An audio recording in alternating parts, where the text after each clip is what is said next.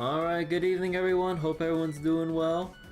So, time for more Zenless, and yeah, so earlier today, I kind of felt like or what was it? Felt a bit of nostalgia for playing some, or replaying some Professor Layton actually. Cause like, I actually woke up super early today.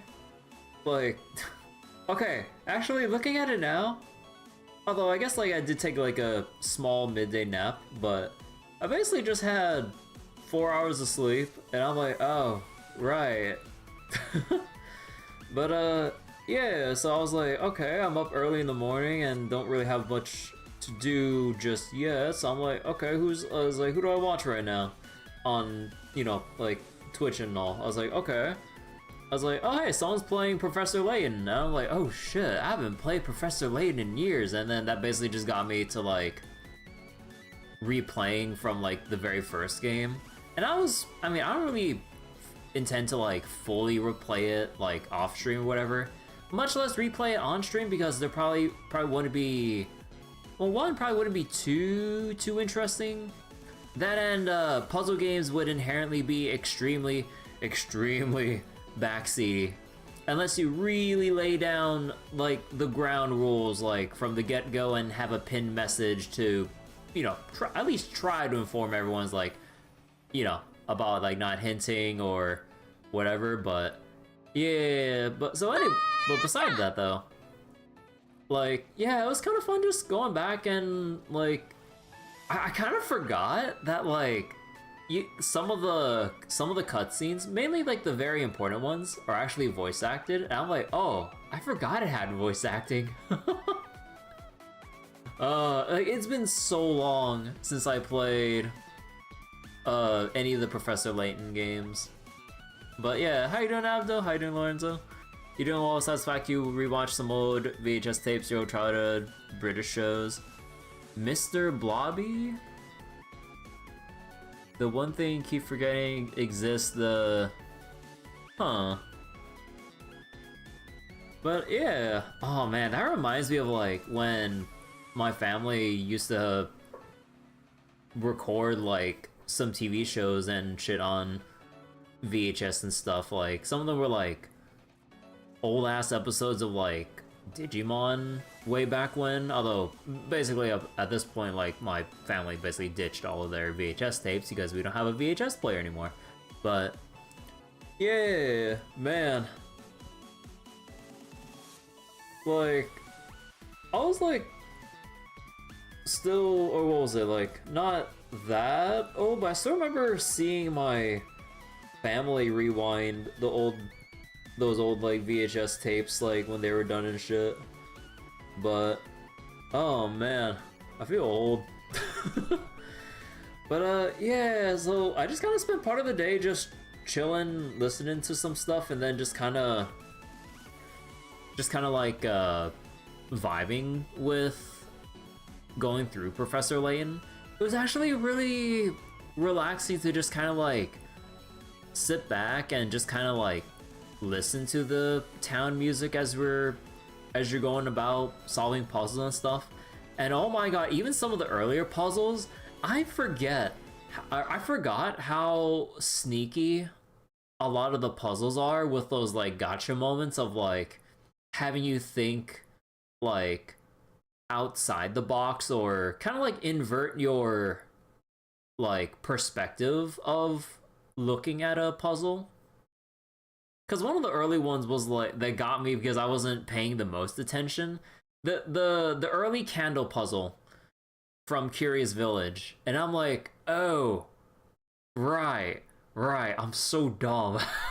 Like it, like Professor Layton puzzles, like they have so many of those gotcha moments of like, you're thinking in like one perspective of like how it would go, but then they expect you to like think about the complete opposite of how to answer. I'm like, oh, is it like you feel like the dumbest person ever, but you also feel so annoyed that like they always keep setting you up. I'm just like, damn it.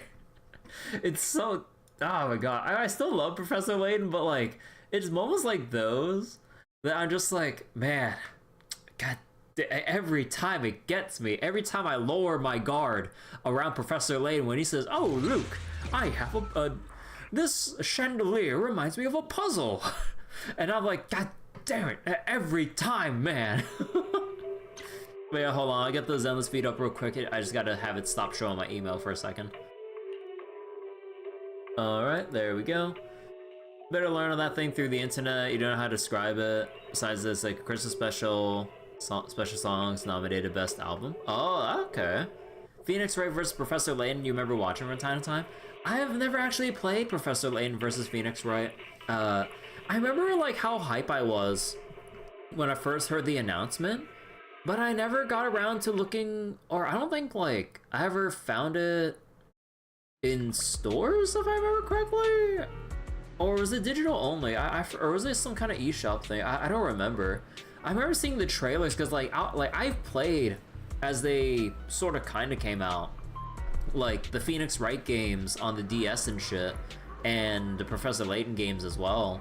And then when I heard, like, the crossover, like, when it first got revealed, I was losing my shit. I was like, oh shit, Phoenix Wright and Professor Layton, goddamn, like, I was like, who would actually, probably the story wouldn't actually play out like that, because I'm assuming, like how a lot of crossovers work, you have two properties that cross over, but then you have an actual overarching story or villain that's the central core of the actual, story of the whole game as a whole. So I'm like, oh, but, or at least that's what I'm assuming. I haven't actually seen anything of Professor Layton versus Phoenix Wright to this day, because I just never, because like, I don't know, I just never got around to it, because like, at the time I couldn't find any copies of it. Then as my attention was kind of diverted to like doing other stuff, I was like, like, I just never really looked back into it.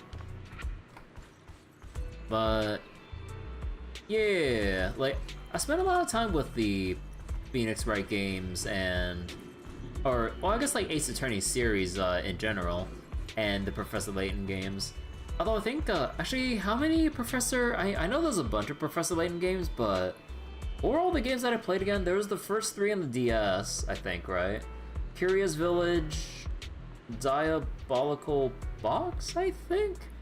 And then Unwound Future, and then, was it Last Scepter or something? I remember that copy specifically. I think a buddy of mine from college, although I haven't really talked with him anymore. I think, like, I remember we just had like a small conversation about Professor Layton, and he was like, "Oh shit, you like Professor Layton?" And then, like, one thing led to another, and he just straight up like gave me his cartridge, like, no asking for, you know, like, you want it, I'll give it to you, or I'll sell it to you for like 20 bucks or whatever. No, he's like just straight up for free.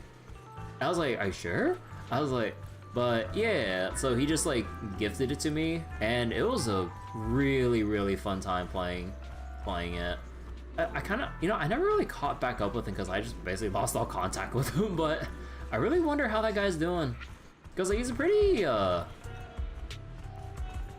well, I guess like a little awkward, but pretty extroverted, social kind of dude or whatever. But yeah, man, I don't actually remember, man, how is that guy doing? Oh, he's doing well though. But yeah, okay, so it is time to go back to the main story for Zenless, so for the 2.5 update. So we finished doing our initial investigation in the Lemnian Hollow looking for Ye Shiyuan, with Zhao doing her own investigation on the side, but Ye Shunguang being the ever what was it? The persistently selfless person she is, like, no, let's go help her instead of finding my brother. I was like, look, she told me these are help. But I mean, Zhao knows how to fight. But yeah, basically, new day, and let's see what's going on about the weirdness in the Lemnian Hollow. So what you're saying is, no one can reach the High Preceptor at all? Bro, okay. Okay. How many times, like, how long are we like, it's so silly, like, I know canonically Yishuan is supposed to be super fucking strong, but it's actually comical just how often or how much they keep writing her out for whatever reasons of having her preoccupied by shit. Or it's like, oh, we can't contact her. God damn it, dude, come on, it's getting so old. I'm afraid so. I've tried a few times, but nothing got through to her. I was hoping to report the latest updates. I tried calling her a few times earlier, too. Yishuan Shifu just won't pick up. The High Preceptor has always been careful with major matters. She wouldn't cut communication without a good reason. Still, with her strength, even a Void Hunter from New Eridu couldn't touch her. She's probably just caught up in some trivial matters and can't respond right now. Like the past several patches. Something happened to Ishu and Shifu? She needs to charge her phone service or change her phone service provider. Hey Ferali, how you doing? We'll take her out of the story. If Shifu were here, the designs would have to animate more of her assets. I mean, if we'll have a shorter story but have like peak moments of Shifu assets, I mean, sure, I'll take it.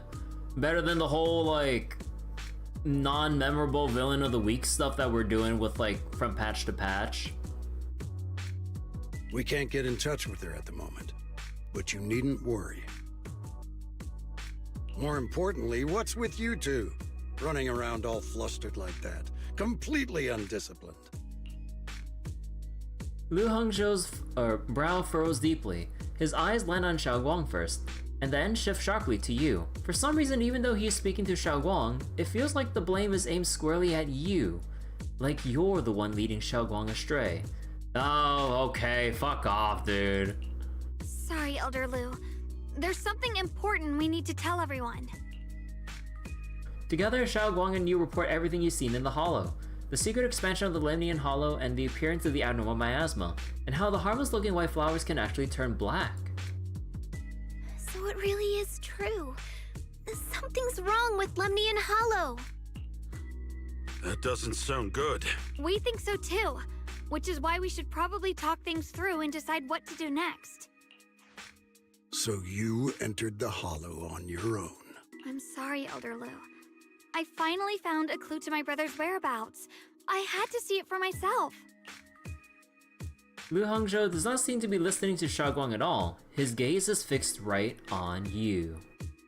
I told you before, I hoped your presence would be a good thing for her, not this. Not encouraging her to take pointless risks. It's not her fault. This was my idea. If you're going to blame someone, blame me. I was being reckless. Ye Shengguang, you're the last person who gets to act on impulse. You must remember that. The Qingming Sword's wielder is Yunque Summit's most vital and irreplaceable asset. Nothing can be allowed to happen to you. If your actions bring shame to Yunque Summit, can you take responsibility for that? I'm sorry. Ah, fuck it, let's speak directly. If I may be blunt, Elder Lu, are you actually concerned about Senior Xiaoguang, or just about the title of the Qingming Sword's wielder? What are you implying? Ye Shengguang is the wielder of the Qingming Sword, and that won't change. What I'm saying is, you don't really care what she thinks, do you? You just want the Qingming Sword's wielder to do as they're told and stay under your thumb. And Senior Xiaoguang isn't some asset. She's a real person, with her own feelings, her own will. If Yunque Summit's so-called honor can only stand on her suffering, maybe we're the ones who need to take a hard look at ourselves. You! The air seems to freeze for a moment. Ye Shengguang just stares at you, completely thrown off by what you said. Jufufu and Pan Yinhu look nervous, like they want to smooth things over but don't know how to start. And right then your phone rings, cutting through the tension. I apologize if it's bad timing, everyone. Oh, it's the mayor. With no phone call filter? I've been made aware of what's been happening with Lemnian Hollow, and thanks to Bell for the intel, of course. I've also gathered some leads through various channels. For now, I'd like you all to remain calm and refrain from taking any rash actions. You know, for now, I'll just headcanon that Belle's phone is actually of like extremely high quality, where the sound quality is so good, it sounds like they're right there in person. I've already sent a team of professionals to investigate. We should have concrete data soon. Wait, let me double check. Gathered intel, stay calm, investigate, okay. Now, any other questions? Mr. Mayor, is Ishwen Shifu with you? We haven't been able to reach her lately, and we're starting to get a little worried. Use every time she's needed, you have a Max Shifu. In both skills, talents, mindscapes, or rather have her a part of the story. Belle's phone clearly has an AI fairy sound enhancer. You know what? I can go for headcanoning that. Ishin. She reported some info about Phylum Heights earlier, then said she had other matters to attend to and left. No amount of enhancement can fix the speaker size on the phone. AIs find a way. Obviously. The AI can do everything. Oh. Nah, I'm just kidding. I see. Maybe Shifu ran into something on her way. In that case, we won't keep you any longer, Mr. Mayor. After the mayor says goodbye, the call ends. That's enough for today. Since the mayor has made his call, we'll hold our position and wait. I shall continue my attempts to contact the High Preceptor. It is past time she returned to keep certain unruly disciples in line. Before leaving, Lu Hongzhou shoots you one last annoyed look. Jufufu and Pan Yunhu say a few comforting words before heading out too. Xiaoguang gives you a little nod, so you follow her into the room. Thanks for Did I say standing you up for me shown just wrong? now. I guess I've always known. Elder Lu and probably a lot of people at Yunquei Summit, what they really care about is the title of the Qingming Sword's wielder. To them, it doesn't matter who actually holds the sword. And that's fair. The Qingming Sword is Yunquei Summit's most precious treasure. I still don't quite understand why it chose someone as ordinary as me. Xiaoguang, don't doubt yourself.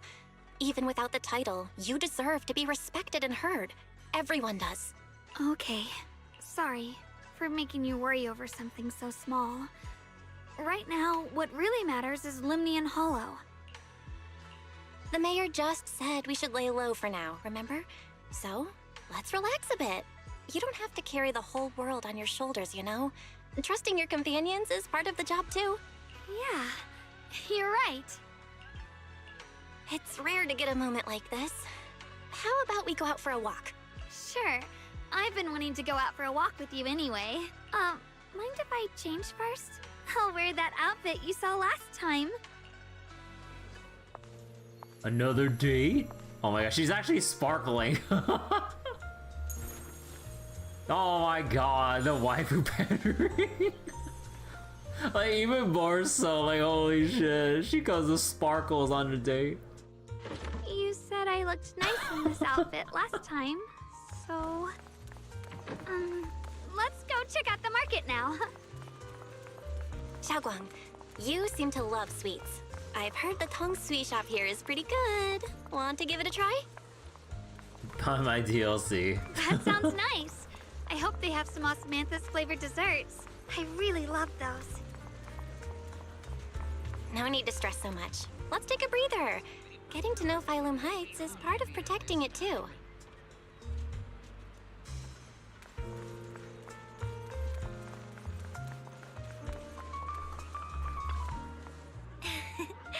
Welcome, dear guest. We're running a taste testing and improvement event for our sweet cakes. Would you be interested in joining in? Sweet cake state testing and improvement event? Sweet cake state testing and improvement event? So, we're modifying the recipe and creating new flavors of sweet cakes? That's right. You can use all the ingredients in the shop or bring your own. And if you manage to create a popular new flavor, there's a sweet reward in it for you. Wanna give it a shot, Xiaoguang? Huh? let me try some of these sweet cakes first. The texture is super tender when you bite into it, and the aroma is just right, but it feels a bit bland. I see you have quite the sweet tooth. We use plenty of rock sugar in this dessert.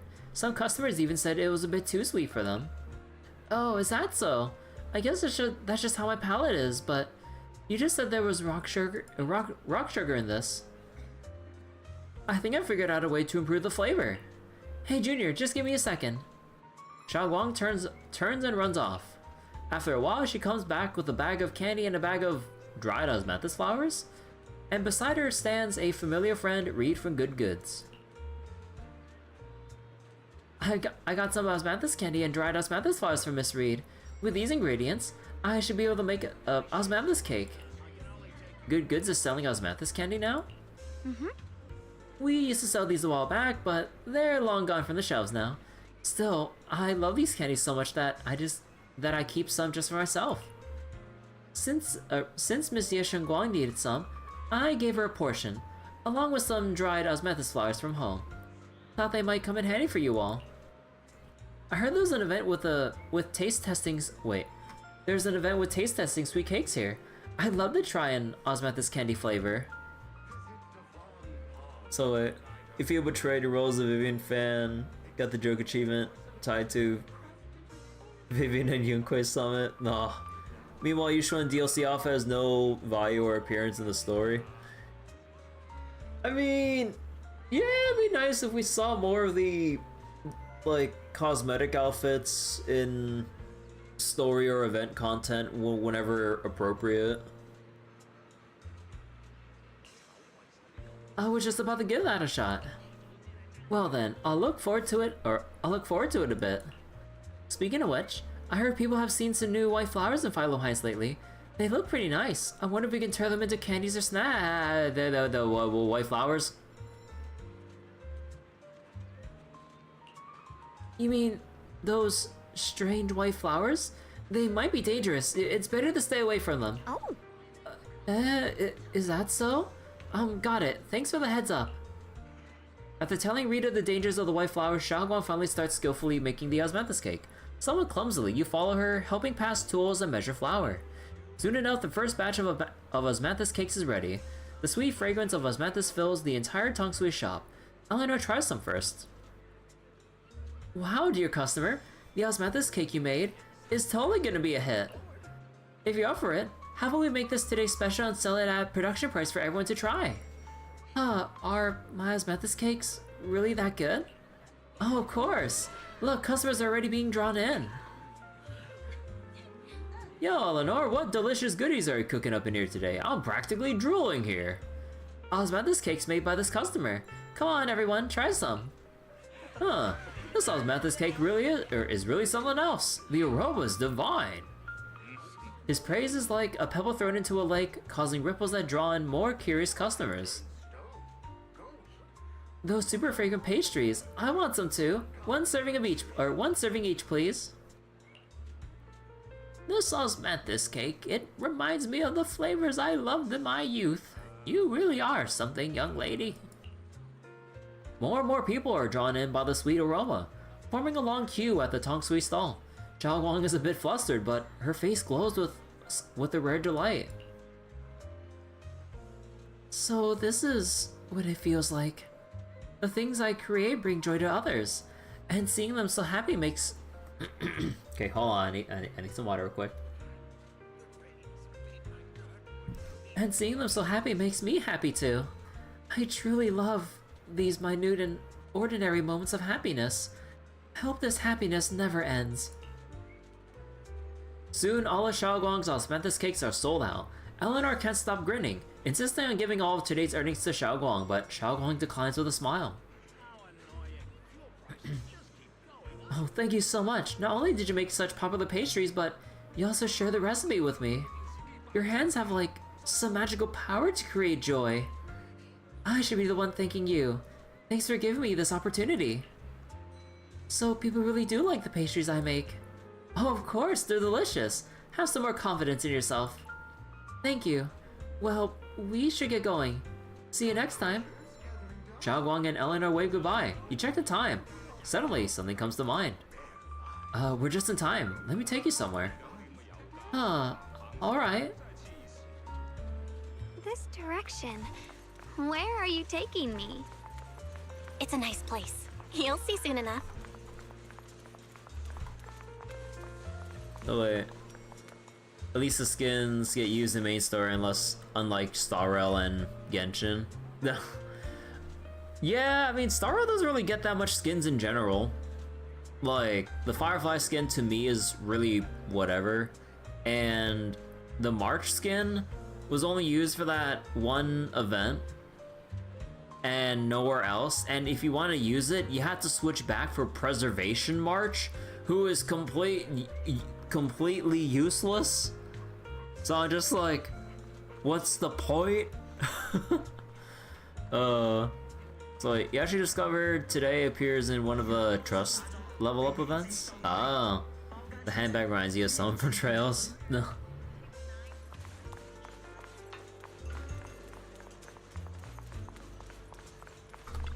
Nice spot, right? I stumbled upon it by accident. It's the best place in all of Phylum Heights to watch the sunset. Wow. It's so beautiful. It feels like a living painting. Just looking at it makes me happy. Come to think of it, I've never really taken a good look at Phylum Heights before. I didn't realize it was this breathtaking. It'd be such a shame if this were to disappear. Actually, I have something I want to share with you as well, Junior. No. So they just have the in-engine shot, but they just put a filter over instead of like drawing an animated instead of making an illustration of them sharing their, I assume that's the osmanthus cake? It's the osmanthus cake we made together. I saved a little just for you. Oh, there's still some osmanthus cake left? I thought it was all sold out. Wait, what did I read? It's the osmanthus cake we made together. I saved a little just for you. The slight text voice mismatches. Let's go! We can't start the night without having one word out of place. Let's go! Yeah, this was from the first test batch, so I kept it. I wanted to share it with you. Actually, I've been wanting to try it ever since I caught that sweet osmanthus scent earlier. Don't mind if I do. What do you think? How does it taste? It's even better than before. No wonder business was booming. You're really good at making desserts, Xiaoguang. If I had to say, it's still a little too sweet, but that's no big deal. I think it's delicious. I probably added too much sugar. I'll make sure to adjust the sweetness next time. Oh, right! I should let everyone at Yunquay Summit try it too. I'll make some more once we're back at Swabian Temple. I wonder if Miss Zhao would like some osmanthus cake. I heard Dylan say that Miss Zhao actually prefers meat. Oh, really? Then I'll make something else for her. I remember seeing some fan art of like Zhao and Jufufu like having a meal together, and they just basically swap the portions of food they don't like. So then Zhao gets all the veggies, and then Jufufu like just gets all the meat. Wow, Xiaoguang. It feels like you really know how to make everything. You're amazing. Any waifu character who bakes their S tier in your books? Hell yeah. It's how I kept myself occupied when I had nothing to do back on the mountain. Especially when the waifu comes with a bakery too. I'm just kidding. I'd love for you to try my cooking too. But I gotta figure out all your preferences and tastes first. Zhao's one weakness is the holy hand grenade. The holy hand grenade of Antioch! You happily enjoy your osmanthus cakes with Xiaoguang. She eats slowly and occasionally gets some golden osmanthus syrup on her lips, like a cute, happy little chipmunk. You watch the sunset beneath the horizon. smiling and chatting as the night envelops the world like a warm blanket. It's getting late. Time to head back. Come to think of it, Xiaoguang's osmanthus cakes have always been on the sweeter side. Maybe she just really loves sweets. Or she just keeps forgetting to reduce the sweetness.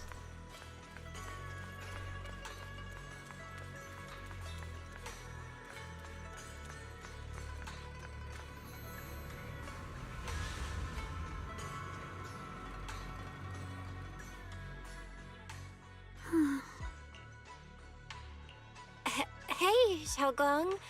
What's going on? You're not thinking of doing anything dangerous, right? I'm fine. It's just, I felt so happy earlier today. So happy it almost feels unreal. I couldn't sleep. So it, or can't taste the sugar otherwise. I thought the Qingming sword only just erase memories, right? Or did it all? Or did it basically like slowly erode all 5 senses, or some shit like that? I thought it was just memories, right? So wait, her DLC outfit increases. Oh, it's all senses. Oh, okay, okay. Wow, shit. So wait, DLC outfit increases her assets like any DLC outfit in Zenless. Everyone in Phylum Heights seems happy too. That's wonderful. I just wish they can stay that way forever. Well, can I ask you something? Ask away. I'll tell you anything I can. What if... It's just a what if, okay? What if we knew an abyss was ahead? Should we still keep going? Sorry, it's a weird question, right? I just had a nightmare where I fell into a bottomless pit. It's okay if you don't want to answer. But I do kinda want to answer. Since we're not doing anything right now, how about I tell you a story? When I was really little, there was this cliff near where I used to play a lot. I used to love leaning over the edge just to look down. The bottom was filled with these pretty flowers. I loved those flowers. But the cliff was super high, so I was always scared. Until one day, I slipped and fell off it. And guess what? Nothing happened. Turns out the bottom was just this soft, squishy patch of grass. My butt hurt a little, but that was it. And I finally got to see those flowers up close. I remembered that for years, thinking I'd just gotten lucky. But when I went back there as an adult, I realized that cliff was barely even a hill, just a dirt slope I'd totally exaggerated as a kid. Sometimes, what we think is a bottomless abyss, in hindsight, might not turn out to be bottomless at all. You'll never know unless you take that first step forward. So it can erase any sense of like the longer holder uses a sword. Okay, so it is all just all the senses. Okay. So, if you ever feel unsure, just keep moving forward. Things could turn out to be different than you expected. You never know. I get it now. Thank you. Once again. Huh? What'd you just say? I didn't quite catch that. I said thank you. And sorry for making you worry again. I'm all grown up now, and I still get scared by nightmares about falling. It's kind of embarrassing. Don't worry. I'll catch you. Standing under the eaves, you stretch your arms open toward Xiaoguang. Xiaoguang turns to look at you, momentarily taken aback. Don't be fooled by how I look, okay? Ever since I joined Yunquei Summit, I've actually been secretly training a lot. Catching you is no problem at all. Aww. Actually, hold on. I wanna screenshot this. Maybe I'll go change the thumbnail on YouTube after the stream with this. So next time you have that nightmare, just tell yourself, no matter what happens, I'll be there to catch you. You won't have to be afraid anymore. Junior. Okay, I won't be afraid. Ain't no way Bo catches her. I mean, she's been training. So wait, you honestly wouldn't believe she would be able to catch her if she hadn't already... Wait. if she hadn't already caught Irari, who is significantly heavier. When I have that nightmare again, I know you'll be there. I believe you'll catch me. Although I did remember seeing a screenshot, like just like a specific frame between Ye Shengguang and Belle and Wise, that when you look at the animated cutscene, you see that like Xiaoguang is looking like making eye contact with Wise, but Belle being a different height than Xiaoguang, their levels of eye contact like mismatch. So they didn't actually like properly adjust the cutscene to take into account like Belle's height, which is pretty funny. I don't know which specific point that was, or maybe this is that point, but yeah, I thought it was pretty funny because like, yeah, it's all like the little things when you have two characters that you can choose from that have differing heights instead of giving them the exact same height for ease of like animation, so you just don't forget the small details. Belle's looking at something a little lower. I mean, there's a reason why Belle is also called an unhinged weirdo. Hey, Zeta, how you doing? Didn't adjust the cutscene, broken game, 1-star review. No one plays Wise though. True. No, I'm just kidding. I know that as long as you're by my side, I can do anything, even touch the sun. Yeah, hey Astolfo, how you doing? Actually, Xiaoguang freezes for a split second, then just like before, it happens again. Xiaoguang's dark hair turns pure white. It's Ye Shengguang. She smiles at you, and jumps from the roof without a hint of hesitation. The crash you expect never comes. Ye Shengguang is light, like a bird, or maybe a falling leaf. She drifts gently into your arms, her hair brushes against your nose, carrying that faint scent. we meet again, my dear Junior. Oh my god. Xiaoguang was just about to tell me something. Is that so? What a coincidence. You wanted to know what's been bothering her, right? Then listen carefully. Let me tell you the secret of the Qingming sword. Inside the Qingming sword, there are two mysterious forces, both equally powerful and destructive. Huh. Actually, hold on, I want a screenshot. The two are constantly battling. Think of them as two duelists locked in an endless fight. And when two people fight that long, they start damaging everything around them. If that destructive energy seeps out, it can lead to disaster beyond imagination. Judging by the power of those two forces, if they ever broke free, the outcome could be a catastrophe on par with the fall of the old capital. So, what do we usually do in this situation? We bring in a third party, a mediator, someone to keep things from falling apart. The third presence maintains the balance, absorbs the overflowing energy, and ensures the world outside remains safe. Nuclear sword. Yeah, nuclear sword. And this is precisely why that third person gains unmatched power. Wait, you don't mean... You're smart. I bet you've already figured it out, huh? That's correct. Every wielder of the Qingming sword is that mediator. The true nature of the Qingming sword's power is built on sacrifice. Each sword wielder gives up their life, their strength, their everything to contain those two raging forces, to shield the outside world from being affected. In other words, without the sword wielder to bear that burden, the rest of the world would pay the price instead. So no, Xiaoguang will never give up this sword, because that would mean putting the world in danger. How could little Miss Perfect, always so eager to protect everyone, have the heart to just walk away and let it all burn?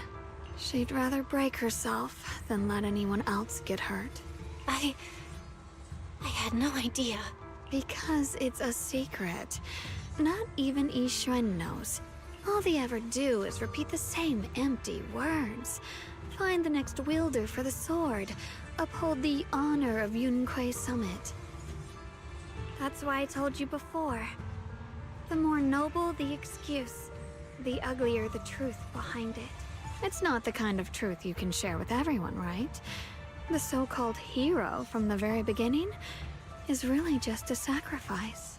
But why are you telling me this? Because I want you to save me. I'm asking for your help.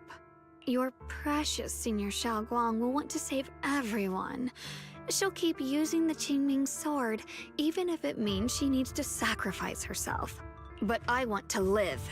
I don't care about other people's lives, just as they've never cared about mine. The only way to save us is to stop her from using the Qingming sword's power.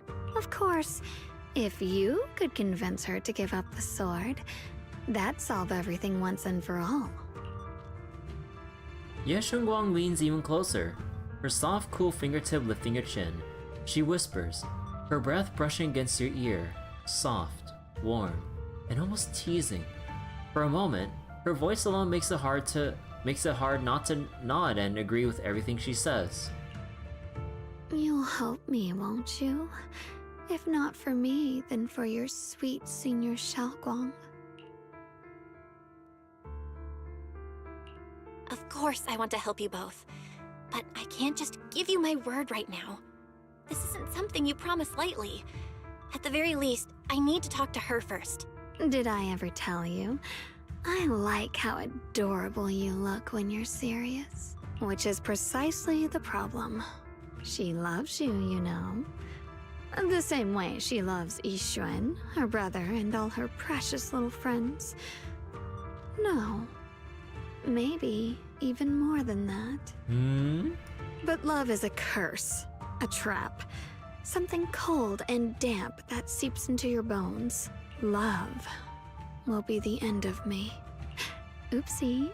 Seems like I've said too much. Anyway, to show my sincerity about asking for your help, I'll answer one question. Just one. So, tell me, my dear Junior, what do you want to know? I've always wanted to ask, what exactly is your relationship with Xiaoguang? You claim you're one, yet the two of you couldn't be more different. You've seen the dark-haired Ye Shiyuan, right? I was the same. It's a gift we were both born with. A gift? But, unlike my brother and his other self, my existence isn't just about looking different. Because Ye Shengguang never wanted to just be the perfect Qingming sword keeper, the well-behaved junior everyone expected. She wants to live, just like any other ordinary person. I'm that side of her, the part that's wild, human. I'm her instincts, her desires, her humanity, the side she keeps trying to suppress. Surprised, huh? Obviously, from the outside, I look more like what you'd call a divine being. Humans are so good at turning what they don't understand into gods. Too bad I'm neither divine, nor interested in being worshipped. If being sacrificed is my destined path, and death is supposed to be the end, then I'll fight it. No one gets to decide my fate. Not that damned Qingming sword, and not that sanctimonious Yunquei Summit. Well then, I suppose our little midnight rendezvous ends here. Until next time, my dear Junior. Ye Shengguang gives you a long, searching look, as if she has more to say, but no words come. Then just like that, Xiaoguang returns to her usual self. Did I just fall asleep? It's getting late, Junior. You should get some rest too. Well then, good night. Oh, wait. We're actually controlling Xiaoguang now. It's getting late, don't stay up, get some rest. Okay, let's go to Belle's room.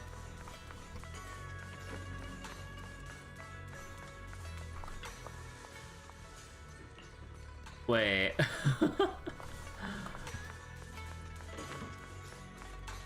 Out of body experience.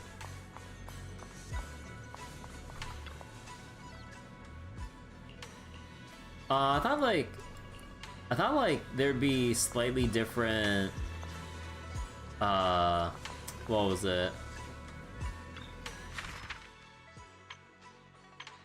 Oh, she actually updates her diary on the main story, not just the event tab. Oh shit. Wait. Another day without any word from brother. Where on earth did he go? He's probably out somewhere I don't know, trying to handle everything alone again. I'm really worried. I'm lucky to have Junior Belle by my side. Oh no, am I becoming too dependent on her? White flowers that should only exist in the hollow have appeared in Sailoon Bay. Looking at them gives me such a bad feeling. It sends my heart racing. Last night I had that dream again. In the dream she seemed to say some strange things to the proxy. Finally I got to see my brother again. He left the letter telling me not to look after him anymore. Why? Why does everyone think I need to be protected? I'm ready. Junior Belle said she would catch me. Her hands, they were so warm. In that moment I thought maybe I could be a little braver. I think Shagong would. Nah, I don't think Shagong is that much of a freak. The orange tabby rests in its bed, surveying its domain with an air of authority. Though, of course, from a human perspective, this is still Ye Shengguang's room. Taking care of a self-sufficient cat is a breeze. Even if you forget to feed it for 3 days, it'll find its own way to survive. After all, as everyone knows, it has mastered at least 3 secret routes that lead straight to the kitchen, perfect for sneaking in, snagging some food, and making a clean getaway. Ye Shengguang believes it has the potential to become a legendary proxy, and occasionally even calls it proxy. Of course, only when proxy wasn't around. Bruh. Chubby cat, chubby cat. I feel like I'm forgetting something. Huh. Oh right, I promised my junior I'd make her some osmanthus cakes again. If I waited till morning, Seed and Yunhu might need to use the kitchen too. Better do it now. Thank goodness I remembered. I'd hate to let Junior down.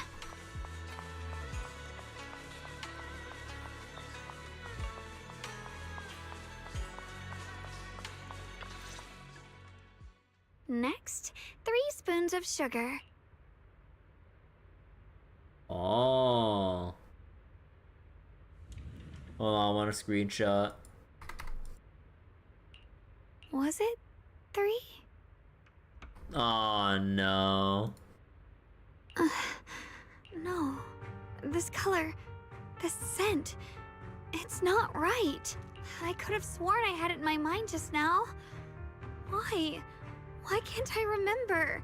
I've done these steps so many times, and yet... Ye Shengguang rubs at her temples, trying to oust the emptiness in her mind. She closes her eyes and breathes in deep, trying hard to remember. In a daze, blurry, fragmented images flash through her mind. The sun setting over Phylum Heights and her junior smile. But those fragments scatter and melt away, leaving no trace behind. My head... it hurts. It feels like... I've forgotten something.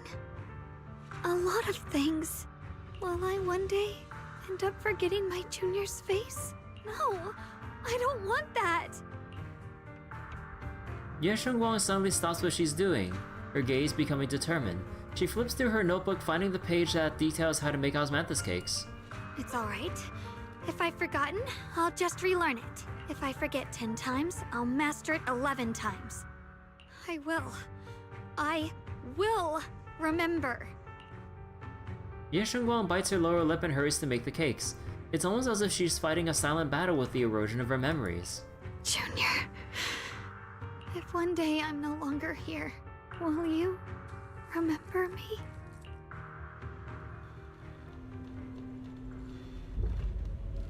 Oh.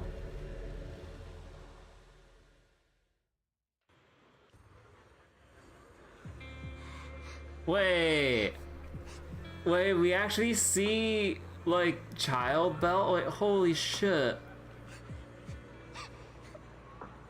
Bro, Starro could fucking never with how the fuck they did like Child Finon. Like, what the fuck? Like, holy shit.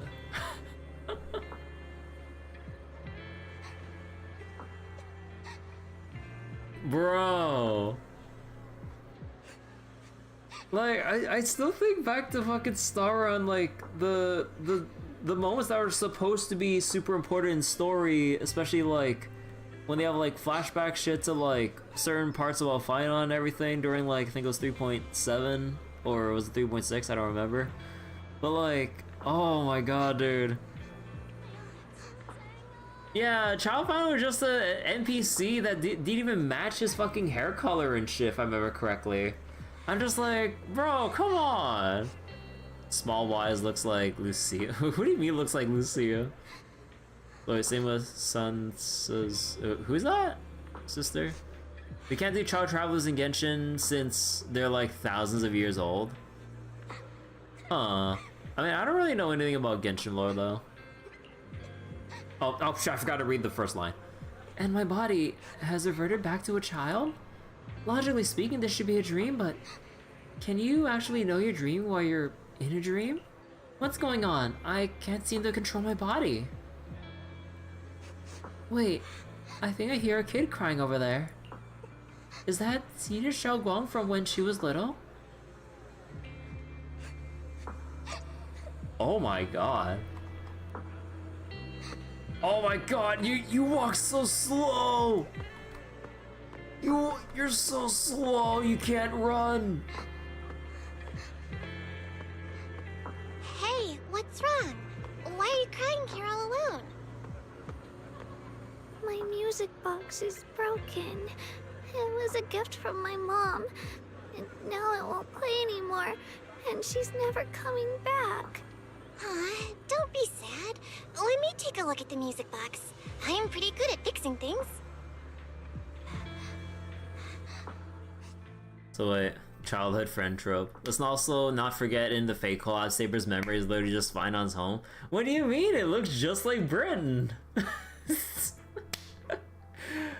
Oh my god. I don't want to think about the fake collab anymore. It's such... How the fuck do you announce it so far ahead of time and get so lazy with all the reused assets? For a fucking... We assume to be a big budget fake collab, but no. Like, oh my god, dude. Like, having more, like, what, more than half of the story take place in a stupid silent film realm, and having totally not Britain, or totally Britain, I mean, just be Ides Elysiae, but just from a different checkpoint. I'm just like, bro. You can see Camelot where Excalibur was. The fake call I made you hate Scott, no joke. Yeah, like, they also just overemphasize the Starro cast or just the goof with Scott too much, instead of, like, you know, just doing something more interesting and inclusive with the fake cast. I'm just like, they're just there. Like, oh my god, dude. Like, they really just made it way too much more than what it ever would have been. It's so dumb. They fucked up so bad, NPC took away time from Kaholan, or other servants barely got any besides ones people remember. Yeah, like, we could have had actually just more stuff with fucking Kaholan and shit. Like, I don't know. It's so dumb with how they handle that. Like, oh my god, dude. After a while of tinkering, you manage to fix Xiaoguang's music box. The music box starts playing its melody again. Thank you. What's wrong? You still don't look happy. If something's bothering you, you can tell me. I just noticed that's the Alice, or isn't that like the road ahead led straight into an abyss, would it still be worth moving forward? Oh, That's a tough question. Give me a second to think. They should be selling it here. It used to be about Cassie being an NPC model. Yeah, like, I mean, I get, like, balancing out, like, the other masters with... Well, actually... I don't know. It could have been a lot better, yeah. Like, I'm trying to think of some positives, but honestly, not really. They could have...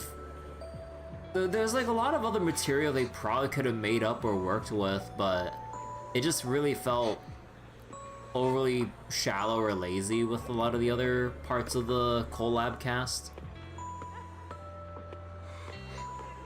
So wait, War Cry and Colin wasn't as the playable character yet. The event allows us to use their MP-related stuff, especially poor girl media. The fact is, the dream killed the whole stakes of the Holy Grail War.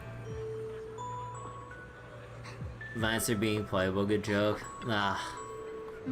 I don't know. It's like it feels like a blunder across the whole board. Like when you just look at the story and just like everything overall. Honestly. Welcome to Good Goods. What can I get you? I like some candy. For candies, we got strawberry and osmanthus. Which one would you like? I'll go with the osmanthus flavor then. Here you go, osmanthus candy. Take care. Osmanthus candy? Feels like something she'd like. Oh, I hope she does. Oh, okay, it's going forward for me. This is for me? Thank you. It smells so sweet and tastes delicious. She's like, eating it at the you same asked time. Earlier. I don't really have an answer either, but I'd like to tell you a story. About the cliff and flowers? I fell from a really high place a long time ago. I leaned over to admire some pretty flowers below, and accidentally slipped. What happened after that? I got better. Other than a sore butt, nothing at all. It turned out the ground below was just a patch of grass. Something I only realized after falling. Sometimes, if you don't take a step forward, you'll never know what might happen. But if you give up, it's all over. So maybe the abyss I imagine isn't really that scary after all? Thank you. I think I understand a little better now. Xiao Guang finally cracks a smile. Alright, it's getting late. I better go. Oh, you're leaving already? I was hoping we could chat a bit more. Sorry, but I got other stuff. But don't worry, we'll definitely meet again. Uh-huh. We still don't know each other's names yet. I'm Yeshun Guang. What's your name?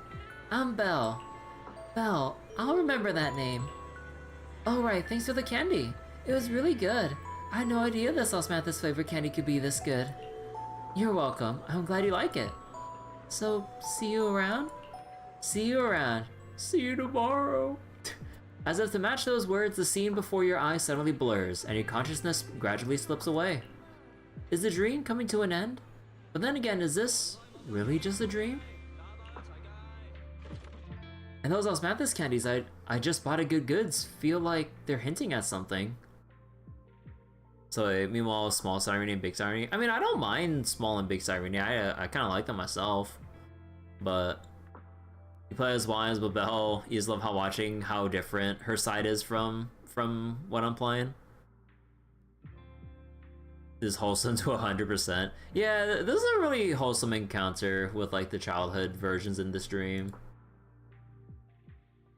That dream just now, wasn't it a bit too real? Could it be that I had this dream because I made some osmanthus cakes with Xiao Guang and bought osmanthus candy at Good Goods earlier in the day?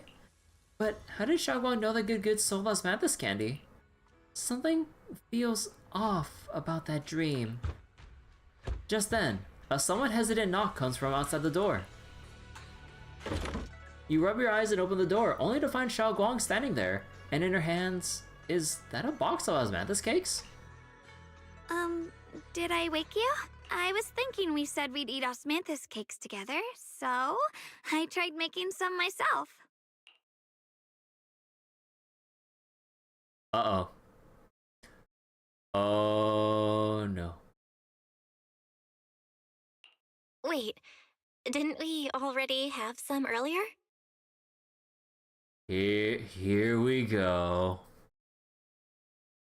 Huh? Sorry.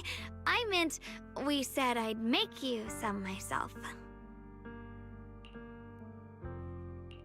Hold on. Xiaoguang, be honest with me. Did you forget what we did today? Don't tell me you're starting to lose your memory.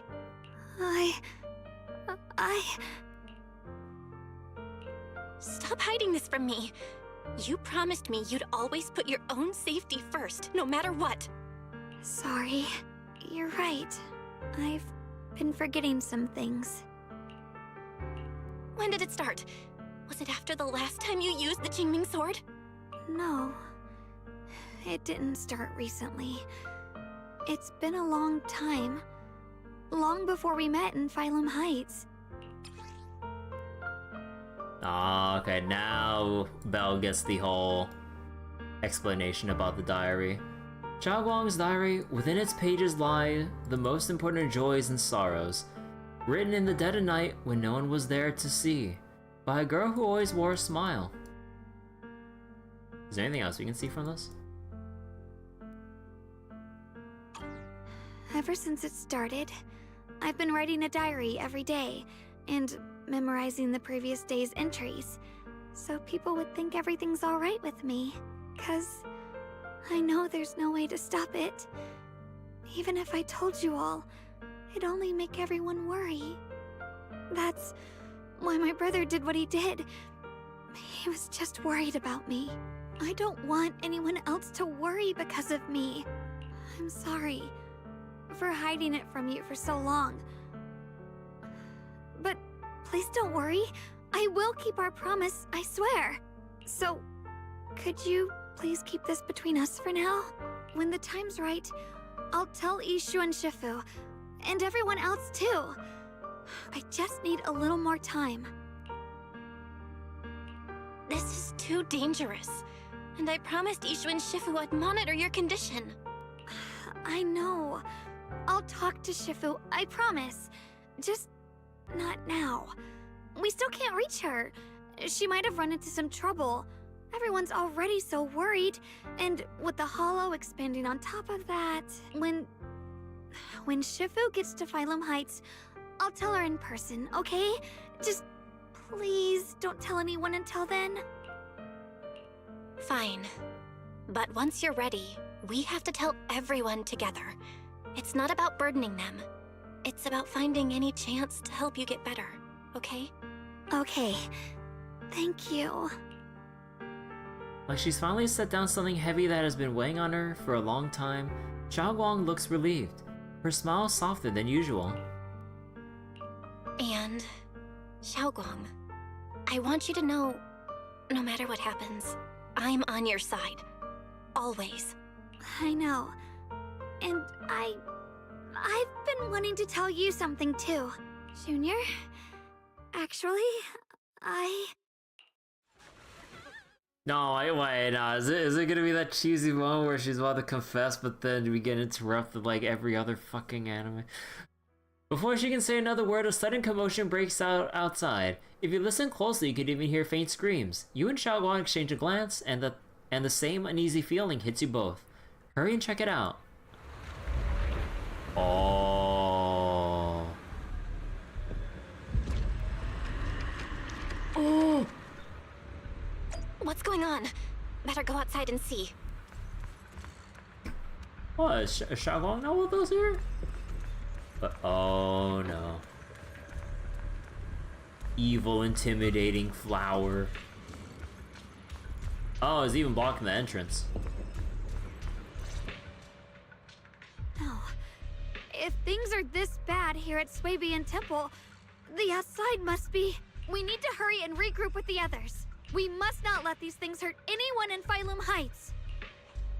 Yeshen Guang, The time has come. Elder Lu? I told you before.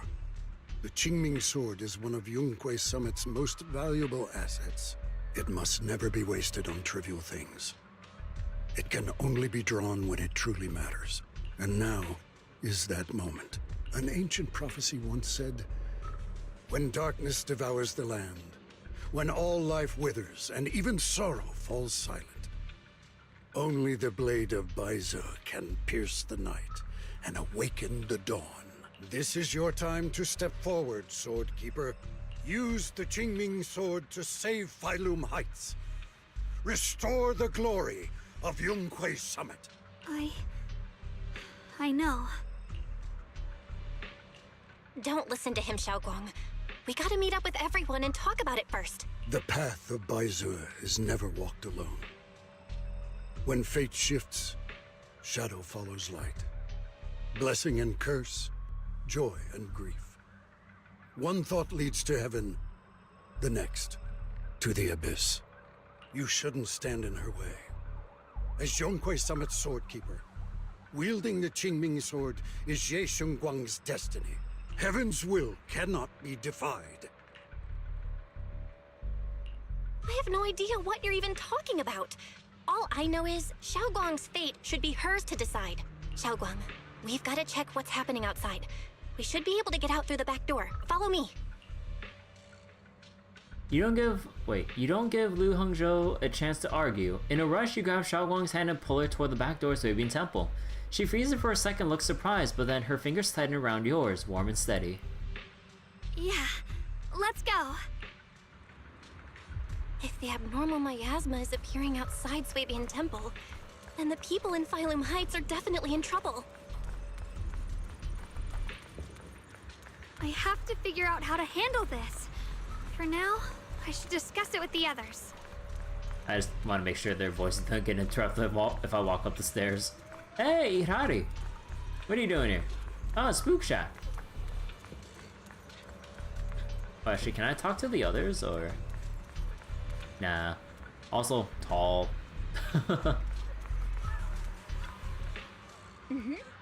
Oh, great, you're here too.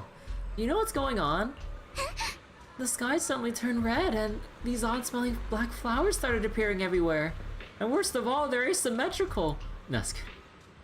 I'm not really sure about the details, but there may be a disaster on the horizon. A disaster, huh? It definitely feels like something big's coming. I saw Defense Force soldiers guiding people to evacuate from Failum Heights. Let's go help too. There must be quite a few elderly people, children, and other people with mobility issues around here. Monato, you sure are as reliable as ever. How about you, Proxy? Wanna join us? Oh, right, I almost forgot to ask. Who's this next to you? She's my senior, Ye Shengguang. Nice to meet you all. Oh, so you're a disciple of Yunque Summit too. Nice to meet you. Sorry, but we might need to have a meeting with everyone else from Yunque Summit. Just like Senior Xiaoguang said, we probably won't be able to join you guys. I see. Then you guys be careful out there. Everyone, let's go with what Monato said earlier and help everyone evacuate from Failum Heights safely. Excuse me. Yeah, we probably know this place better than the Defense Force does. Hope we can help. After everyone in Spook Shack has a quick discussion, everyone rushes out to help more citizens. Aw, someone just let the child here! Oh hey, Defense Force. Oboe Squad. Long time no see. Excuse me. You look energetic. Good. Oboe Squad. As you can see, Whiteface found its way into trouble again. Of course we had to come. When you say trouble, do you mean those black flowers? You are... Oh, hello everyone. I'm Ye Shengguang. Bell Senior. Oh god. Oh god, the voice clip of Seed is so loud. Holy shit. It's like she's sighing right over my head. So wait. For some reason, this part of the quest didn't set you back to Belle for these conversations. Wait, didn't set you back to Belle? So you had Ye Shengguang in her outfit next to another Ye? Oh. Huh. That's oh, excuse me. That's really trippy. So you're also a disciple of Yunquei Summit. No wonder you feel so unique. As for the crisis Wife is facing, I'm afraid it's not just about those black flowers. Look over that a ways. It's definitely something crazy. The abnormal miasma has taken over all of Phylum Heights. I never thought something like this would happen. Hey Junior, are you okay? You're looking pretty pale. Are you feeling unwell? I just need some time to process things. I just got a Yunquei Summit Group announcement telling us to gather near the cable car station. If we put our heads together, we might come up with something. Let's hurry over there too.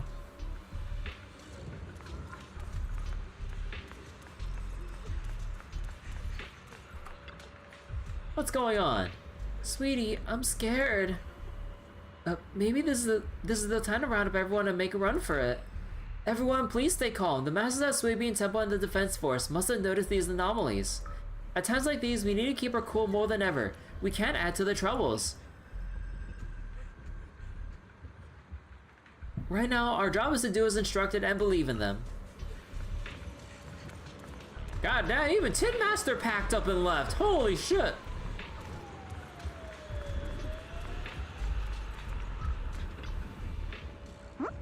Besides the expanding hollow, there's also these black flowers. I just tried everything, but there's no way to completely destroy them. These black flowers reek of miasma.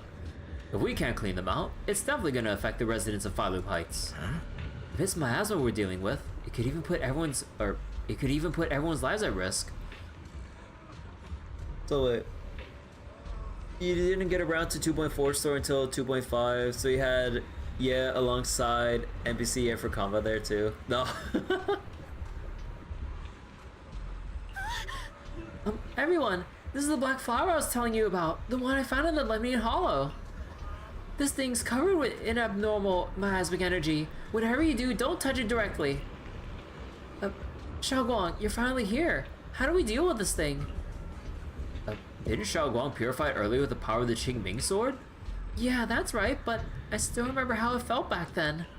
Maybe there's another method. Senior Fufu, try not to just destroy it. Instead, use our energy to perceive the essence of these flowers, their most chaotic, most corrupted core. Then try to focus your energy like a needle piercing into that core, and purifying it from within.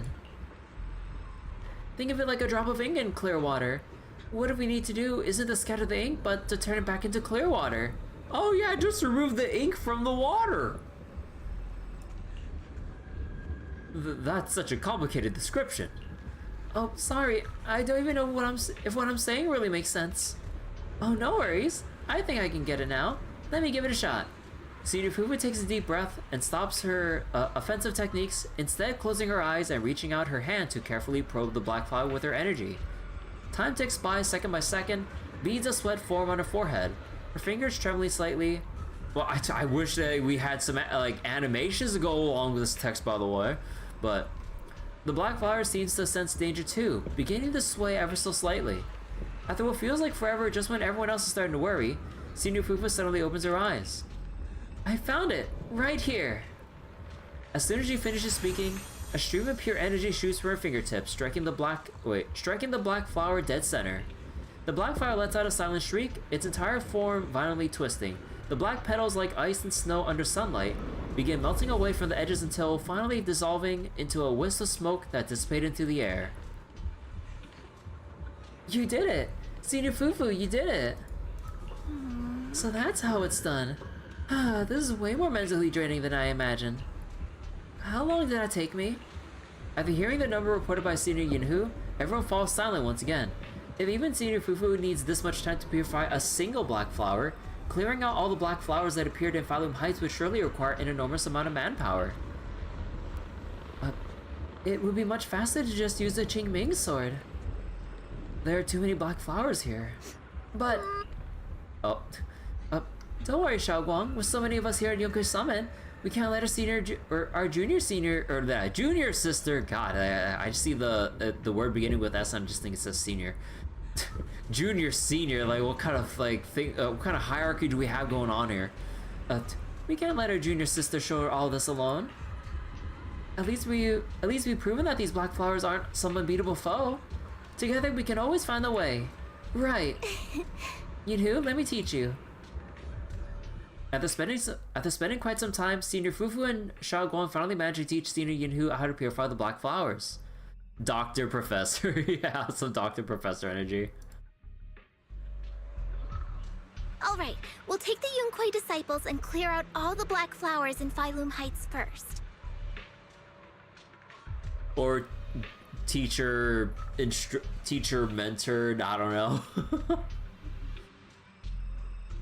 But just doing that probably won't stop the Hollow from expanding. From what we can tell, the real source is inside Lemnian Hollow. The flowers react to the Qingming sword's power, so I'll head into Lemnian Hollow and clear out the flowers. But your body... Really, it's fine. I've tried it before. As long as I use it that way, it won't hurt me at all. Junior went in with me last time. She knows. Right, Junior? Xiaoguang turns to look at you, almost like she's waiting for you to back her up, to help convince Fufu.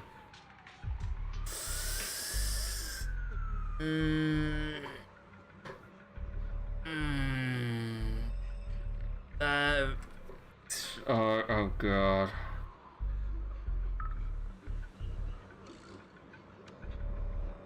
Cause she ended up pulling out the Qingming sword just for that quick little bit, but even then...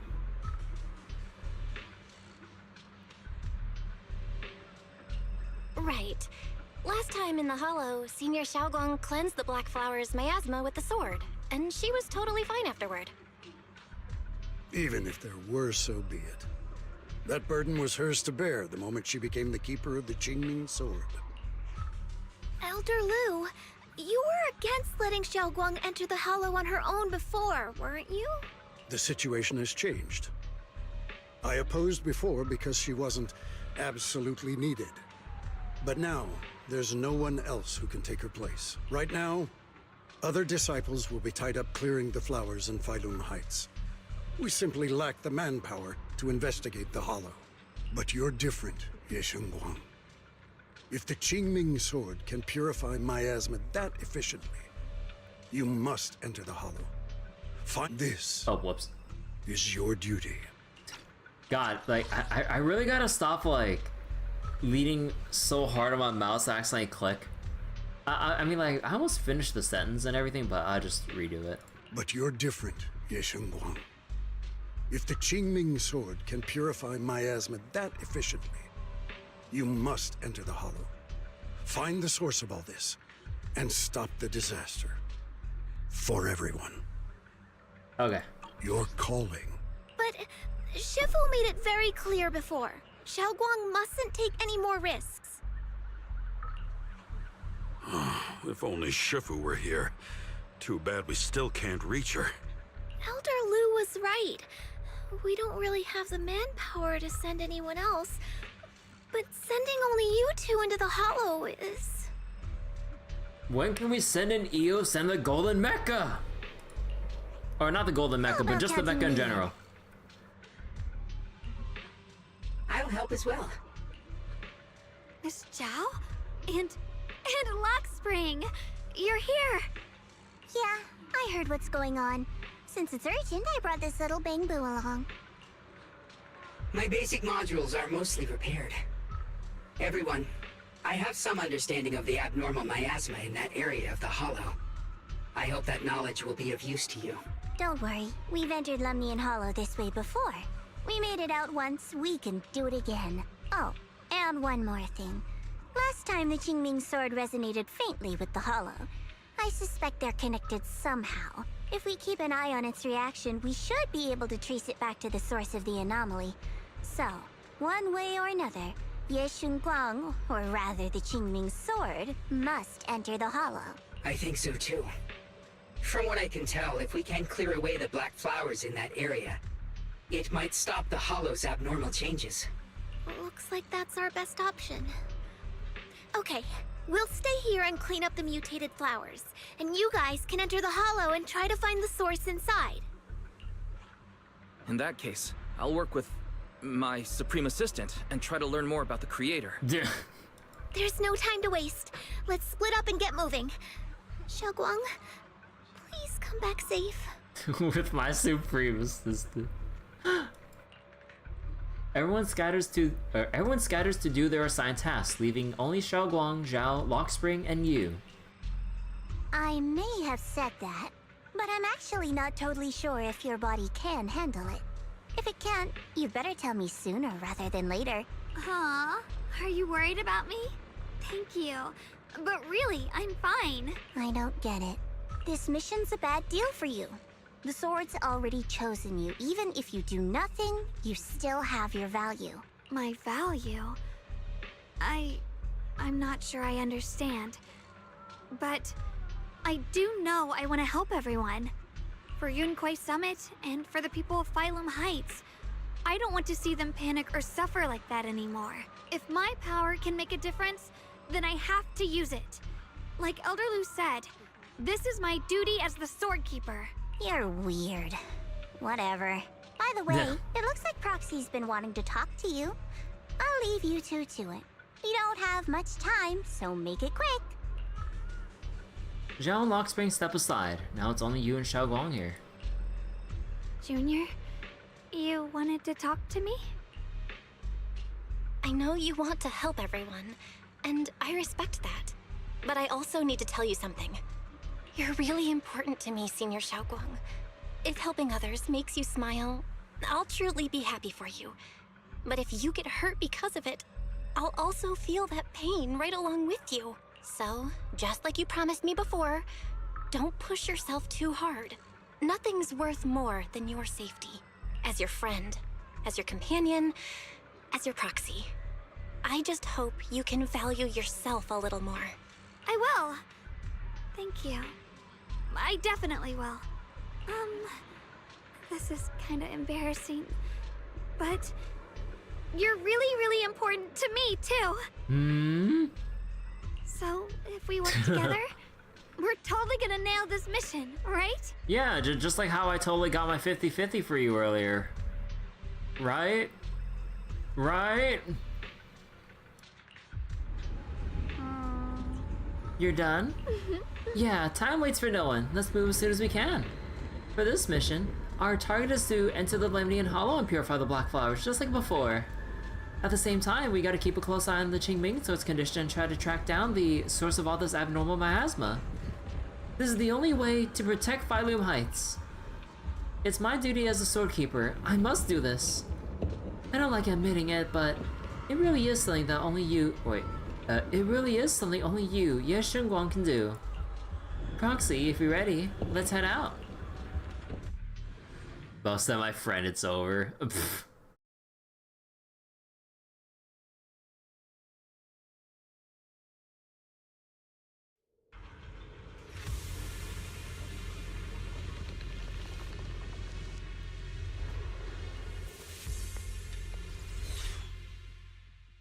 The abnormal miasma here is so thick, it's almost impossible to breathe. After pushing forward for a while, you find yourself staring at something that feels more like a hallucination than reality. What is this? Is that Noose? The Erudition? You're seeing it too? I thought I was hallucinating. Oh shit, Starro crossover! No, I'm just kidding. That sphere-looking thing. It looks kind of familiar somehow. I feel like I've seen it before. This area also has a 5-chest locked door. Yeah, we'll have to get around to clearing out the other areas of the treasure chests and stuff. And honestly, I think with this being a new area, I think I'll leave the exploration until after we do the main story. Because otherwise, it would, like, because we spent a little bit too much time last session trying to dig through all the collectible shit. But yeah, although maybe I'll pick up just like the lore notes, but in terms of like all the scattered supplies and other stuff, I think I'll hold off on those for post-story. If I'm guessing right, that was probably a shared hallucination caused by the high concentration of miasma in the area. Unfortunately, as a Bangbu, I don't see any of it. So it is an illusion.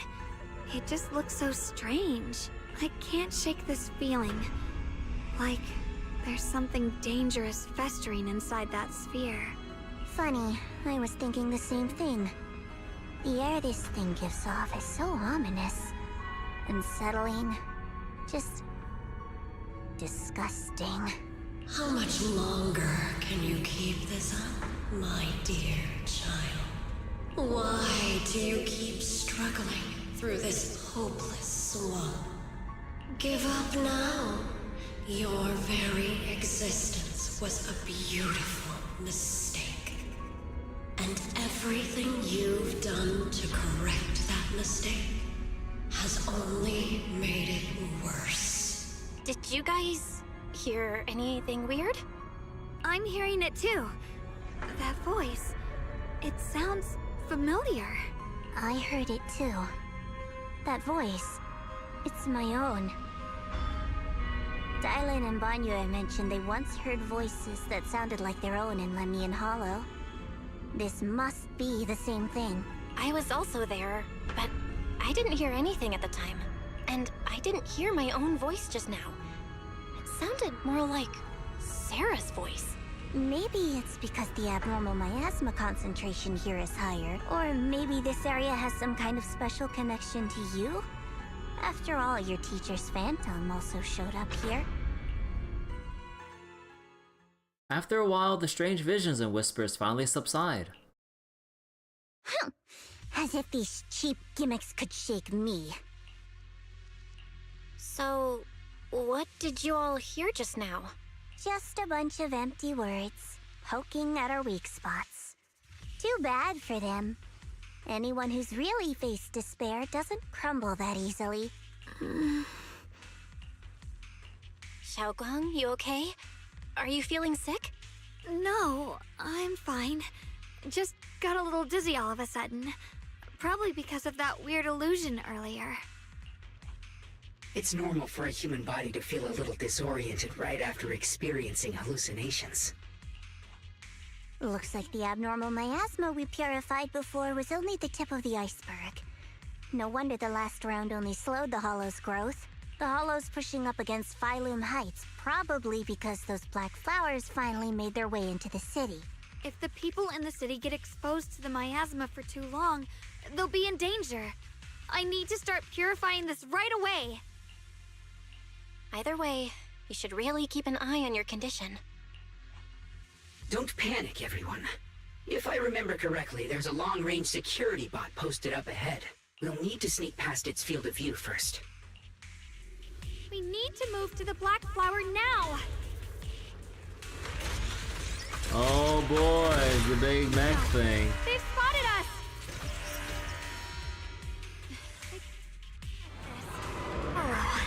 We need to pick our moment and get past before the attack lands. What, do we actually have to like... This thing is really trying to keep us away from here. Do we actually have to get past like it or fight guarding it? this factory. Okay, also, let me check something. Do I have enough? No, I mean, technically I have the monochrome, but I don't want to convert my monochrome. Oh yeah, I remember reading that, like, some people found a degenerate way of respawning the boxes that contain, like, extremely minuscule amounts of Denny's inside. So that, like, it's basically the usual trick of, like, putting a rubber band on your analog stick and then just running in a direction or some shit. And then, like, apparently with whatever specific route you're supposed to go or loop around in, you basically make, like, some 100,000, 200,000 Denny's, like, an hour or some shit, just, like, constantly looping back and forth. I'm just like, no way. Because, I mean, if that's an actual thing before they patch it out, Like, although I think you might have some like daily or weekly cap on finding Denny's like in exploration areas, I think. But that'd be so funny if they actually didn't fix that just yet. Because like, if you can actually get that many Denny's from it, it would actually save you a whole shit ton of stamina that you would have had to otherwise spend.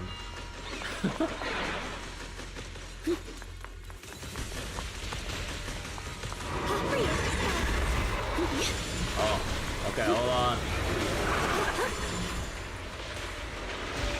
Free as the skies.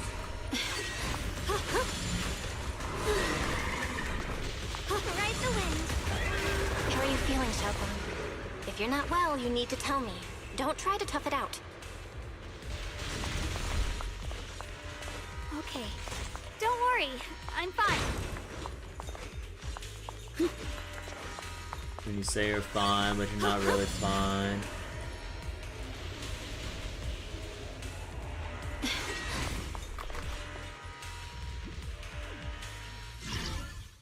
Oh, there's a yellow bar thing?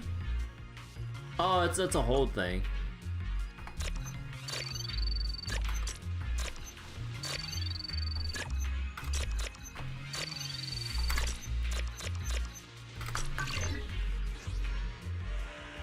Oh, that's actually not too bad. Man, this treasure shouldn't be that far. Oh, hey, there's a treasure chest there. Oh, wait, they're actually going pretty far. Oh, actually, no, the treasure's right here. Okay. Okay. Let's go back to where we're supposed to go. Whoop. Free as the skies. The blade knows my heart.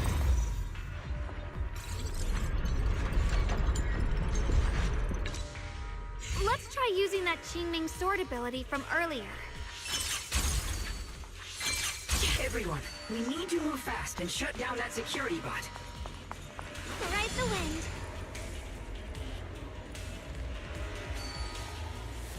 Why is there a security robot in a place like this? It's probably the same as me. Abandoned for various reasons. Left behind to wander this secluded place. After being tainted by the miasma, it seems to have mistaken this factory for something it must protect. How pitiful. How absurd.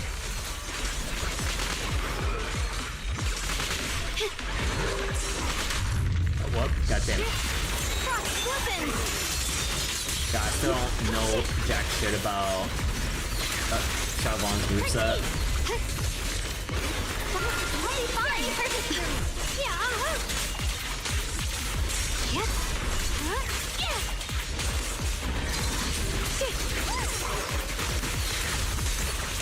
Icy edge.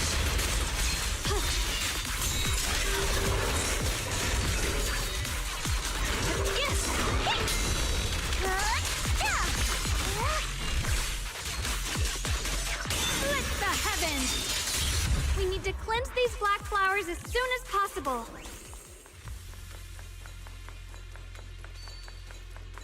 Free as the skies.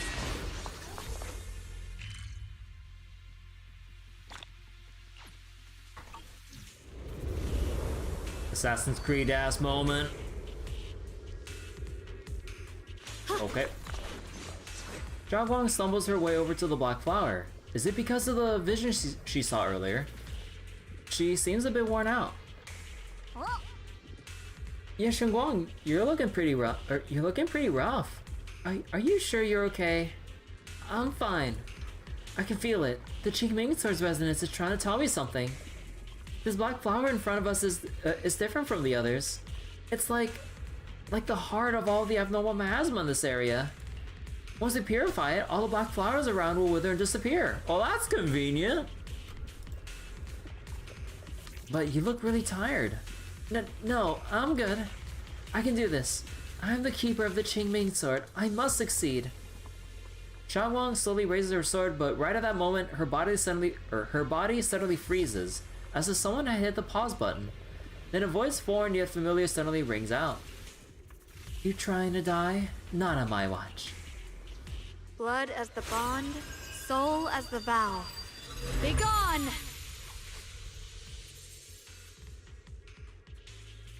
So, once the core black flower is taken out, the rest of the abnormal miasma dissipates along with it. There. That should do it. Ye Shenglong walks up to you and, almost without thinking, leans against your shoulder. Oh my god. You instinctively wrap an arm around her. Her warm breath brushes against your ear, soft and ticklish, just as you try to pull away. Don't move. Let me lean on you just for a second. Just 1 second, okay? Every time I have to come out and take care of things, it's exhausting, you know? I think I've earned a reward or two. Don't you? Oh my god, this girl. I honestly thought you wouldn't want to help anymore. It's true. I didn't want to do this, but she's unyielding. Kinky Senior needs her Junior. Oh. Unfortunately, I can only exist with her alive, so I can't just let her be.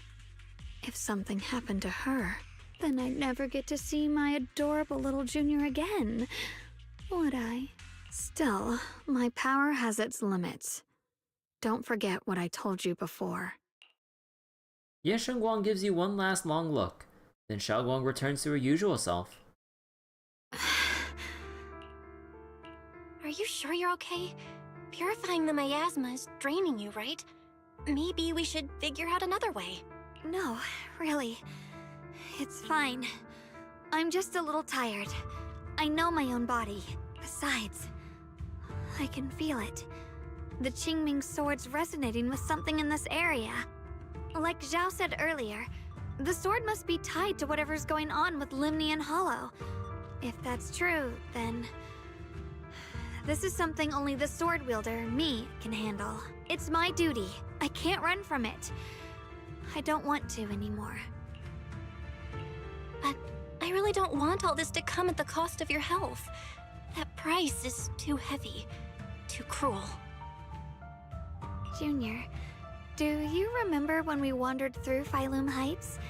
The smell of coffee at the street corner, the sound of children laughing, residents there playing mahjong, the tong sui shops, all those soft and sweet treats, all that simple, ordinary happiness. It was real. If I can, I want to protect all that. At least, I want to try.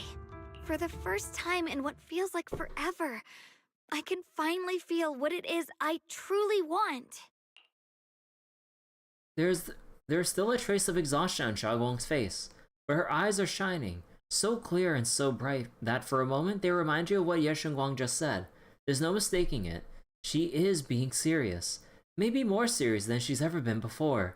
In front of a heart that pure and sincere, words feel clumsy, useless, almost an interruption. No offense, but the people you're trying so hard to protect, they probably don't even know you exist.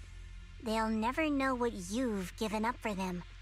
And even so, you're still okay with that. Yes, I'm not doing this for anything in return. I just want to make that decision for myself. You're really... No. Never mind. If you're willing to help, that's good news for everyone. It really goes against her give and take principles. Equivalent exchange. There is no equivalency with this. Let's stay focused. We still need to investigate what's going on with the miasma here. Lockspring, got any new leads? If I'm remembering correctly, there should be even more abnormal miasma deeper inside the factory. There might even be another core black flower, like the one we saw earlier. In that case, let's keep moving ahead. The sword? Xiaoguang, please take good care of yourself. You remember the promise we made, right? I do. Don't worry. I remember. No matter what, I'll be right there by your side. I'll keep doing my best. Sorry, on like a side note, God damn, how much has FF14 been suffering from DDoS attacks like just earlier today apparently? Holy shit. Like apparently it's getting even worse. Wait, what? Oh.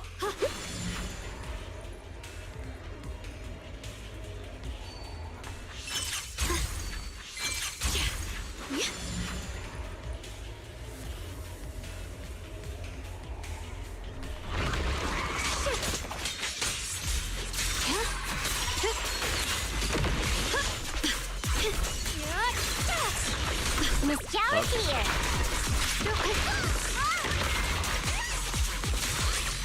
What's this? Swirling cloud!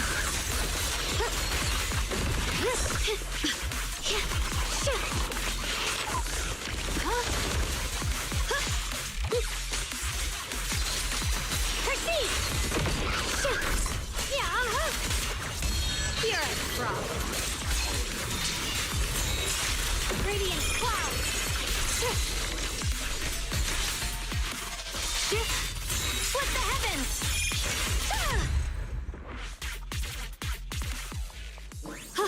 This is some kind of strange statue. Why would something like this be here? The following fugitives have been identified as wanted targets. Former captain of the 2nd Guard, Leonid Antonov? Yulia Goryachov. Former technical director, Sun. Anyone with knowledge of these individuals, whether fugitives, please contact the Lord's Command or any member of the local 1st Guard. Command shall reward those who provide valuable intel. Those who contact or assist wanted individuals will be regarded as traitors. Oh. Huh. You walk up to a strange statue. The statue looks like it's commemorating someone. There's also a wing-shaped pattern painted on the wall behind. The story that unfolded in this area must have been quite intriguing, considering the marks it left behind. Story? Ms. Zhao, what kind of story are you seeing here? The statue's head is missing and its body is badly damaged. This doesn't look like natural wear and tear from time. The patterns on the wall behind must have been graffitied, and it wasn't exactly in a friendly way. And over there, those abandoned posters were torn up by someone with clear hatred. Following this line of thought, there could only be two possibilities. First possibility, two opposing forces once existed here. Some people believed in what the statue represented, while others rejected it. As for the second case, the people who built the statue and those who destroyed it were actually the same group. Then after an unknown event, the people who once worshipped the statue changed and began to attack everything it represented. If I'm not mistaken, this statue commemorates Lady Sunbringer. Wait, the first generation Void Hunter Sunbringer? That's right. How do you know about this? Sorry, I didn't have the chance to tell you all before. Although my memory module is still damaged, I still remember. I come from a very special place. A utopian island floating above New Eridu. Roskov? Wait, Roskale? Roskalifer? Roskalifer? I'm not fun. I've never heard of that name before. What kind of place is it? Is it very different from Wi-Fi Peninsula? If I had to put it into words, it might not be as lively as Wi-Fi Peninsula, but it's definitely more peaceful and serene. In Roskalifer, there live people in Bangbu like me who receive Lady Sunbringer's kindness. I heard some rumors over there. If you're all up for it, I can tell you a story. A story about salvation and betrayal. Oh. I mentioned before, Lady Sunbringer loved humanity more deeply than anyone else ever could. But that love didn't bring her the love and respect she deserved in return. Limnian Hollow is rich in porcelain, which comes from Lumite ore. Long ago, long before people realized the true value hidden in Lumite ore, Lady Sunbringer was already studying it. She discovered that a substance extracted from the ore could effectively resist either corruption. So she led the people of her time to mine it together. But humans always find reasons to fight. Maybe she stood out too much. Maybe jealousy took root. Or maybe someone simply didn't like her for no particular reason. Anyway, one day, she discovered a huge underground pit beneath this very mountain. Something secret seemed buried down there. But just as she was about to enter that pit herself to continue her research, those who envied her finally made their move. They had long been plotting to make her disappear. The story ends abruptly here. The last record simply reads, "The erupting miasma swallowed everything." The once stable miasma suddenly erupted. What? Wait, what happened to Lady Sunbringer in the end? As far as I know, she went missing. But I've also heard of a different version of the story.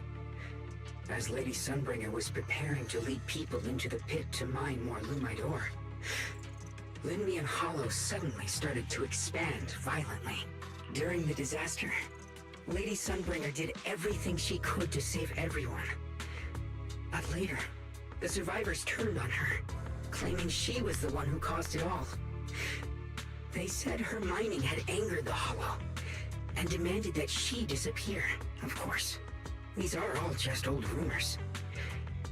The truth's long been lost to time, and probably holds very little value for us now. If the story is true, then that mine in front of us might really be the same one with the deep pit she found. And if this area is tied to her, maybe this abnormal miasma is too. Actually, that's my theory too. Perhaps that's why I've lingered here. I can still sense traces of my creator's presence all around this place. After being treated like that by those she loves, it's only natural for Lady Sunbringer to resent them and turn to the other side of humanity. Betrayed by the ones she loved, then turns into the big villain. Stories like that are pretty common. But Lady Sunbringer was one of the first Void Hunters. Would someone like her really do something like that? The Void Hunter is just a title. People are fickle by nature. Miss Zhao, how should I put this? You sound kind of pessimistic about people.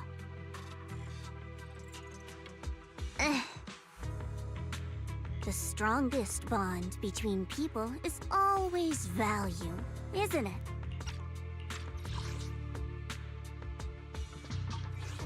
Those people wanted Sunbringer gone because her value changed from positive to negative. Naturally, Sunbringer saw their true colors and acted accordingly in her own best interest. When those people no longer held any value to her, why should she keep protecting them, leading them? Mercy and compassion. Those aren't human traits. They belong to gods. And as amazing as the Void Hunter was, she was never a god, was she? But if that's true, doesn't that mean there's never been any real love between people at all? If everything's just an exchange of value, then of course people will always turn their backs on each other, for all sorts of reasons. And the world will always be full of conflict and ugliness. But then, if that's the case, what kind of hellish world are we even living in? This world is hell. If you can't see it that way, maybe it's because someone built a lovely, comfy glass dome for you to live under. The air between Zhao and Xiaoguang suddenly turns tense. What to do? A real hero never shies away from conflict.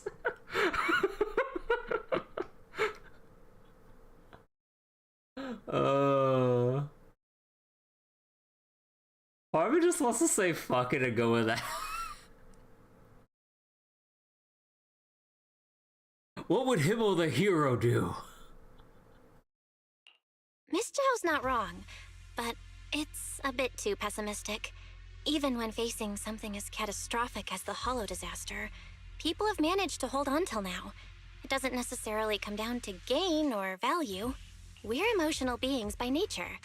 Sympathy, compassion, that ache you feel when you see someone suffer, those feelings aren't exclusive to gods. They belong to humans too. Because we have those feelings, not everything is merely transactional. That's beautiful, Junior. Huh. That's a sly way to put it, but fine. I wasn't planning to convince you anyway. Until you've seen the deepest darkness yourself, it's only natural you'd keep clinging to such silly hopes. Silly hopes, goddamn. In this world, that's the business world in the sense revolves around value. Oh yeah. You just imagine Belle wanting to yell justice in your head, and then again it kind of fits her. I mean, Belle can be kind of silly at times, although maybe this point in the main story would be not as appropriate for that, but maybe in some other goofy-ass events. I didn't expect my story to stir up such a debate. My apologies. It really is just an old tale of uncertain origin. Please, don't take it too seriously. What I am certain of is that there's still a lot of abnormal miasma inside the factory. The source we're looking for is very likely to be there. Still, the fact that Zhao said this world is hell. Yeah, just like my games of Deadlock. Belle, I have a quick update. Thanks to everyone's efforts, the Black Flowers in Phylum Heights are now under control. But Lemnian Hollow is still expanding. According to our calculations, it's most likely because of the high concentration of abnormal miasma.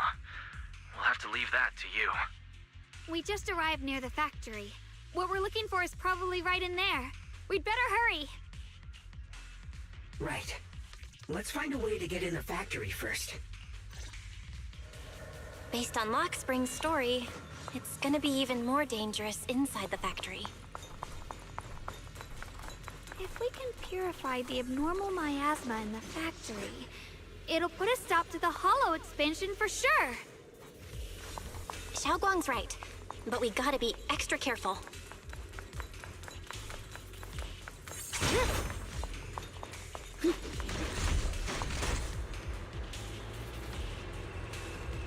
Will we ever see the proxies in despair in the future? I don't know. Kind of hope that we see them in, you know, truly dire straits and stuff. But I don't know. We'll just kind of have to see. Recently, some personnel in a few departments have shown signs of poor motivation and deliberate idleness. The Lord regards this issue with the utmost concern and has issued stern criticism. We once again stress the importance of maintaining production discipline within Factory 3. Excuse me. The production and quality of porcelain are the very lifeblood of Factory 3. It is the only measure of our worth. The safety and prosperity of the settlement rests in our hands. Let no one harm the collective interest for selfish reasons. Under the Lord's guidance and courage, we shall build a beautiful... So the Lord as in like Sunbringer with how they regarded her still at this point in time? The blade knows my heart. Everyone, please be careful. There are more security bots here. I can feel the Qingming sword resonating. It's inside the factory. There must be even stronger abnormal miasma in there.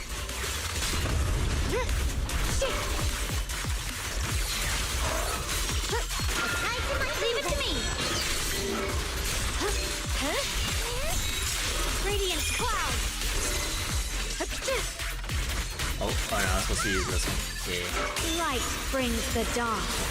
Oh, what? I didn't reach that one. Let's check out the entrance to the factory nearby. I forget, can I even read, No, I can't. Also, wait, what happened here? Oh, catch the falling Yeshunguang. I mean, no, technically I can read up on Yeshunguang's Promise to moveset. tell me if anything's wrong, okay? Hold on. Like, let me check something because, like, I know there's more to her, or there's probably more to her moveset that I'm just not utilizing because I just don't know how shit chains into each other. So, let's see, 4 forward slashes, chained into dash attack after 4th hit. No, that was the whole move, but I'm not sure if you really use it that much.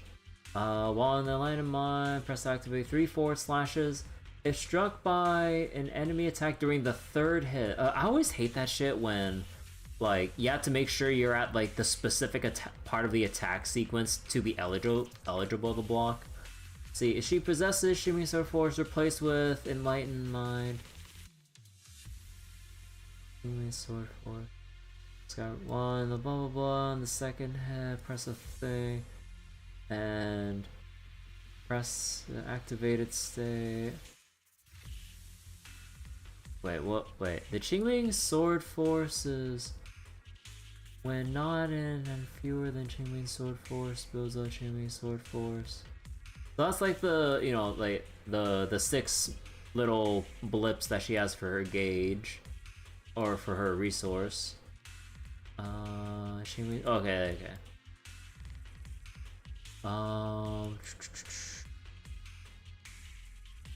So when transform, press to activate wide sweeping, consume 1 sword force. If an enemy is struck, triggers a block, interrupts, or negates that damage, increases skill interrupt. After using this skill with Qingming Sword Force, press special to consume 1 sword force and launch a hit of EX, Enlightened Mind, blah blah blah. Automatically followed up with Skyward Ascent, invulnerable while using this skill. Okay, so when she does that, like, that wide horizontal sweep thing that I saw before, then you use your EX special to use one resource, and then while airborne, press again. Will not exit. Press special or dash to follow up. So that was when, okay, so that's when you're standing on the sword, and then when you go down, you EX special from that one. After the second hit of the blah blah blah, perform a falling attack, grounded state. When launching the skill with 2 or more points of Qingming Sword Force, perform a downward falling strike across a large area in front, dealing massive damage on hit. 2 points are consumed, granting culmination. After using this skill, if Yuesheng possesses like the Qingming, basically her resource. So okay, you have to have at least 3 if you want to like use this one. So then, because you use 2 and then you use 1 more after using the skill, press EX special, which can be followed up. Culmination during EX special.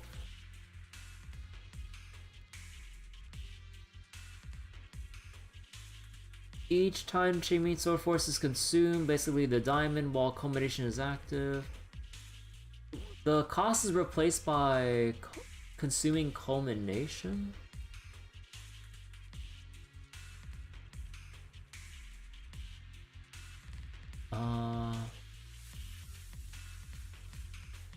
So when attacking with fewer, certain attacks slowly build whenever gained by any means.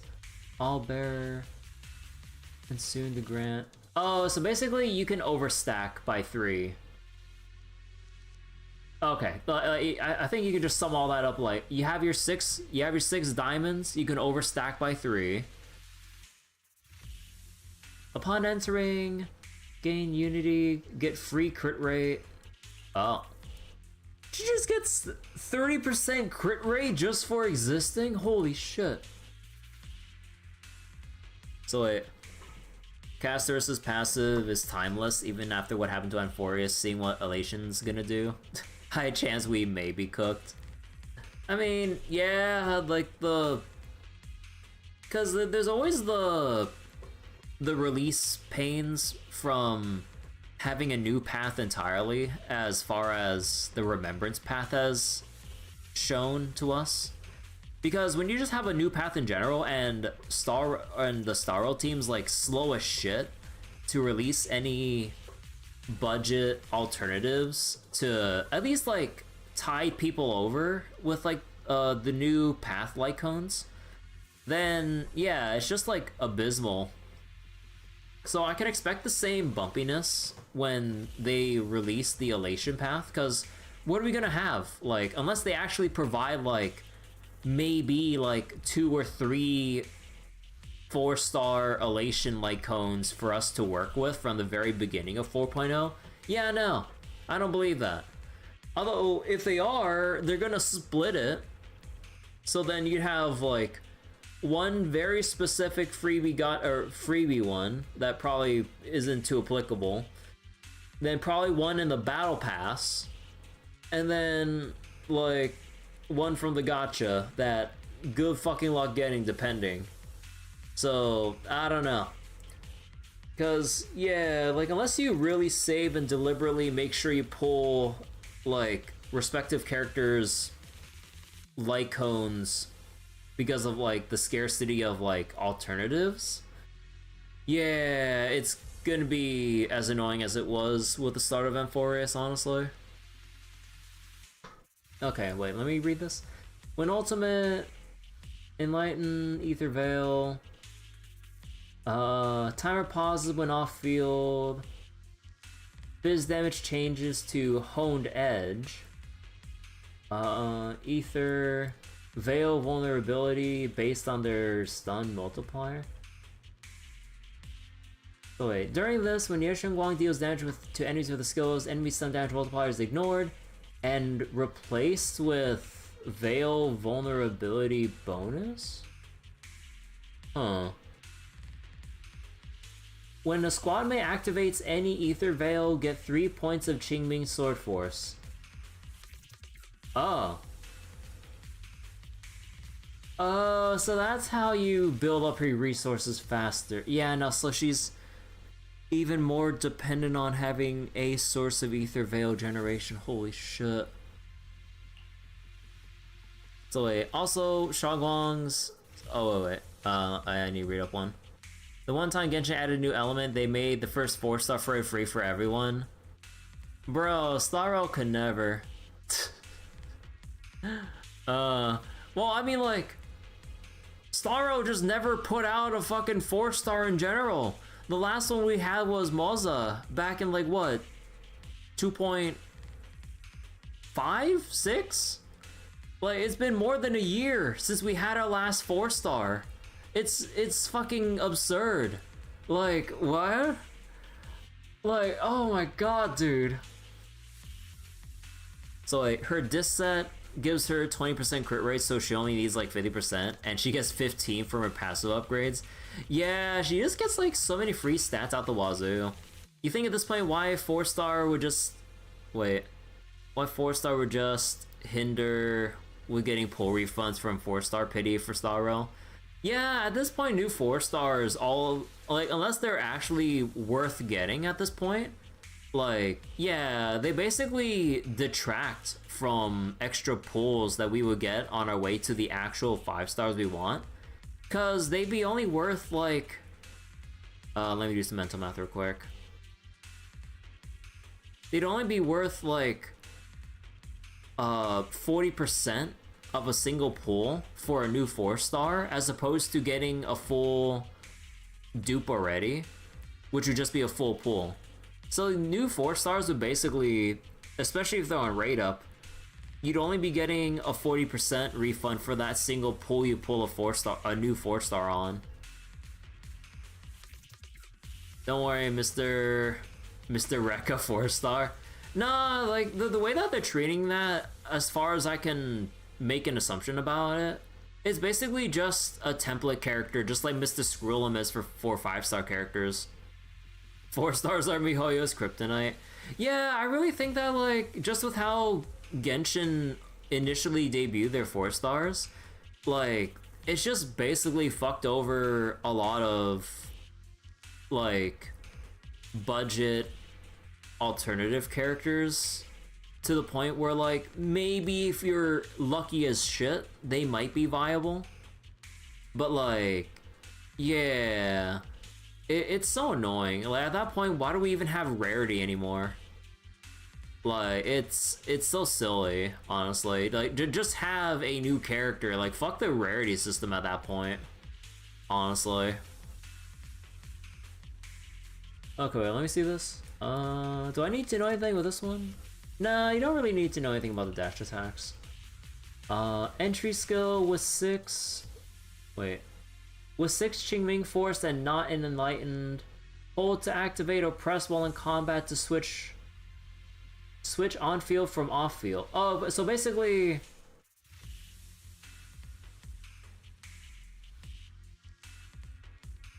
Okay, so you either hold it while you're on field like we always did, or you can switch in and automatically change on swap. Okay. Huh.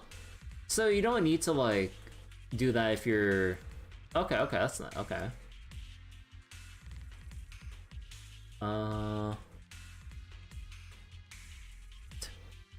So wait, in Zenless, we have A rank, S rank, and Void Hunter level agents. I mean, honestly, I don't mind those designations, I guess. I guess Void Hunters would just basically just be a rarity by a whole nother name. Let's see, anything else I need to know with this? No, just like your usual defense assist stuff. Okay, let me see.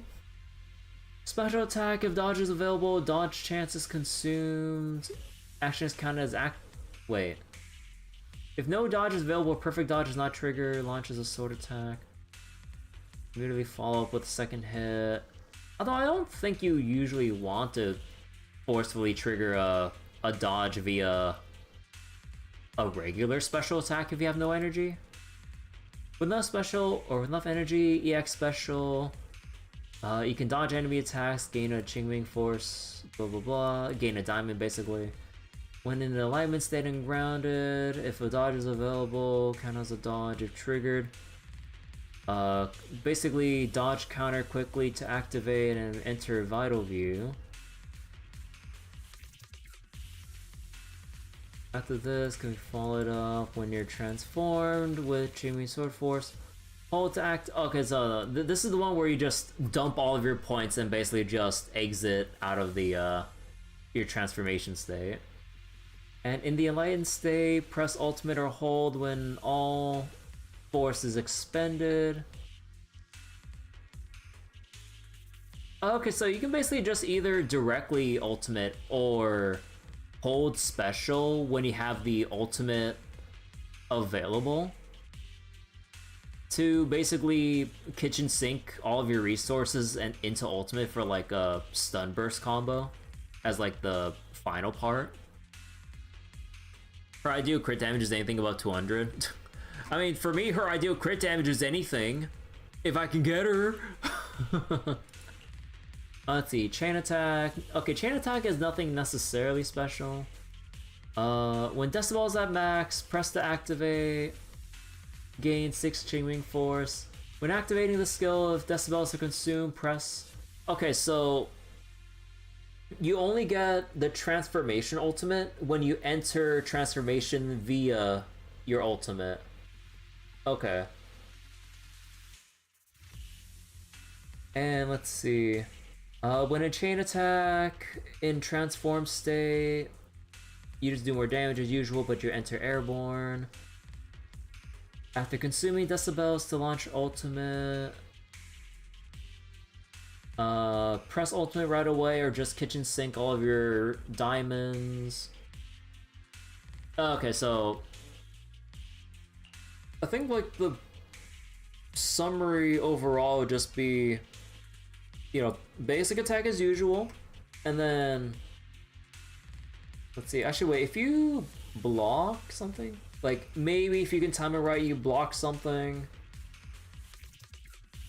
and then as you're transformed, after a couple hits, depending on whether you're doing like the move while you're airborne or certain other moves, as long as you have a diamond, weave in some EX specials after some basic attacks. Or let me see,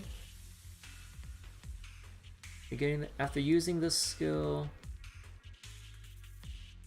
Yeah, like during specific attacks, you can just like weave in a special to consume 1 diamond for a follow-up of some sort. You can also use the transform ultimate if you enter without decibels, then cheat it with dial-in. Oh yeah, you can cheat it with dial-in too, yeah. You know, it really is nice to use dial-in to basically have to cheat your way into using an ultimate, like with Idhari as well. Because I believe Idhari needs like her special buff to enable the usage of it. Or you could just go lol dial in and then just like, okay, no, fuck your rules, I'm just ultimating anyway. I'll give you a hand. Okay. Now, will I be able to put what I just read into practice? Probably not.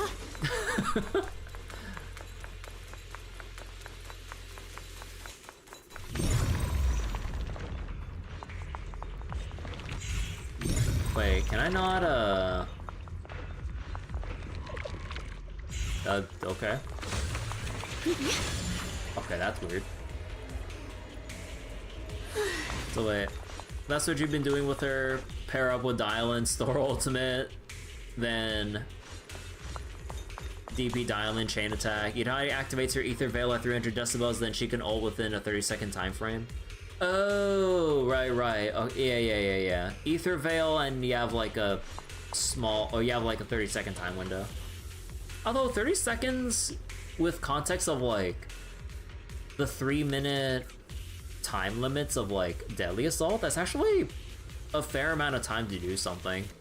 Because 30 seconds is a huge block of time within like Deadly Assault time limits, or time constraints, I mean. You try pushing open the factory door, it's locked. Looking closely at the door seems to be connected to 3 different consoles. If I can find and hack the 3 consoles, that should open it up. Oh, I'm playing Resident Evil? I'm gonna have to find an Eagle key to open a door, to find a rose pendant to insert into a fireplace to open the factory door. Xiaoguang, hey, are you okay? You don't look so good again. You tell I haven't dropped the ult trying to push the enemy into stun before using it.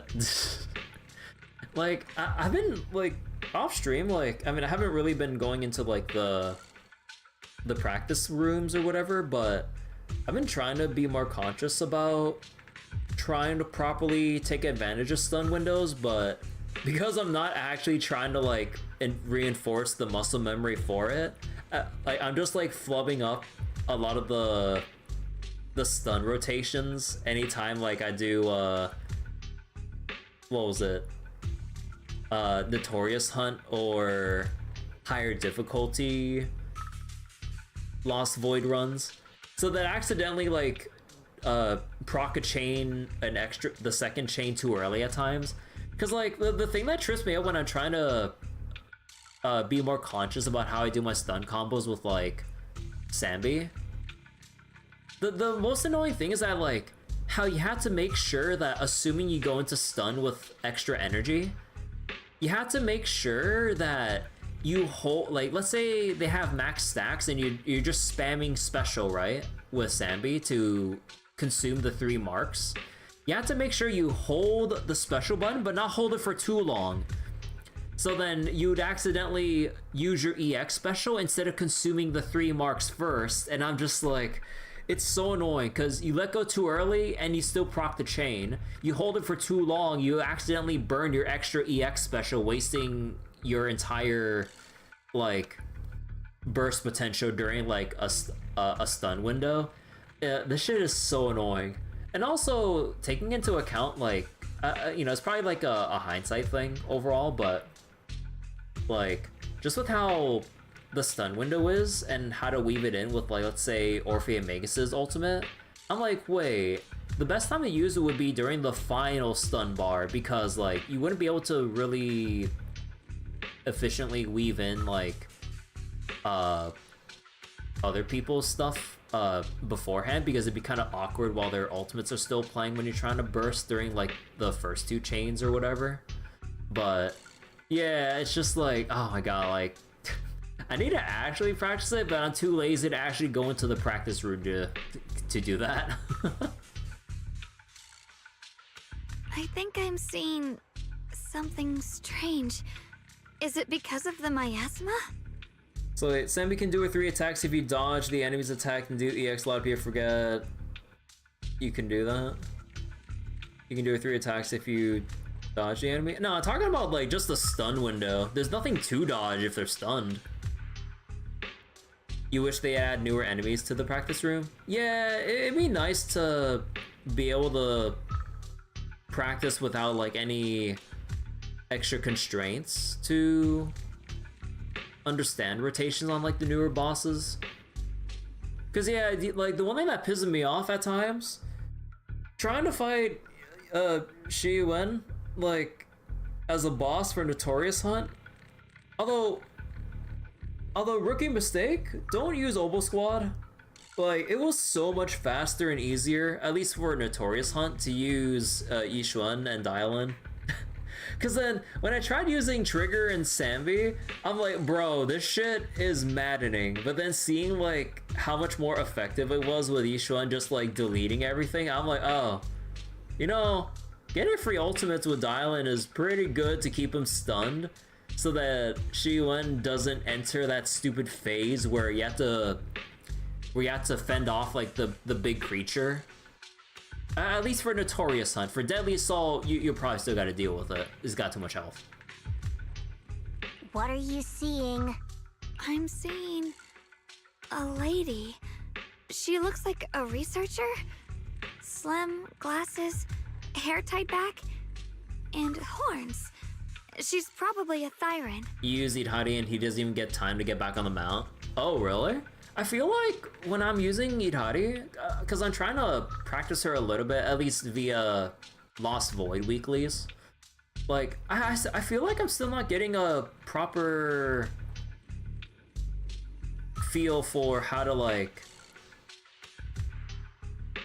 timing her moves and everyone's quick swap-ins that well. I don't know, because I feel like I'm too focused on, like, making sure her shit's charged up and everything to then switch in, like, Lucia to make sure she has her buff up, and then, like, after Idhari, like, get some attacks in, weave in some Dial-In stuff to build up her gauge to then, like, see if you can get some, or, what was it, to get the gauge ready for Idhari's burst or whatever. I don't know.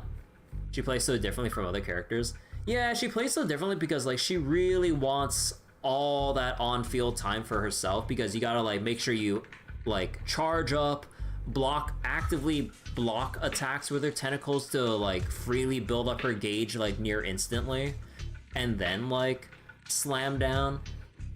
But then, like, I mean, like, the times where she's, like, slamming down with some of her attacks are the moments where I'd have to actually swap in, and then honestly, like, yeah, you just had to quickly just swap through everyone, then quickly rotate back in with Idhari. Although, yeah, I guess it kind of depends on the DPS and support you pair them with, but, like, with Dial-In, I'm not sure as to, like, how to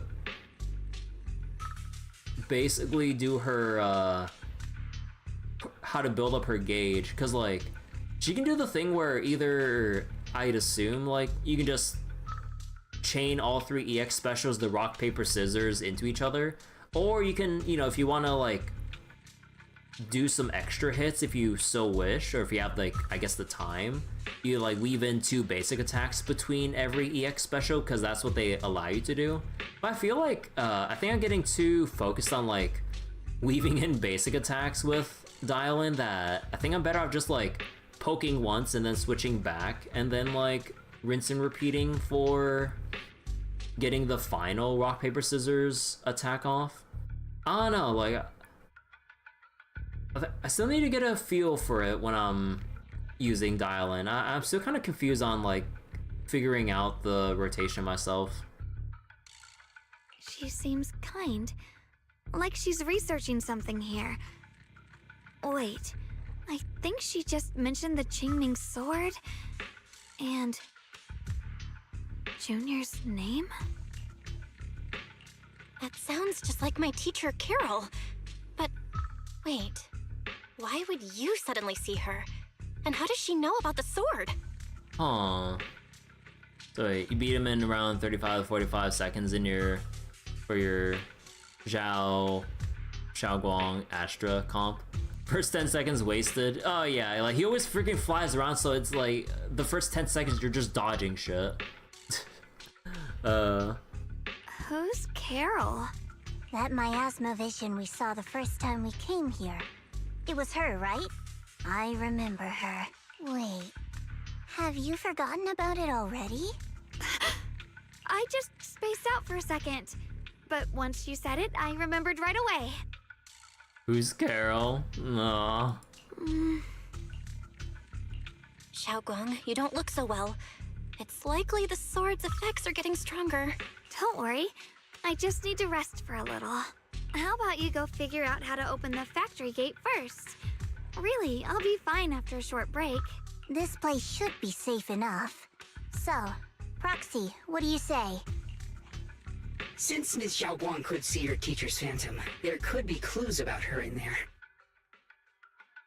And about the abnormal miasma. Either way, the factory is worth checking out. All right, there's no other option. Xiaoguang, stay put. Miss Zhao, please keep an eye on her. I'll find a way into the factory. I'll be right back. Sounds good. Don't worry, I'll be right here waiting for you. Let's see. Oh, Billy! No, that's kidding. The push-pull defense door and grid shutter door are electrically powered, require different doors connecting. Search the area, repair shit. Okay. Let's move fast and search for the 3 consoles. Oh yeah, let's search fast with no time constraints. Damn, this machine doesn't look like it'd be easy to hack. Wait, this feeling. Is there ether energy inside here? Good thing I've been putting those hours into training my perception technique.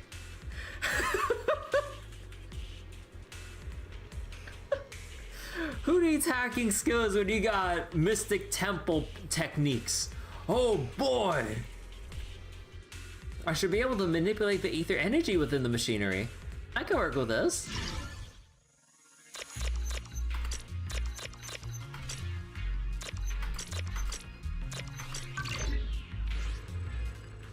Generator successfully activated. That's the sound of machinery. Looks like it's working.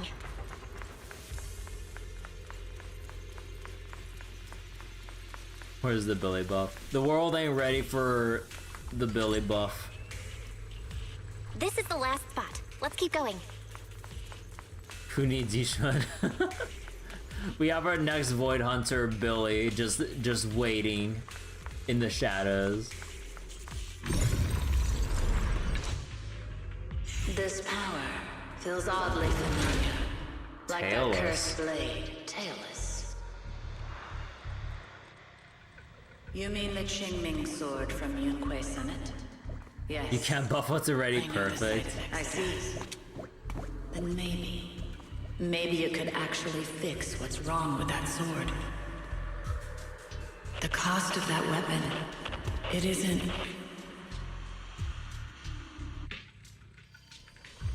If what you heard was right, then she does know more about the Qingming sword. If that's true, maybe there's still hope for curing Xiaoguang. Looks like that miasma vision was really your teacher. And she probably knows quite a bit about the Qingming sword. Yeah, she's gonna be like, wow, Jun, you've been working on your perception training so well. Again, who needs hacking when you got mystic perception techniques? Oh boy! Should we go after her? Maybe we'll learn something useful. Either way, I've got to check it out. It looks like my teacher might know how to stop the Qingming sword's effects. That alone makes it worth a try. But the abnormal miasma is really thick in there. If you go in, it could be dangerous. You know what else is thick? Nah, just kidding. I want to help you, just like you're trying to help everyone else. Miss Zhao, I'm counting on you to take care of Xiaoguang for a bit. I can do that. No problem. But... I'm coming with you. Don't worry. I know the layout in there pretty well. As long as we avoid the miasma, we should be fine. All right. But you have to be careful. You know, I wonder if we'll get one of those segments again, like in 2.3, where we're getting chased by something, and we'd actually we could actually game over if Belle lags behind too much.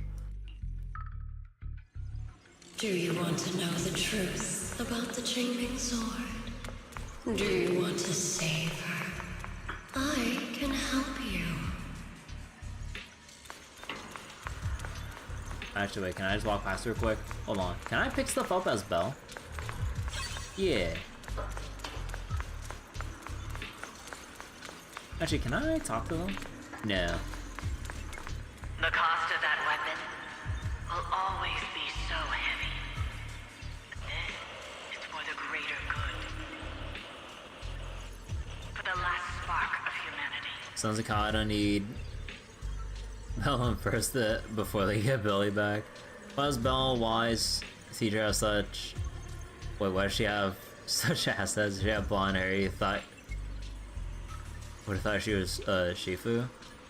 Wait, blonde hair? But each one has white hair, doesn't she? Someone has to make that choice. I know. Whether it's the cursed blade tailless or the Qingming sword, they both carry sinister secrets.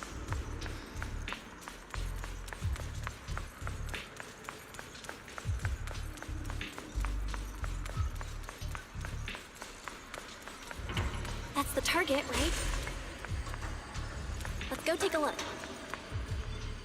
Blonde white, you think either? Blonde white? God damn, I can't configure the squad while I'm playing as Belle right now. Salvation or destruction? Belle. Wise. My precious children. By the time you learn the truth, I'll probably be long gone. It'd be funny if I could change Belle's outfit to her swimsuit to break the immersion. What? Like, it'd totally be appropriate to have, like, my Thyron ears, sunglasses, and other goofy-ass accessories. But you two, you will survive. The truth, you two will survive. There are more illusions over there. Let's keep moving. Huh. Found it. The target is right there. Wait, can I attack this first? There we go. You know why. For those two kids, I have to do it. It's the only way to pay the least in exchange for the greatest. I know what you mean, I do. But...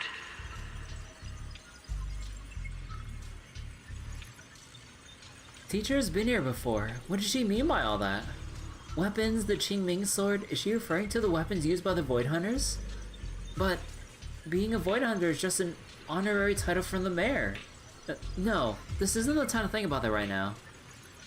Honorary title from the mayor.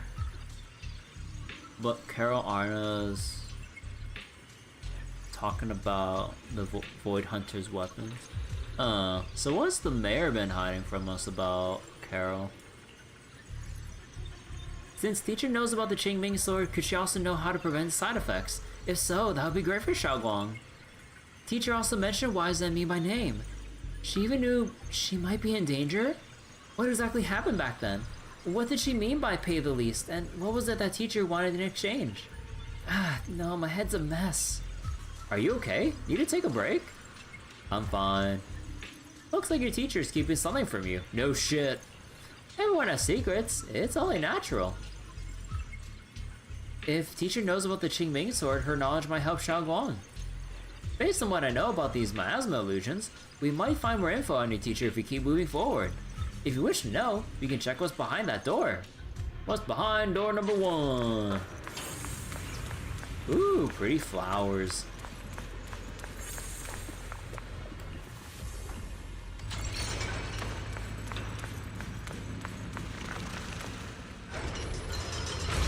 What is this place? There are so many black flowers here. Oh. It's so cold. Classic. Watch out!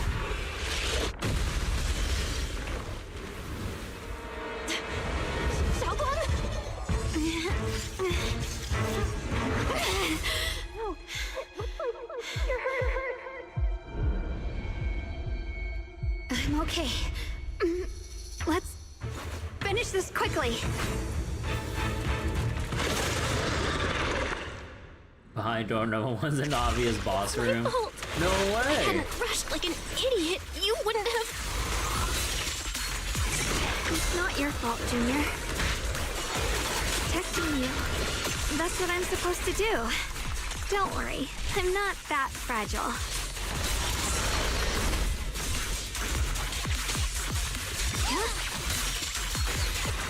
The line is gone. Split the heavens! Yes! Cross glistens! Cut through darkness. Stand down. Yeah. Shit.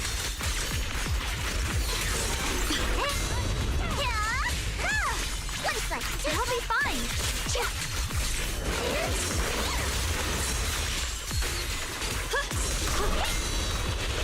My turn now? I'm gonna do my best. Pure frost. Radiant cloud.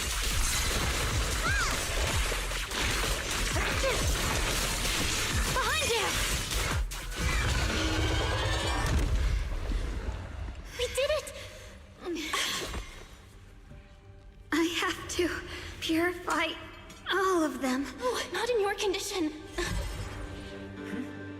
If I don't do this, everyone will be in danger.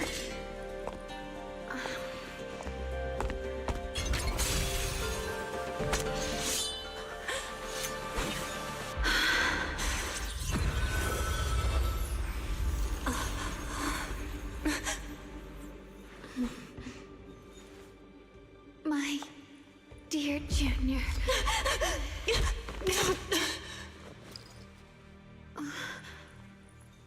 This is the last time. Not doing what she always does, Ye Shengguang stays unusually quiet. Her body feels so light. Even though she's leaning against your shoulder, it feels like she isn't really there.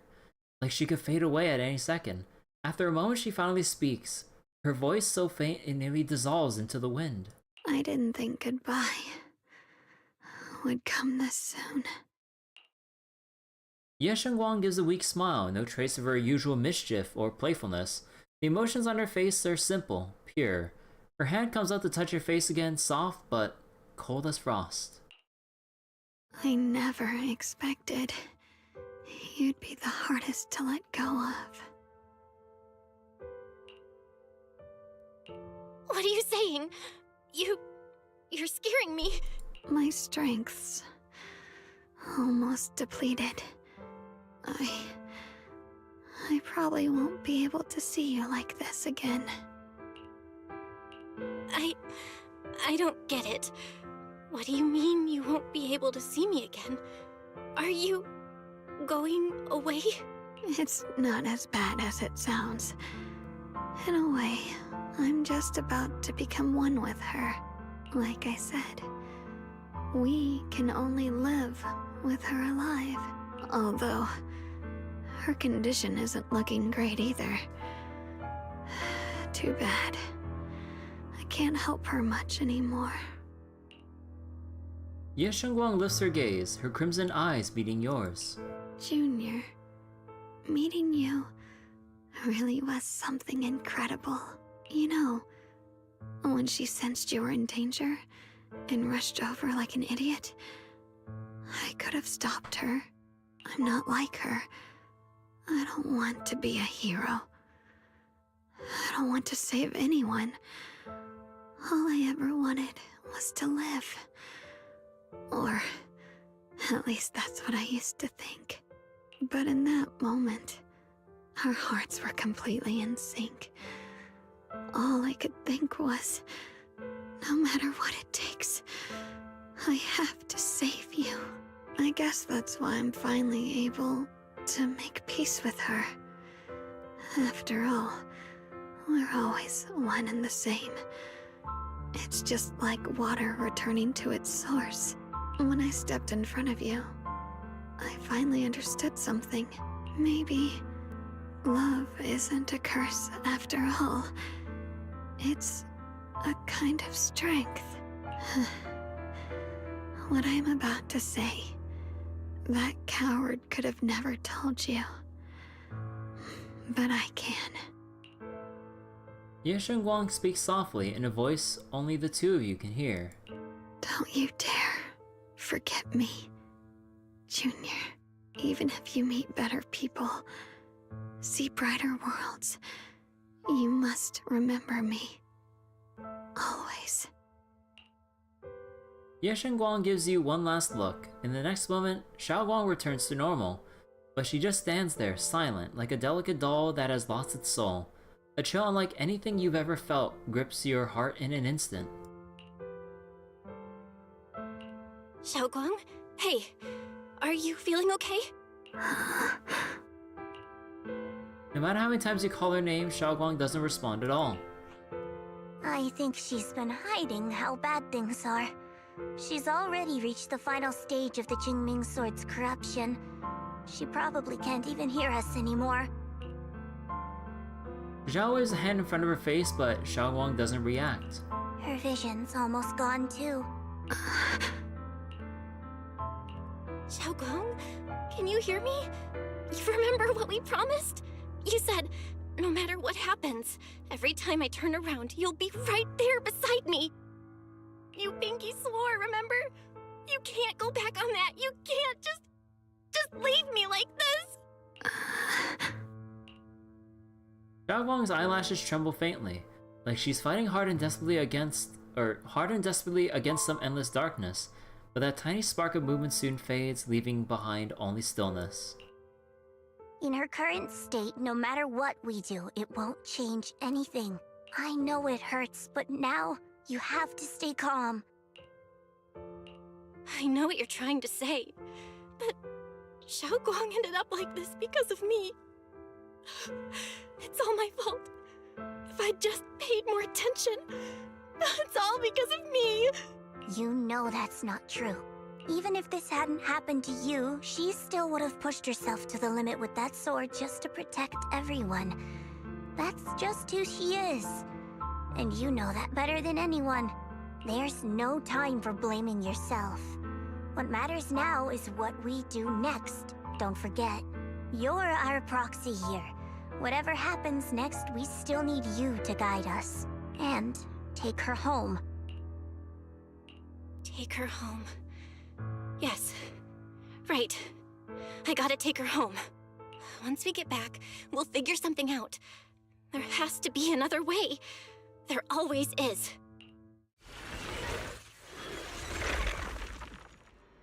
Found it. The nearest fissure is on the other side of the factory. We can get there using the elevator. It's that way. Let's hurry. No shit, is that way. Excellent. That's the Phaethon I know. But yeah, I don't really feel too much about this moment just because it's kind of like... I'd expect this moment to come up during the actual climax of this patch and not some random ass, like, boss monster in a very unmemorable location. That's what I'm hung up on. Like, at least, like, if you're gonna have this emotional moment of her, like, of Xiao Guang expending too much of her power already, do it during the climactic moment when, like, the actual big boss comes out. Not like some random ass mid boss just because Belle's exploring. Like, I really feel nothing for this because I'm just like, this should have been executed a bit later.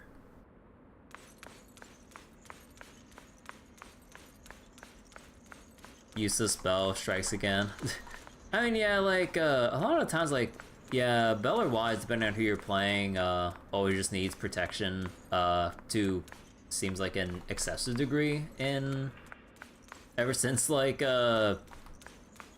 we went to, Phylum Heights and everything. Hopefully in the future, this team, they'll make plans for... They're not gonna make the proxies playable. Like, they're not gonna let them actually do that shit. Let's not delude ourselves there. But yeah, like, I mean, Belle's like, you know, acting for the scene was fine and all. It was just like the timing of that scene is what I'm kind of not so enthused about. Again, it's just some random ass like ethereal boss. It's not like any super big bad that was built up where then Xiaoguang would appropriately expend too much of her power to save everyone and purify shit. Like, that would be more appropriate, then I'd be more emotionally invested. Here, we're just exploring some random shit and then we just get jumped. Like, that's not really how you raise emotional tension in a plotline like this. I know... The fissure is right there. Let's go! Like, I know this is supposed to be a silent moment because there's literally no music playing. And we're supposed to just have this, like, dramatic walk over to the fissure, but they could have executed this so much better. And then for some reason, Xiaoguang, who has been silent all this time, suddenly speaks. Where am I? Xiaoguang, can you hear me now? How are you feeling? Junior? Miss Zhao? Luxspring? Where are you? Her senses haven't come back. She probably can't even sense our presence right now. It's so dark here. I can't see anything. Can't hear anything either. Girl, open your eyes. No, I'm just kidding. There's nothing here but that silence. Just hang in there, Xiaoguang. I'm getting you home now. Junior? Is that you? I think I just heard you. I'm sorry. It looks like I won't be able to keep our promise after all. We made a deal. When you turn around, I'll always be there for you, if possible. I don't want to be a senior who breaks her word. You once said, if I were in pain, you'd feel it too. Don't worry. I don't feel any pain now. I'm just a little scared. Only a little bit, really. I wish I could see you all now. You're gonna be okay, I promise. The fissure's right ahead. Let's go. But after saying a few words, Xiaoguang falls silent again for some reason. Anxious, you lead everyone towards the fissure.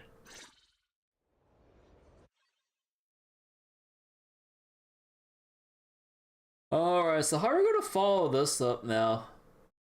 Because I'm just feeling meh right now.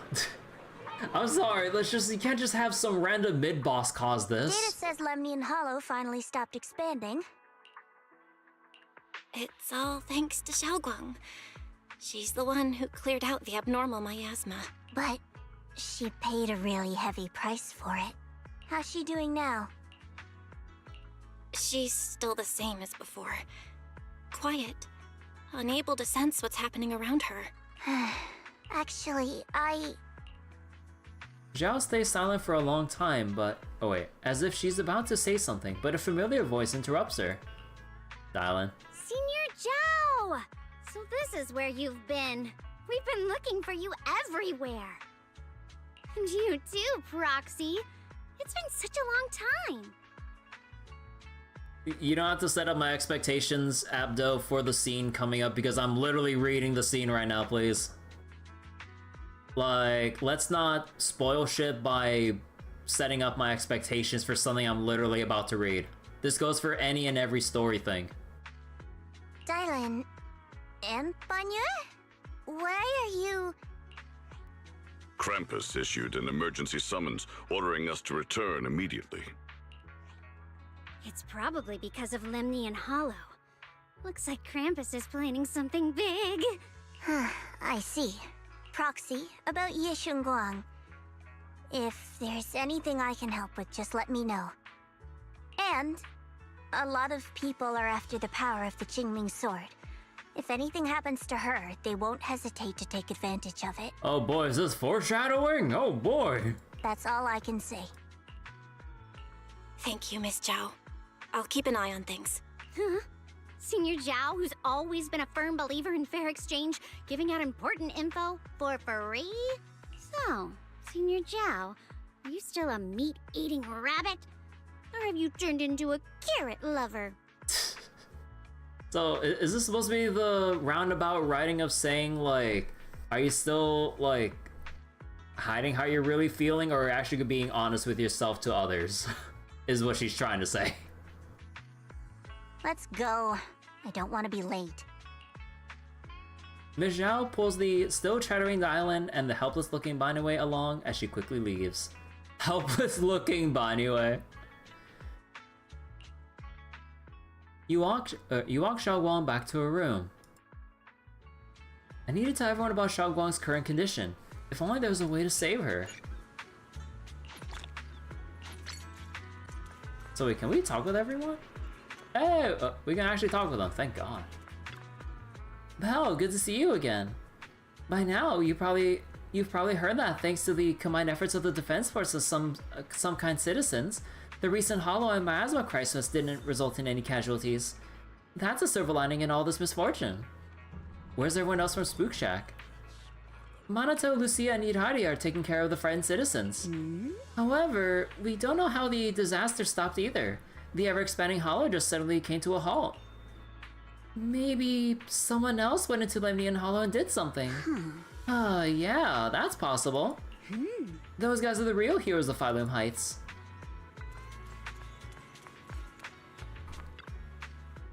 It's you.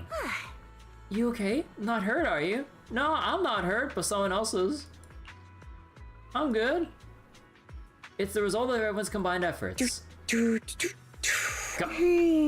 What? Why is Seeds like random voice clips when you're changing to her text line so loud?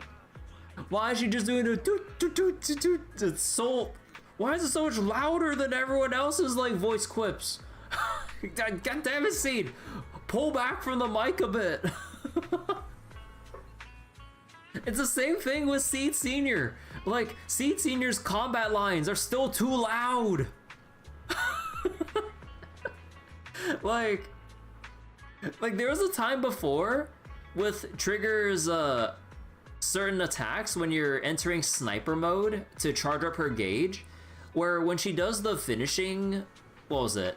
When she does the finishing shot, for a couple patches, it was bugged, I think, so that it was like excessively loud or louder than it should reasonably be. But then they fixed it, because I haven't really noticed the volume spiking when I'm using Trigger anymore. But for Seed Senior still, it's still loud as fuck. And now Seed with the voice clips are just like jump scared me when I'm just trying to read aloud some like voiceless text here. Cause she's special and must be heard. That's very Seed of her. Seed Senior sound voice. Yeah. Yep. We managed to resolve this disaster without any hiccups. Things got a bit messy along the way, but at least it turned out well. No one got hurt. But the higher-ups say HSO will be sending someone to take over. They're more experienced in handling the aftermath of such situations. But we, Obo Squad, will stick around to help. That's right, even without missions from above, we've got our own things to take care of. And besides, I've got a bad feeling about this. The Lemnian Hollow issue still hasn't been completely resolved. What'll happen next is anyone's guess. Anyone else around here? Yeah, no, it's just like within Swabian Temple.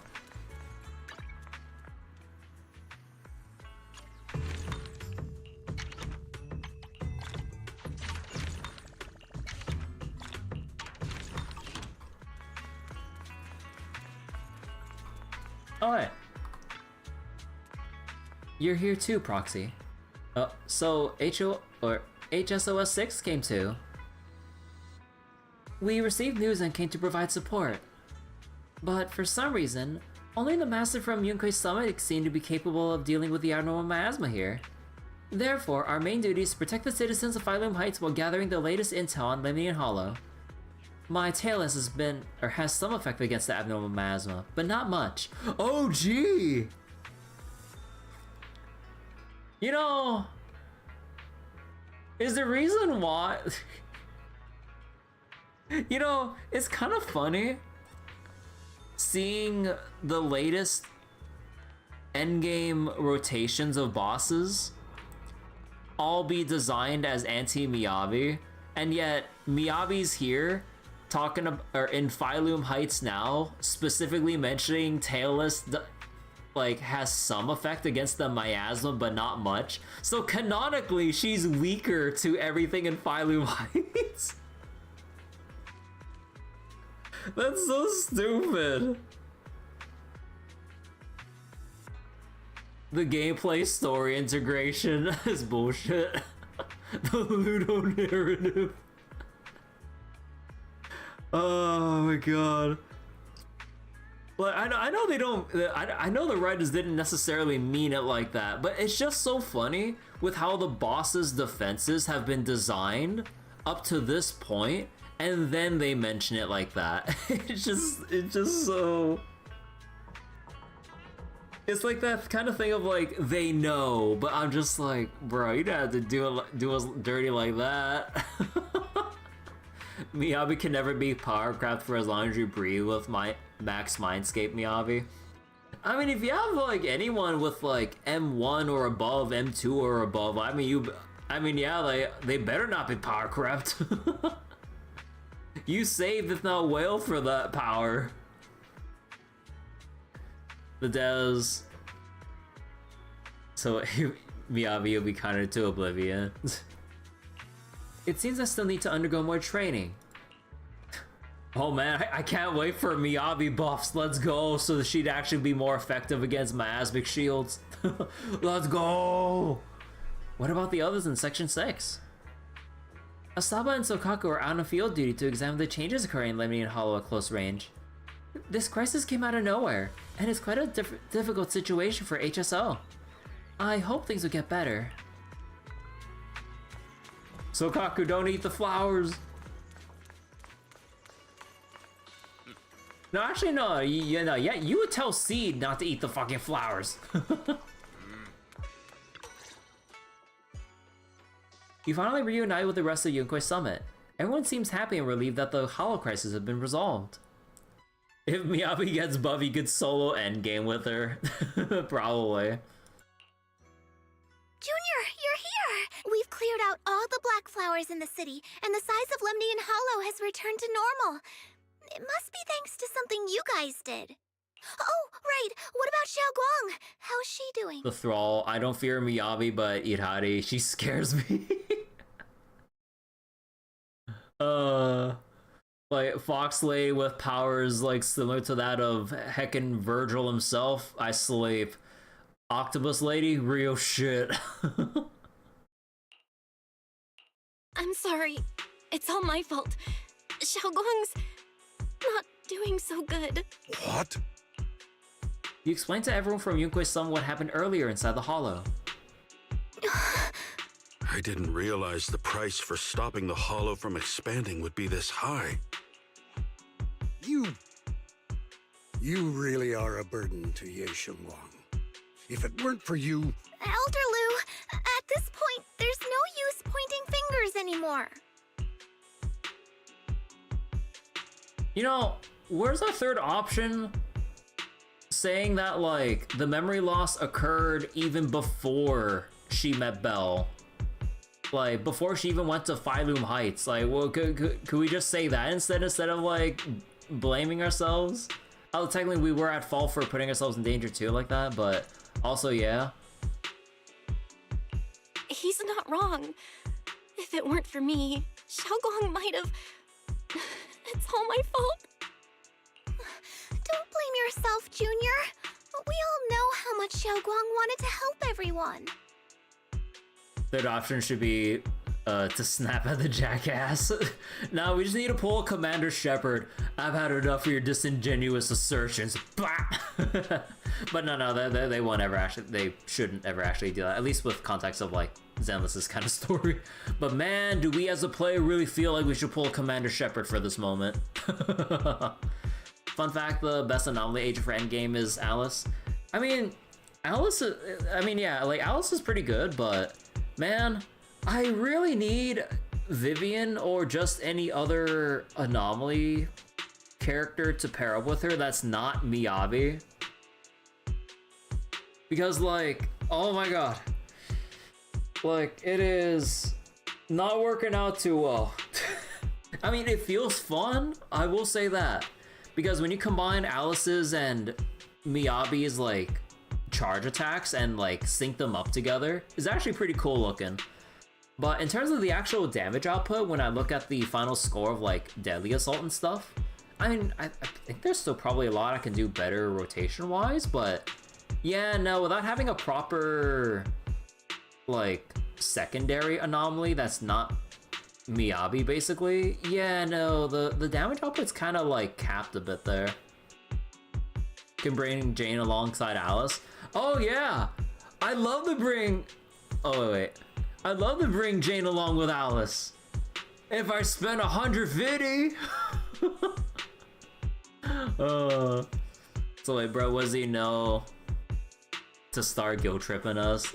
No, like, I mean, he just views us as the outsider because we're literally the newest disciple from, like, from the cities brought to Yunkoi Summon thanks to our connection with the mayor and everything, or Piper. Yeah, I don't have Piper built up, sadly. My resources are kind of spread thin right now.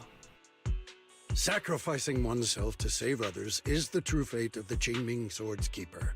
But if it weren't for this one, Ye Shengguang wouldn't have been drained so quickly. How about we wait for Yixuan Shifu? Maybe she'll know what to do. Also, man, the dependence on Yixuan's, like, decision on matters is really, like, what was it? Limiting, like, what everyone can do. Although, like, you know, this is, like, the overall, like, faction flaw that they have to work through, is, like, everyone's, like, over-reliance on Yixuan to solve everything for them. Shifu, I still can't reach her.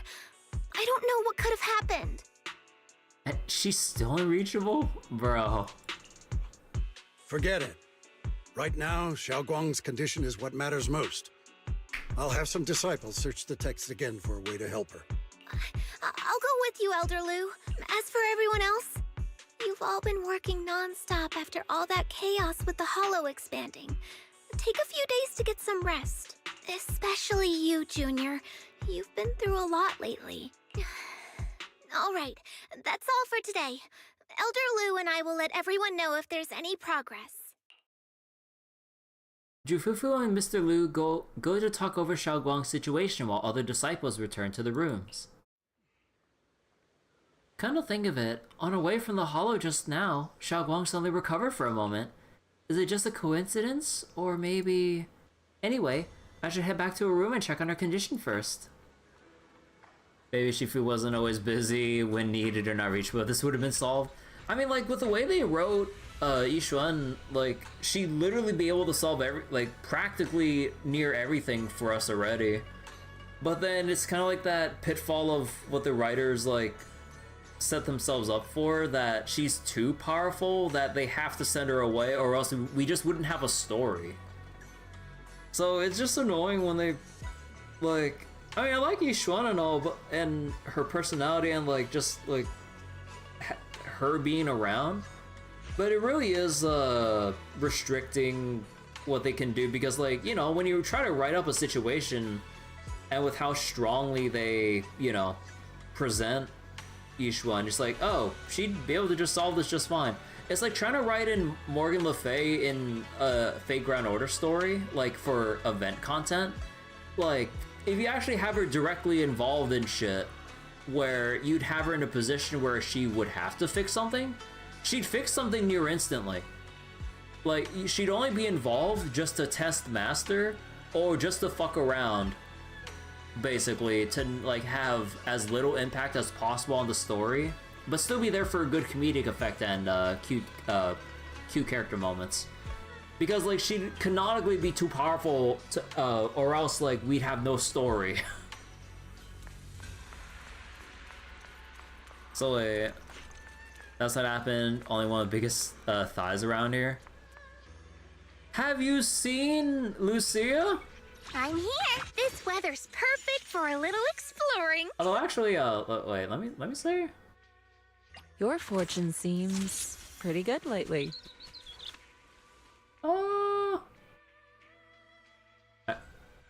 I can't tell from exactly tell from this, but I think How about a little late night adventure? I promise you'll love it. I think maybe just like Lucia wins out just a little bit. Ponyo Who's got him all beat.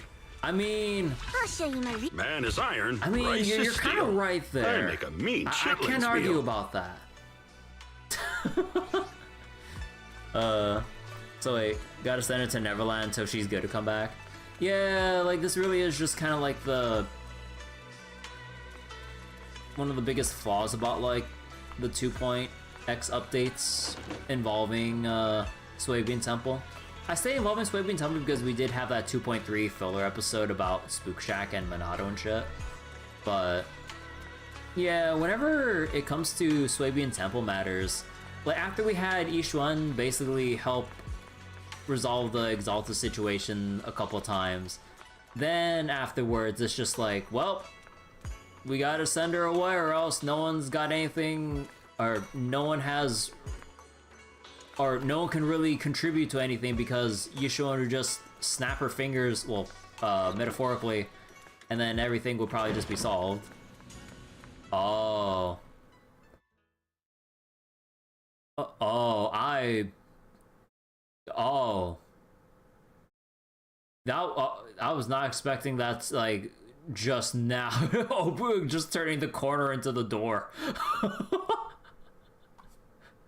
I was like, wait. You push open the doors to Senior Xiao Guang's room only to face an unexpected figure. Senior Ye initially stood in front of the desk, contemplating. Upon noticing your arrival, he turns to face you. I've been waiting for quite some time, Junior Bell. I already know about Xiao Guang. I didn't think it would happen so soon. So but alas. Your man Panda's the largest in the game. So Shifu does everything, she's OP, where also where's Shifu?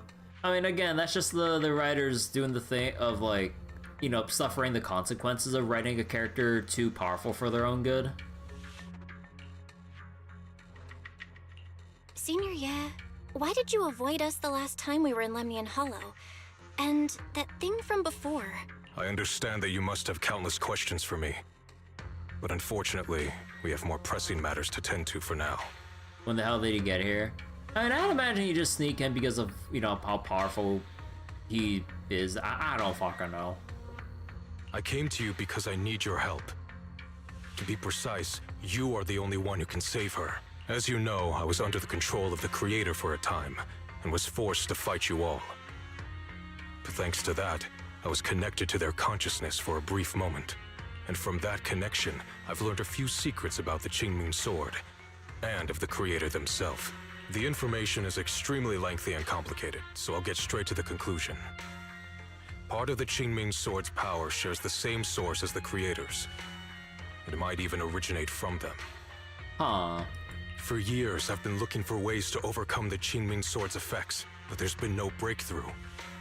Until now. Turns out the key doesn't lie within the Qingming Sword, but the Creator. Just kill the Creator. Since then, I've been scouring every ruin, combing through every ancient tome, and now I've finally gotten some answers. As you know, Lemnian Hollow is deeply tied to the Creator. And I found an object in the Hollow that carries a trace of that same energy. I was planning to study this power, to find a way to counteract the Qingming Sword's effects, or to negate its connection with Xiao Guang. But before I could find anything, she had already. If the tomes are correct, then I can use the remnants of the Creator's power in that object to help my sister re-establish a connection with the outside world. However, this power is unstable. It requires a guide with pure and sufficient resolve to act as a bridge in order to feed it into her consciousness. But one wrong move, and both minds could be torn apart by the overload. Gee, I wonder who can act as the guide. My body has already been linked to the Creator once. If I attempt to use their power again, I fear it may put Xiao Guang at risk. So, only you can be the guide. I need to think on it. But why not ask someone else from Yunquei Summit? I don't think Yunquei Summit would welcome me right now. I made sure to avoid them on my way here. There's another story behind this. I'll tell you when we get the chance. Regardless, what I'm going to reveal to you may be rather shocking. But I promise it is the truth. Junior Bell, you're the only one I can trust right now. My sister's life is at stake here. I hope... No. I beg you to make the right choice. I'm heading into Lemnian Hollow next to test that object's power. Once you've made your decision, come find me. I'll be waiting. Senior year leaves. Not long after, Lockspring walks out from the shadows. Seems like it heard everything but didn't reveal itself for some reason. Just as you're about to ask, Xiaoguang seems to notice something and starts to mumble. It's so dark here. And so cold. And I can't see anything. Can't hear anything. Can't feel anything at all. Junior, brother, everyone, where are you? I don't want to be alone. She's been like this all the time lately, as if trapped in some sort of illusion. Are you going to trust what Ye Shuyuan said? Ye Shenguang's brother is like Batman now. Like Batman? I don't know about that. Okay, I believe you. I trust him. From the time we've spent together, he doesn't seem like a bad person. And he's Xiaoguang's older brother. He wouldn't want to hurt her. Good intentions don't always make for effective methods. Sometimes, people's good intentions can lead to people getting hurt. Of course, I'm not questioning your decision. It's just... maybe we should be a bit more cautious. I think this is already the most cautious choice available to us. Miss Chow, you're back. Yes. The situation with Krampus has been dealt with, so I rushed back to check on things. And sure enough, you were in trouble. Proxy, based on the current situation, I think Ye Shurian can be trusted. Since he went that far for Ye Shunguang before, I'm sure there's a reason behind his plan. As for Yunquei Summit, Yi Xuan is still nowhere to be found. For us, taking this gamble might be our last and best option. Yeah, I feel the same. Things are really dire right now, and there's still no word from Yishuan Shifu. But we have to do something. If Xiaoguang were awake right now, I'm sure she'd make the same decision.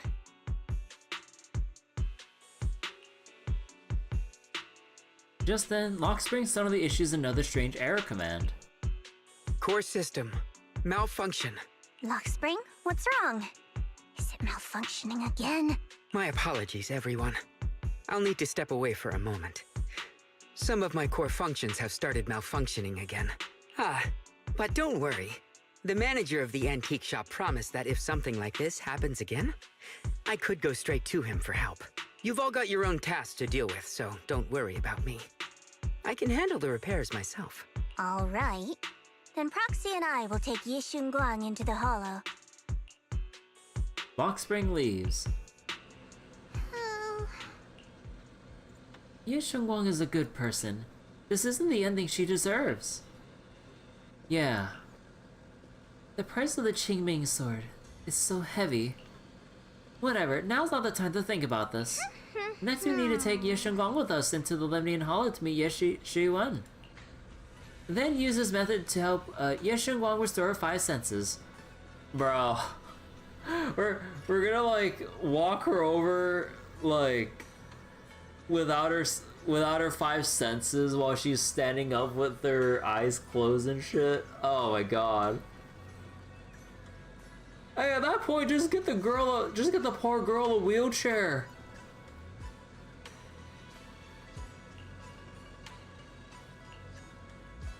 Just get the poor girl a wheelchair. Like, she's robbed of her 5 senses because of the Qingming sword. Like, goddamn, how are we gonna guide her over? Are we just gonna have Zhao and Belle just carry her by the arms and legs, like, into the hollow? I don't know what Senior Ye has in mind, But right now, this is the only option we've got. From what I know, he's a fairly reliable person. Let's hold on to that hope for now. And it's not like we can use the Qingming sword case to basically place Chunguang's like body upon to just like hover over as we leisurely walk over to meet with him in the hollow like this. So wait, Zhao carries her like she does her sword in her running animation. Oh, that'd be funny. I knew you'd come, Junior Bell. And this new friend is... You're from Krampus. I know you. Surely Tops isn't so charitable as to offer their help for free. There's no need to be wary of me. I'm here this time as... a friend, accompanying Proxy and the others. Since Junior Bell trusts you too... all right. Like I said before, there's only one way to save my sister. We must use the power in the Qingming sword that comes from the same source as the Creator, to channel their power to Xiaoguang. Aren't you worried that the Creator's power could be dangerous? If you know anything about the Exaltists, you'd know they've always revered the Creator as a force of salvation, not destruction. There must be a reason behind that. Just then a transmission suddenly comes through. Val, where are you guys? Yishuan Shifu has returned to Failum Heights. Oh. Shifu and the others are heading to Xiaoguang's room right now. What should we do? If they find out she's gone. Oh, okay, that's awkward. Oh, now she comes back. If we take her back right now, we might still make it in time. Maybe Yishuan can turn things around, but I'm sure you know the chances are slim. Yunkuei Summit has never been able to counter the Qingming sword's negative effects. That's why there's been no progress for years. On the other hand, if we choose to trust Yishu Yen, using the Creator's power would be nothing short of a gamble. Junior Bell, you have to trust me.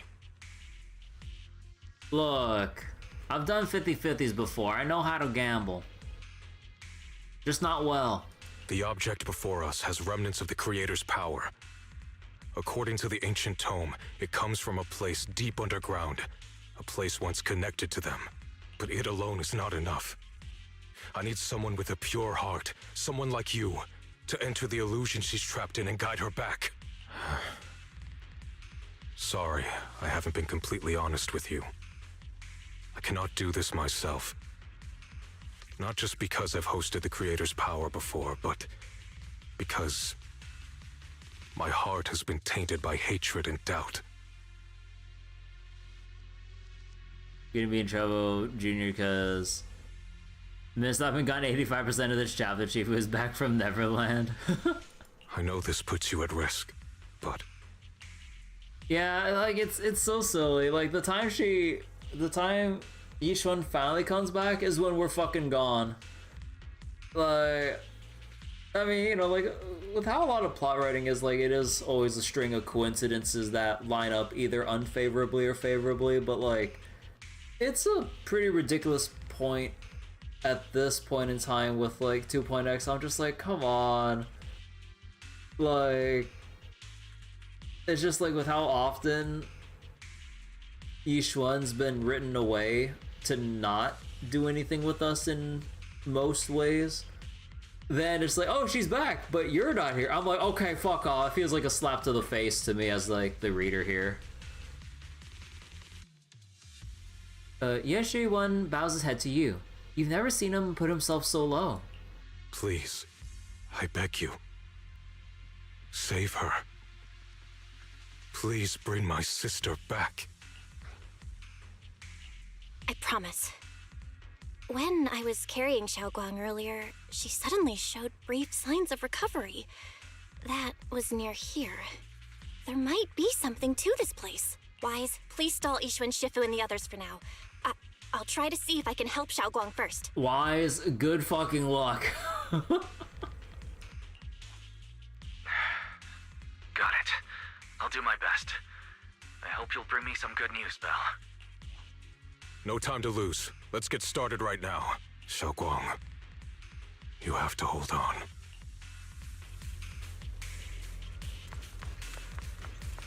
Wait a second. This is just a substat reroll dice in Star Rail. I've channeled the creator's power from within this object into Xiaoguang. There's no sign of rejection. The Qingming sword truly shares its origin with the creator's power. Next, I'll use the method recorded in the ancient tome to transfer your consciousness into Xiaoguang's body. You enter the illusion created by Xiaoguang together with her. I don't know what you'll encounter in that illusion.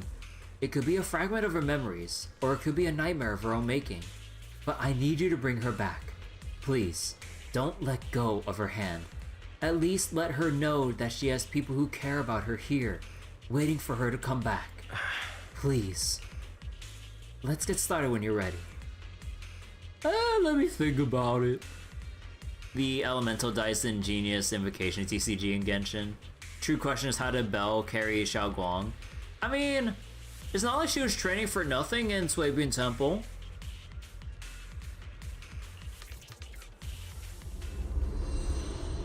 Oh boy, I can't wait to re-roll 5 into my crit stats. Oh boy, let's go. Where's my crit stats?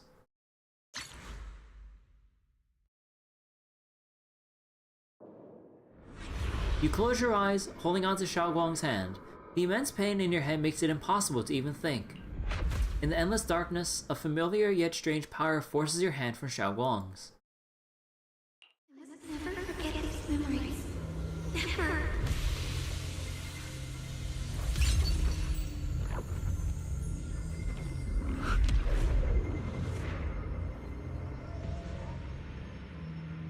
Whoa. She's over there! Are they gonna do a thing where they're gonna expand the hall? Oh. Okay, I always like moments like these in these kind of like trippy dream sequence segments. Now we just need like a thin-ass blood trail to jump across with a baby crying echoing in the distance, Max Payne style. What's going on? I can't get close. You'll only be an obstacle that stands in her way, not her salvation. Why does it remind you of a game you play? I'm not listening to you. Never forget the Max Payne dream sequence segment.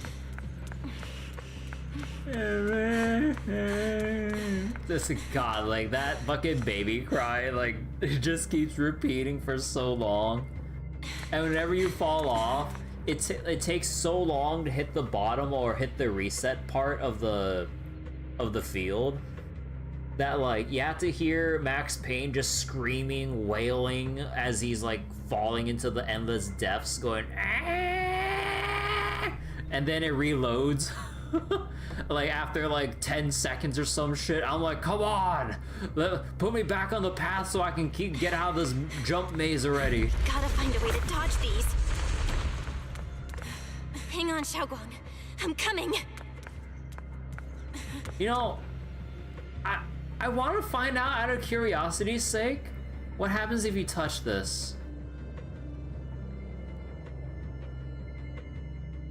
Because, like, it's not like these are actively moving that I might stumble upon it by accident. So, what happens? What? No, it's just... What? Bullshit! I thought we'd game over if we touched these. Bro. Come on. Dodge them standing still.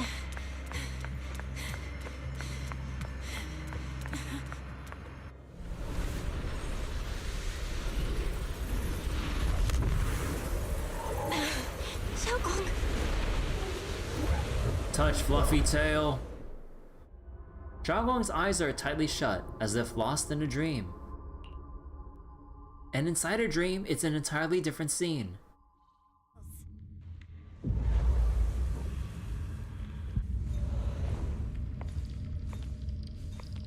Oh. Where is this place? Why am I here? Junior? Everyone? Where are you?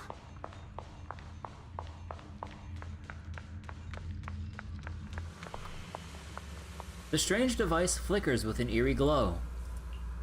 This device doesn't really look like it belongs here. Maybe it's the reason I ended up here. If I can shut it down, I should be able to get out. Let's check what's up ahead first.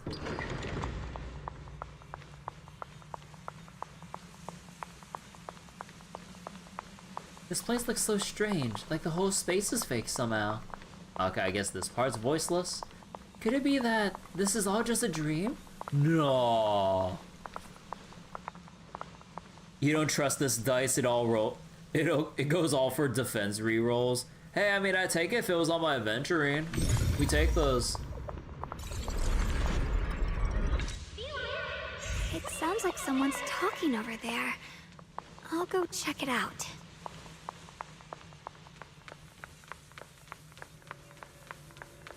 This is the first time we met at Swabian Temple. Aw. Oh, right. We rescued that orange cat together. Everyone was so happy. I really miss those times. It feels like it's been forever.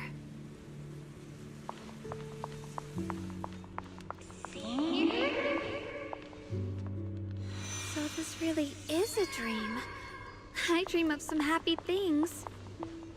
No, I have to find a way out. Junior's out there waiting. I can't keep making everyone worry about me. Where's Xiao Guang looking?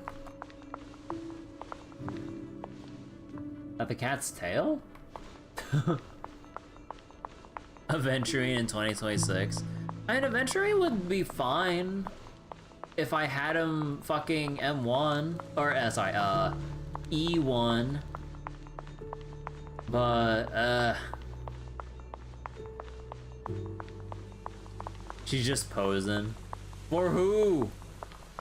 You don't address the camera in a cutscene? You pretend it's not there. Or acknowledge, I mean, not, yeah, addressed. At this moment, a familiar figure appears. You're finally here. It's you. What are you doing here? This is the illusion that we created. Everything you see now is our past memories.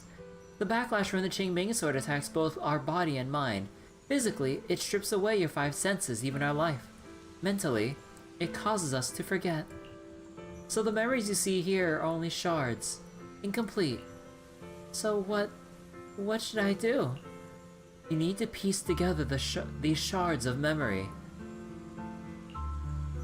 When you truly remember everything, the path out of this place shall appear. If you're ready, let's get moving. Let's not keep our little junior waiting too long.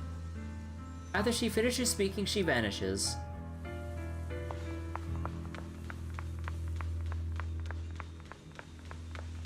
I must memorize them carefully. I can't let anyone find out.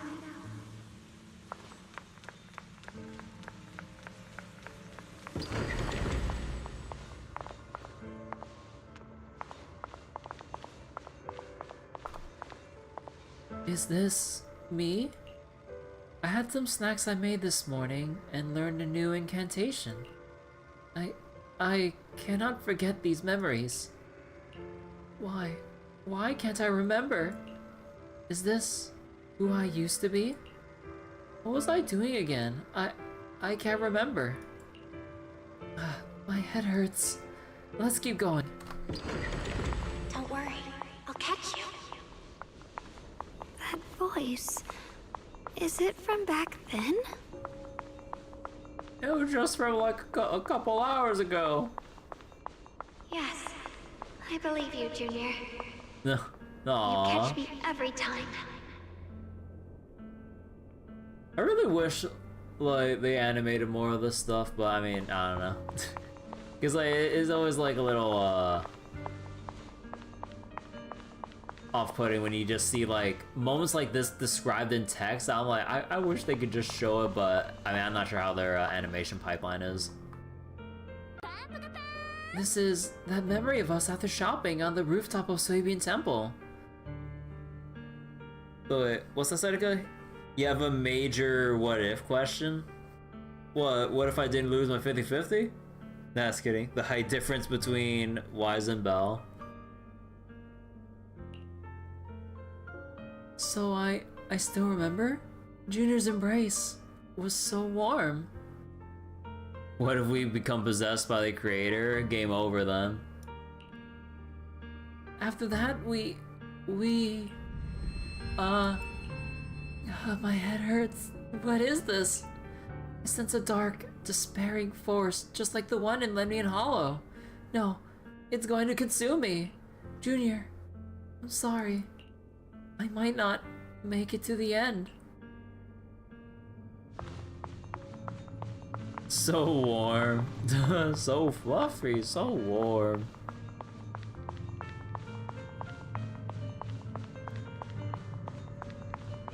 I almost forgot the incantation today. Thank goodness no one noticed. I know the sword's effects are getting stronger, and my body is breaking down.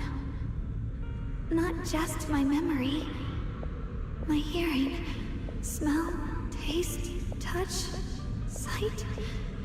They're all deteriorating. Yeah, I'm just gonna patiently I wait. can feel it. My connection to the world is slipping away. I'm too paranoid to cut this off. My time is running out. No, don't read it. My head, it hurts. I can't forget this. I mustn't. I've already lost everything. Someone, please help. I don't want to be alone, brother. Shifu. Junior.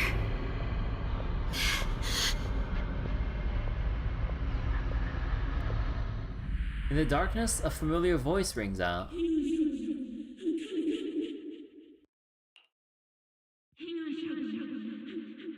But it sounds so far away, it's unclear. It's the caster's effect. You think Yishin gonna let us to touch her tail? Probably. Memories are disappearing, senses fading, body withering, everything is returning to nothingness. But why? Why do you still want to hold on?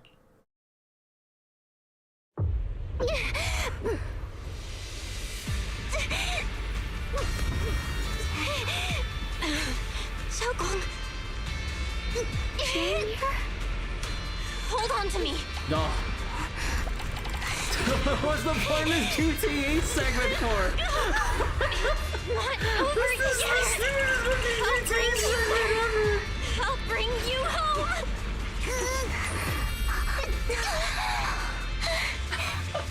Junior's hand. It's so warm. So comforting. That was so out of place! That was so out of place! Like, if I was playing a Telltale game, sure. If I was playing Dispatch and shit, sure. But like... Zenless isn't really a game that really made itself out to be an interactive narrative story kind of game. That's so out of place. To just have a mash button QTE. Bro.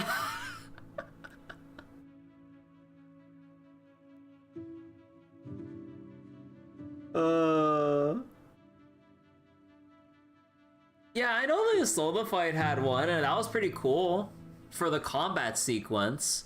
But for this segment, it feels like it was unnecessary compared to like, cause like, we're used to QTEs and like combat sequences in other kinds of games. But then like, in story for just walking up, or, well, I know I'm downplaying the intensity of that moment, but like, you know, for just walking up to grab Xiaogong's hand, I just like, it feels so out of place compared to like a more appropriate intense moment, or well, like a action intense, I guess, with like, you know, Orphe and Isolde and everything. It's Belle's combat. Belle's combat is literally just trying to fight against the wind, like in the Wind Valley and in Dragon's Dogma.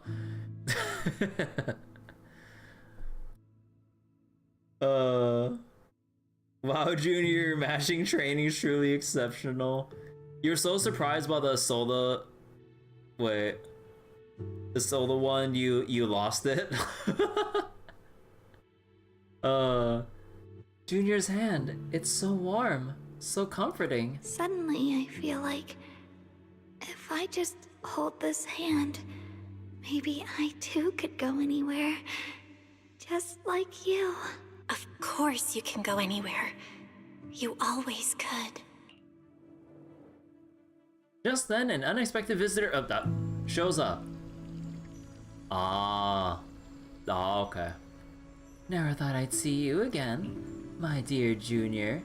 This must be like super embarrassing. Great, you're still here. I hate to break it to you, I've indeed already become one with her. But this is an illusion created by our consciousness, which is why I'm able to appear again. Damn it! I know you came to save us. You answered my call for help. Thank you for coming here. And you, Ye Shengguang. You've held on until now. Well done. Oh right, I almost forgot. You can't hear me right now. Anyway, in this illusion, we can appear together. Any hope of her regaining her senses and escaping from this illusion is all on you now. What should I do? Help her piece together her shattered memories. Only when she remembers everything can she regain her lost senses. Unfortunately, we're running out of time. This illusory space was created using the creator's power, Ye Shinyuan channeled, but it's not enough to sustain this place for long. If we can't recover our lost memories and regain our senses before it collapses, whether it's me or her, me or you, we're all going to be in trouble. Thanks to your efforts earlier, the moments our hands touched just now, we regained our sense of touch. Let's start with hearing. Remember what I said earlier? Piece those broken memories back together. Our future is in your hands. But what about the sense of smell? No, I'm just kidding. After saying these words, Ye Shengguang nods at you and dissipates. Xiaoguang, hold on tight to me. I'm gonna help you get your senses back. Then, we're going home.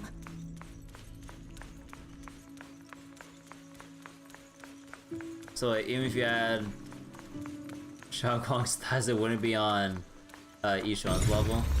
No. We need pre-nerf Lucia thighs, like come on, man. Is that Shao Guang as a child? This is exactly the same as what I saw in my dream. Could it be that it wasn't a dream after all? Now's not the time to think about that. Shao Guang's staring at the broken music box. She looks upset. Miss, can you fix this music box for me? You just need to collect 3 music box shards over there. Music box shards!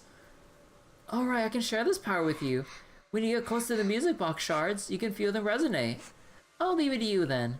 You can count on me.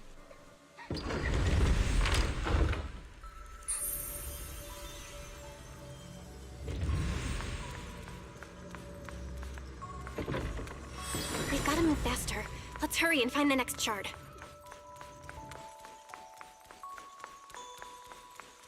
I mean, it's not really something that we would not get lost with this shit, because this shit's linear.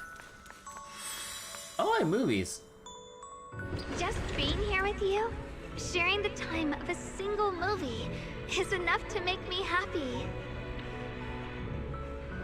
Actually, wait, can we walk? No, they can't let us walk up the rows. Come on, man.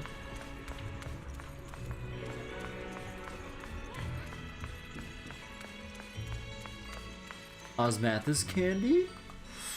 Phylum Heights is always so lively. Once you're feeling better, we're totally hanging out here again. Belle can't jump. Alright, that's all the shards. Let's head back and check.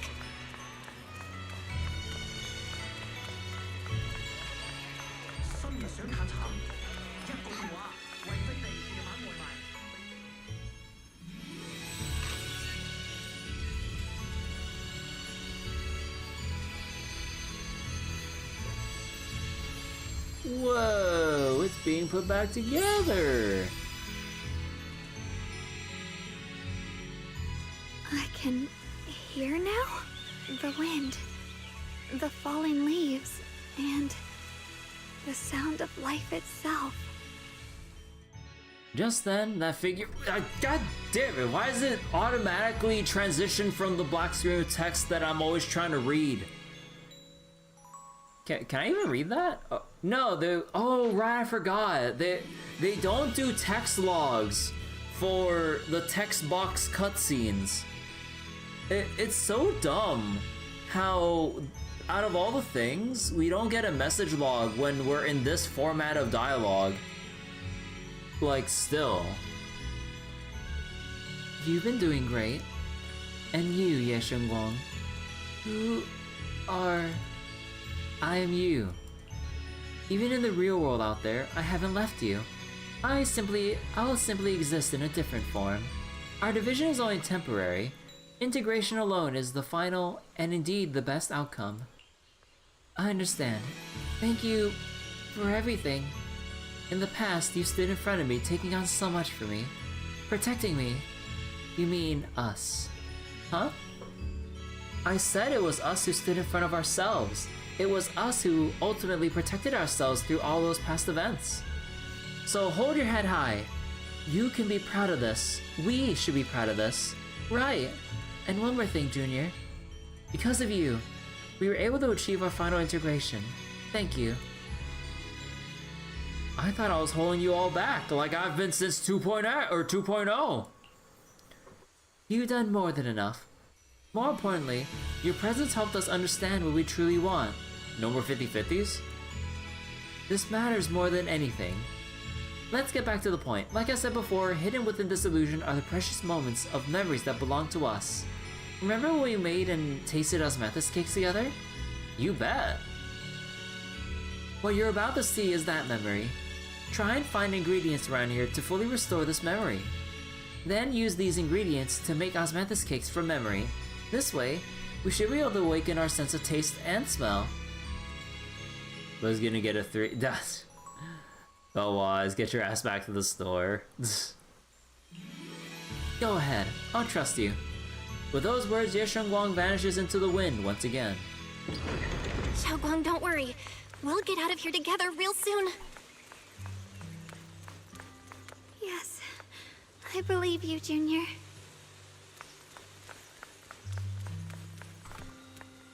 The sweet fragrance of osmanthus wafts through the air. A familiar scent.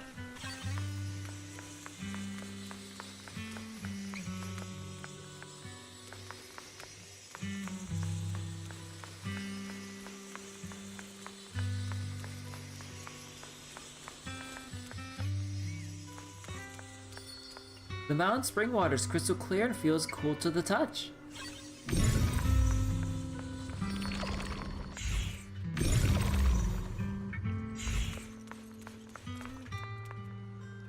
The sticky rice is soft, and its aroma is subtle yet sweet. What about Wise? All the required ingredients have been collected. Let's head back to the stone table. If I use the perception technique, maybe I can recreate the memory. You pour the osmanthus, sticky rice, and spring water into a bowl and mix them. You put the dough into the steamer. A familiar aroma soon envelops the area. Xiaoguang raises her head high slightly. It seems her smell and taste are returning. How much sugar was I supposed to add again? Ooh, hot, hot, hot. Wow, freshly baked osmanthus cakes really do smell amazing. This is when we tried osmanthus cake together. This scent is osmanthus, and this tender texture is sticky rice.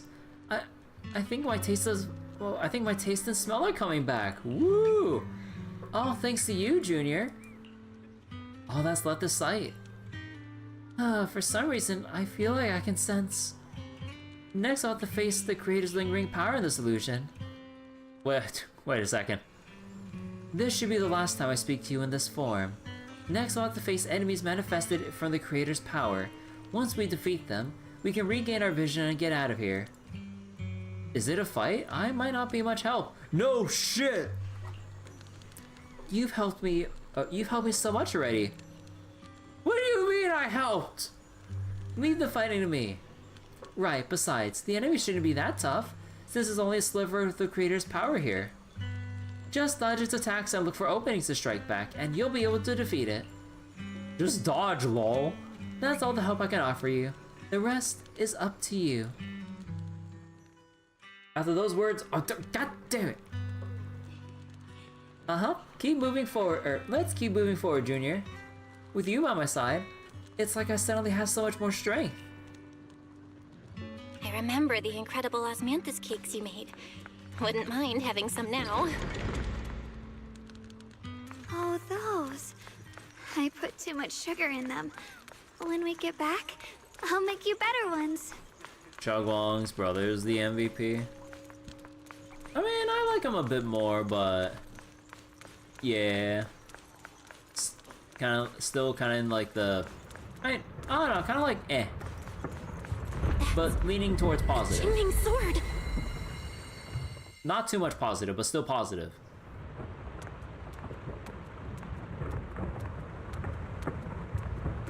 Something's fishy about this bridge. We better watch our step. Just keep walking forward. This is Yeshwang's fate. Why do you keep struggling through this hopeless swamp? The voices. Bearer of the curse. Bearer of the curse. I'm playing Dark Souls 2. My ears. What? I can't hear you through the text.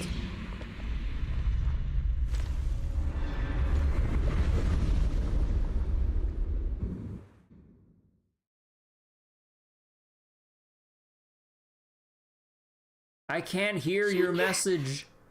Where are you? Don't leave me behind. Eventually, they all leave you. That is your destiny.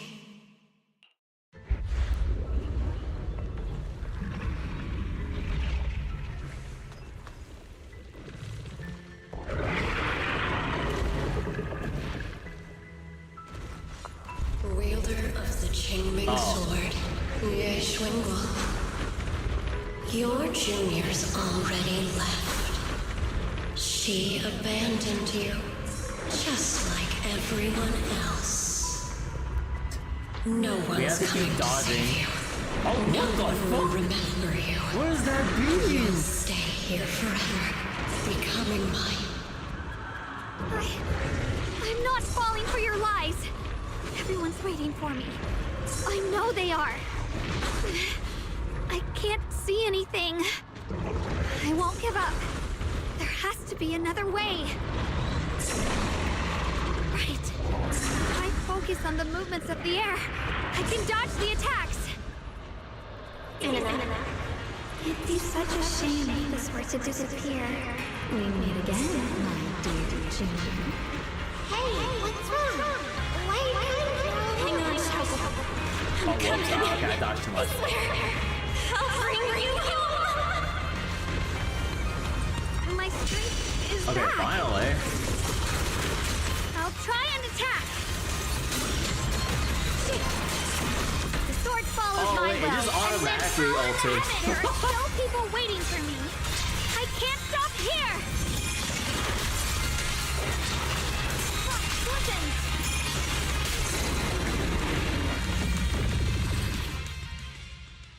The suffocating roars eventually fade into the distance. Instead, there is the sound of the wind, the feel of the grass, the scent of sunshine. The cold presence of the illusion is fading, a long-deprived tangible warmth envelops you. I can see, I can fight. I can see.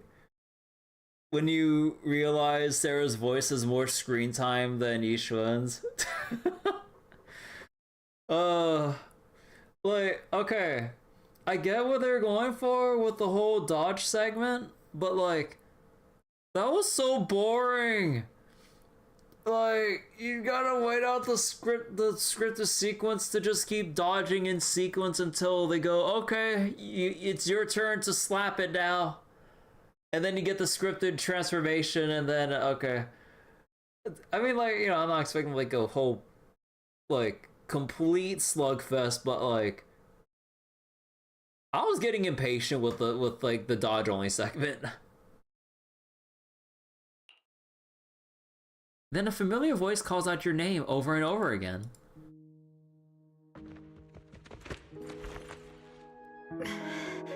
Belle, I'm so glad. I got to see you again. Oh, is this a shot where their heads are mismatched? Height-wise? Oh, no, never mind.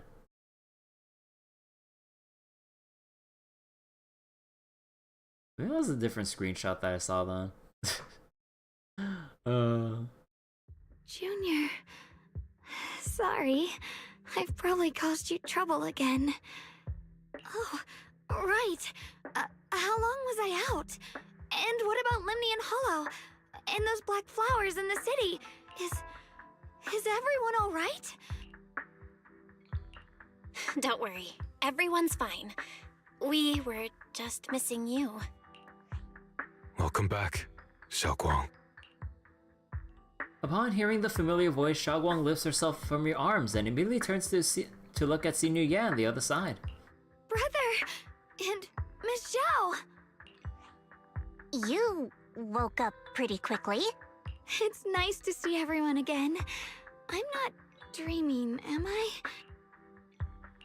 It's all thanks to your brother that we were able to save you.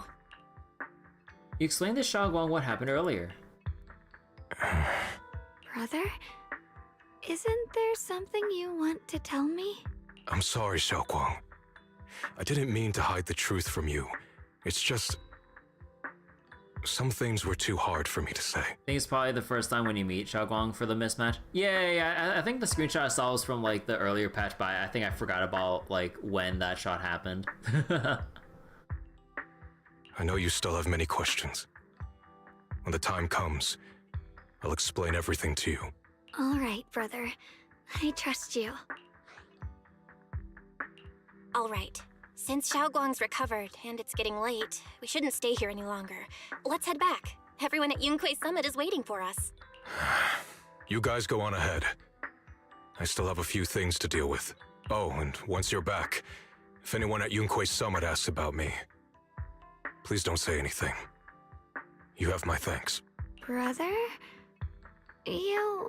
Xiaoguang, whatever happens next, make sure you stay safe.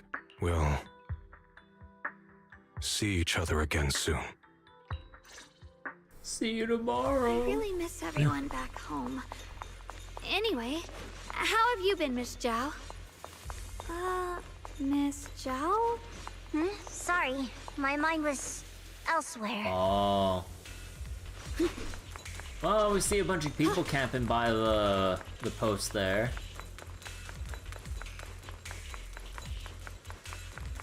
Oh, well, let's go see what Explorer's up to.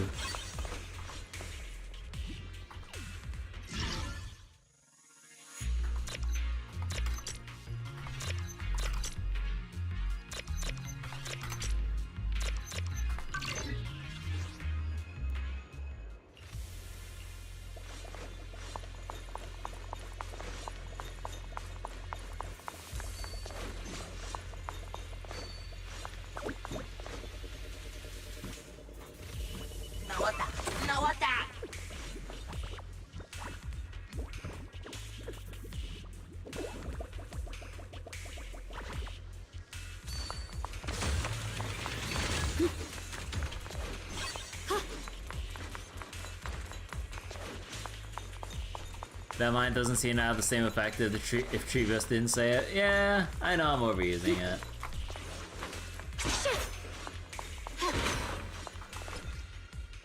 Oh, there's a lore piece here.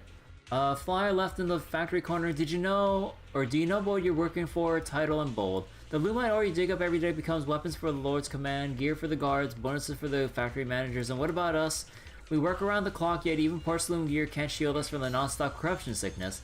Have you ever seen a worker corrupted by ether? I have. My father was one of them. They told us he was in a safe position, but now he can't even remember his own name.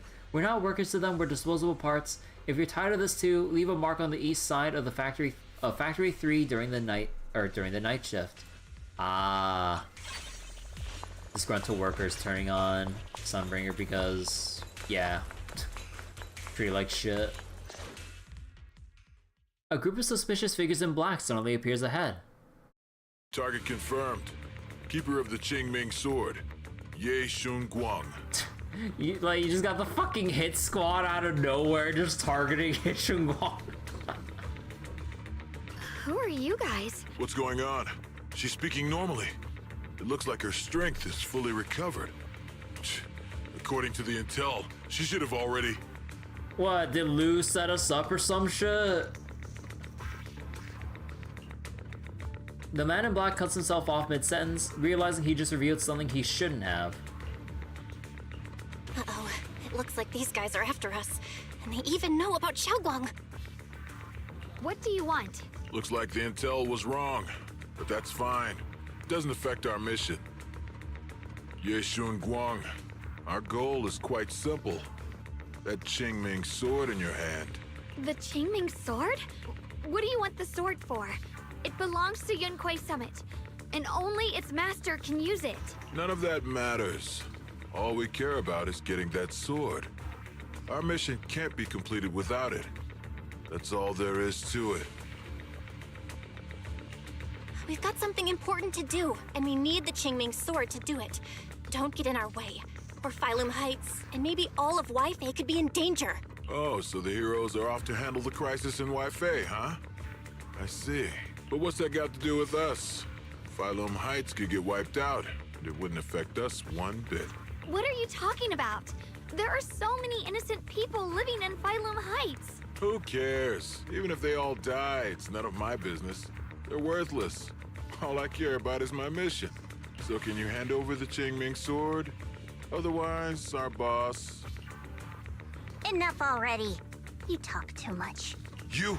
You know, only the weakest lackeys feel the need to give a long speech before every fight. The true victor speaks only through victory. Miss Xiao? Why did you suddenly... Before Xiaoguang can finish her sentence, Miss Zhao charges forward. Miss Xiao's acting a bit off today. She's unusually impulsive. Yeah, she's not acting like herself. Just to be safe, let's hurry up and help her out. Darling, still! Hand over the Qingming sword and no one gets hurt. Just go ahead and make things easier for everyone, yeah? Where did you learn about Xiaoguang?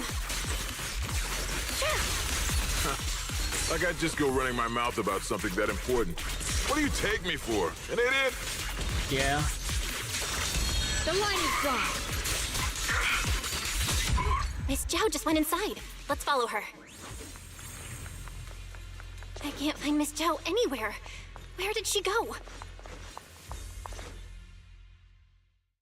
After searching around for some time, there's still no sign of Miss Zhao. This doesn't make any sense. Miss Zhao wouldn't just run off like that. Wait, don't tell me. Those people in black took her? Miss Zhao's really strong. She wouldn't be captured so easily. Maybe she got separated in the fight and lost her way? In any case, it's all my fault. Since they were coming for me and the Qingming sword. Don't worry just yet. We'll think of something. Fairy, can you pick up Miss Zhao's signal?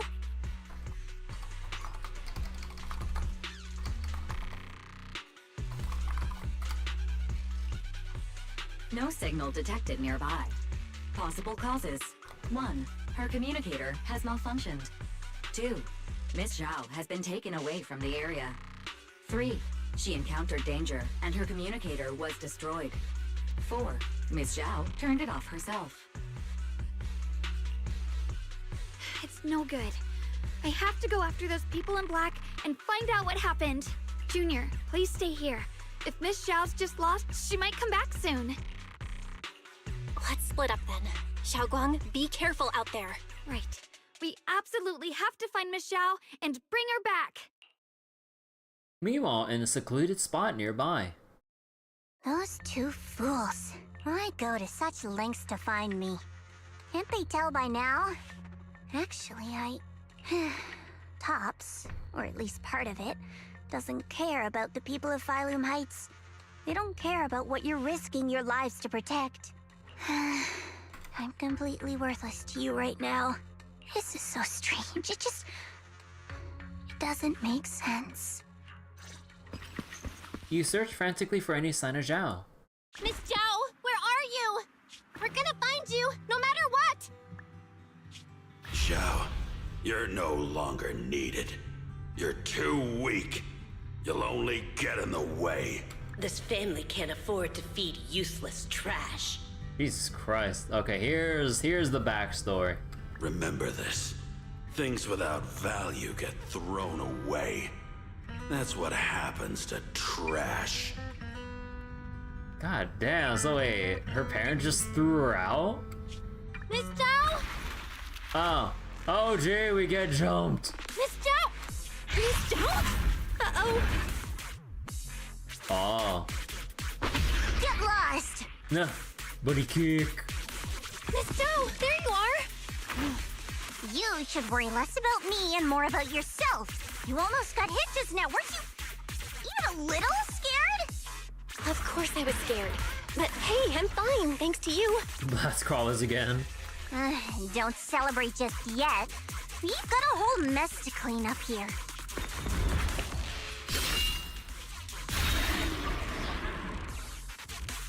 Sorry I'm late. Are you both okay? Xiaoguang, perfect timing. Zhao and I are both in one piece. Why? What? Why worry about me? Why take risks to find me? Why do you care about me at all? You can get better info on the creator from the mayor anyway, and when it comes to fighting, I can't compete with the wielder of the Qingming sword.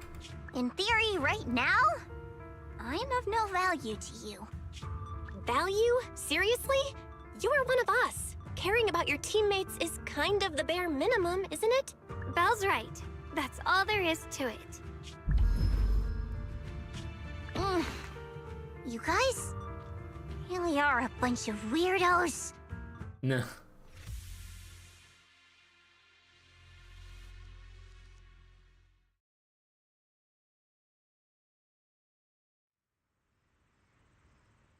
After some time, you finally make it back to Phylum Heights. Despite everything, thanks for not leaving me behind just now. I should be the one thanking you. I was lucky you were there. Miss Zhao doesn't respond. She stays silent for a long time, as if fighting an intense battle within herself. At last she turns to you, her eyes filled with a mix of confusion and searching curiosity. You're a bunch of weirdos, says the Labubu bunny. Nah, stop.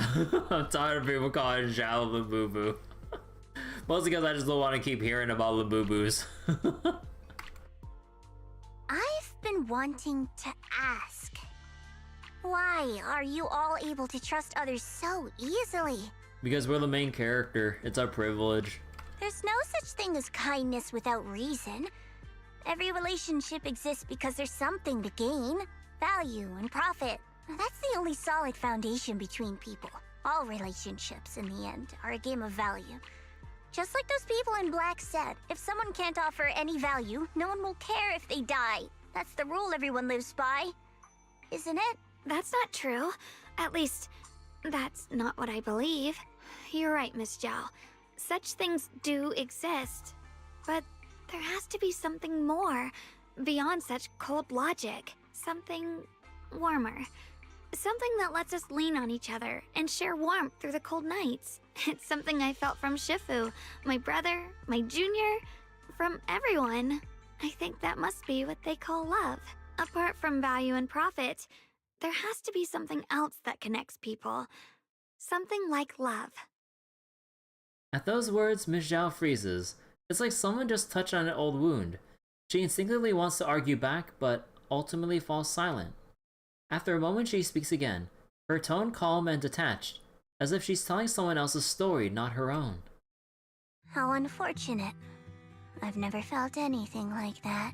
I was born into a big family, but it wasn't really a home. More like an arena where everyone fought to survive. Blood ties were thin, warmth was a luxury found only in dreams. and the only rule that mattered was equivalent exchange. Whoever could bring back food, resources, or information would earn a little more favor in return. I remember one bitterly cold winter when I was sent out to trade firewood for a piece of dry bread. But instead, the man saw how young I was, took everything I had, pushed me into the snow, and laughed, calling me a worthless beggar. I went back empty-handed and was met with a single word: useless.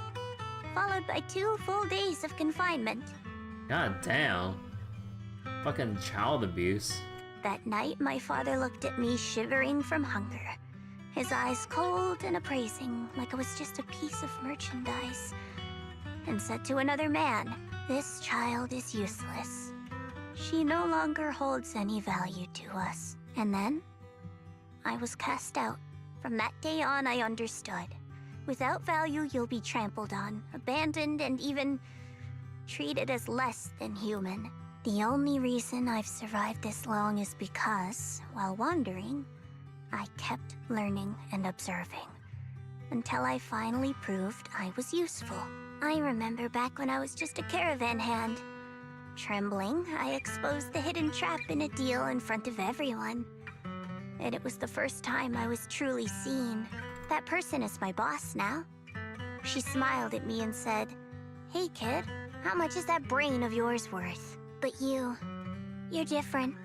I have nothing to offer you in return, yet you're still willing to do such worthless things for me.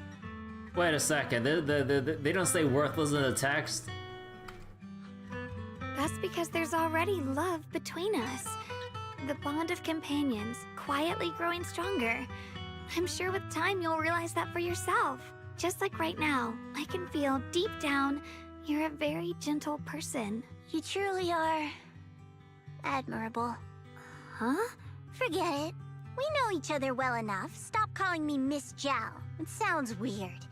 Just call me Xiao Zhao. Xiao Zhao. Okay, Xiao Zhao. Zhao turns her head away a little awkwardly with a faint blush coloring her ears. Right. You should head back and join the others from Yunquei Summit. I won't keep you any longer. Huh? You're not coming with us? Wait, they added a word to make up for a missing one earlier. The law of equivalent exchange. How many hours do we have left of this? I don't know, actually. I do want to ask now. Like, is this the end, or is there still actually more after this? Like, as in, like, a lot more? Or is it just, like, a little bit longer? I'm not really into the whole happy reunion thing. Besides, there's still stuff at Krampus that needs my attention. 2 hours and a half? God damn! So, see you next time. Wait, Xiao Zhao leaves.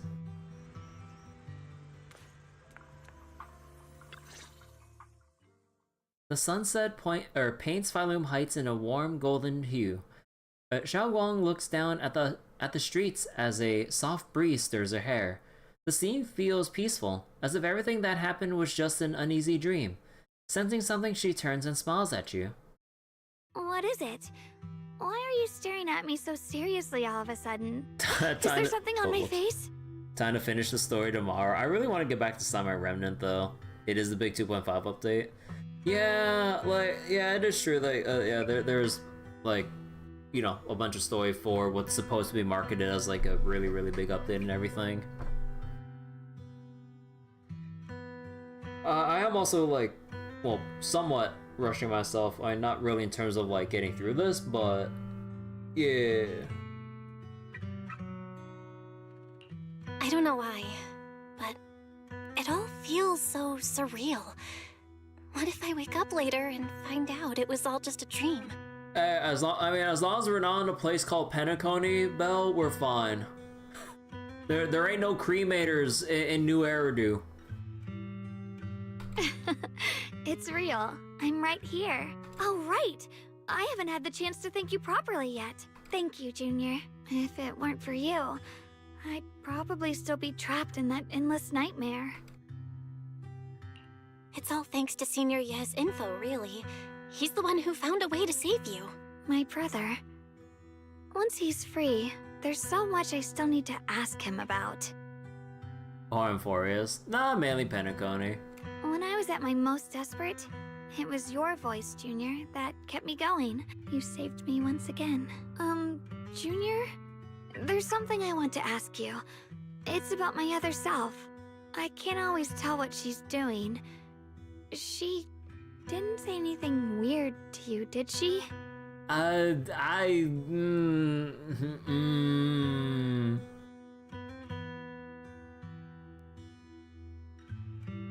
Man, we can't like tell her about the embarrassing shit? Man!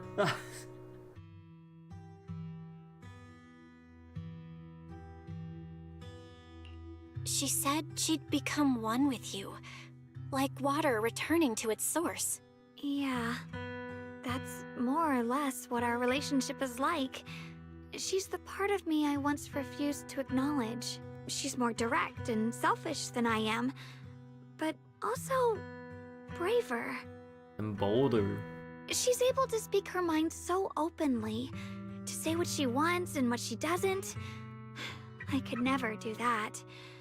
Maybe that's why she exists. But things are different now. From that day on, she stopped being someone I pushed away and became a true part of me. I feel like I can finally be more honest with myself. I can finally say it now. I've always been afraid. Ever since the day I got the Qingming sword, that fear's never left me. I'm scared of pain, of losing my memories, of one day just disappearing. I'm afraid of everyone's expectations, and even more afraid of failing them. I used to think how wonderful it would be if the Qingming sword hadn't picked me.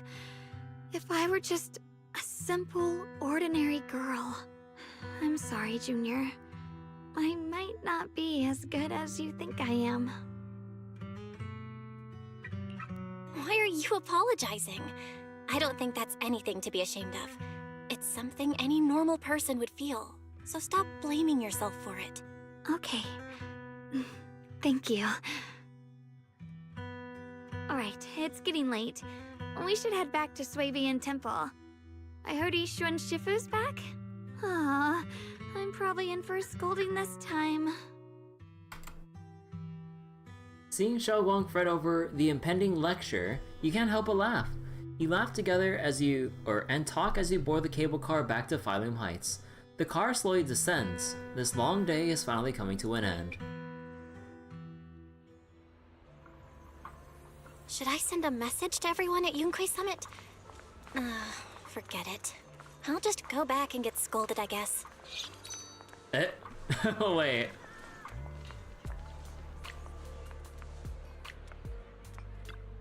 I've only just now realized. Phylum Heights is such a bustling, colorful place. You know, being able to move the camera like The air this... smells of coffee and fresh bread, mingling with the calls of vendors and the carefree laughter of children. Just watching and soaking it all in is enough to make you feel genuinely happy. Xiaoguang, it's getting late. Should we head back to Swabian Temple? Sorry, I lost track of time. Let's head back. We don't want everyone to worry. Oh my god. That colorful shop over there. Is that your video store? It looks really unique. Oh, Yishan gonna get the belt. Oh, hell no. Even worse, getting the metal coat hanger. Like a baby bird, Xiaoguang is filled with wonder at everything around her. She stares at the video stall for ages, as if even these most ordinary sights have become incredible miracles. Did you pick out all these videotapes one by one? That's incredible. I've got an even bigger business running on 6th Street. So, are there way more videotapes at that video store on 6th Street? A mountain of them. Wow. I wonder what kind of stories are hidden inside them.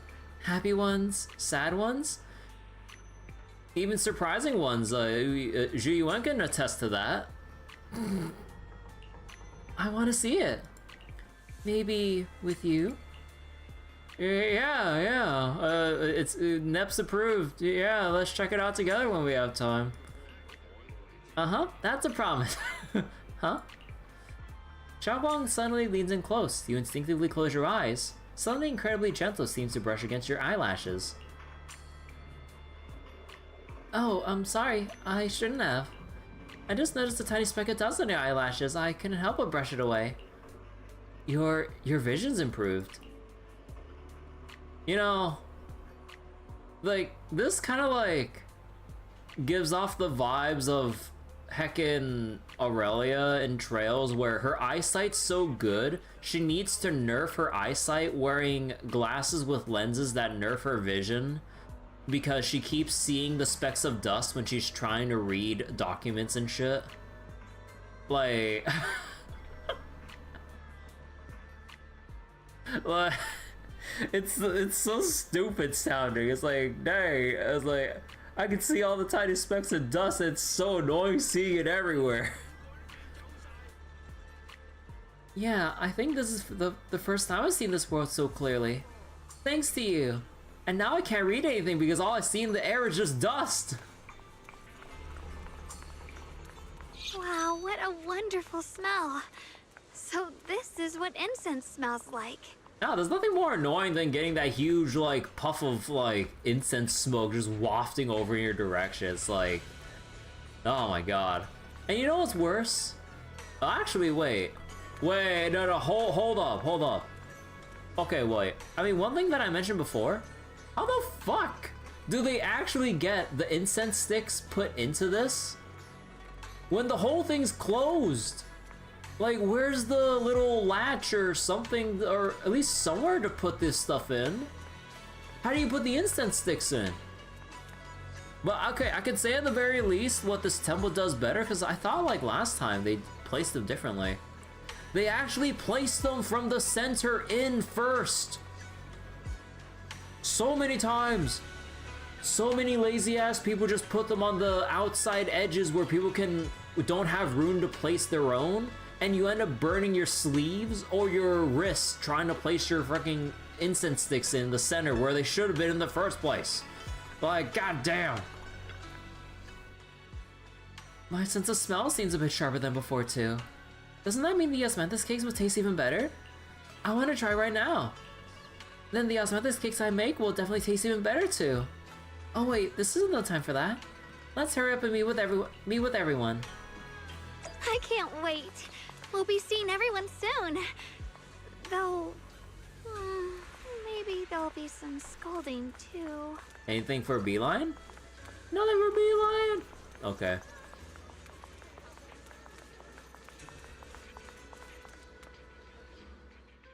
Xiaoguang gently pats Yishu and Shifu on the back.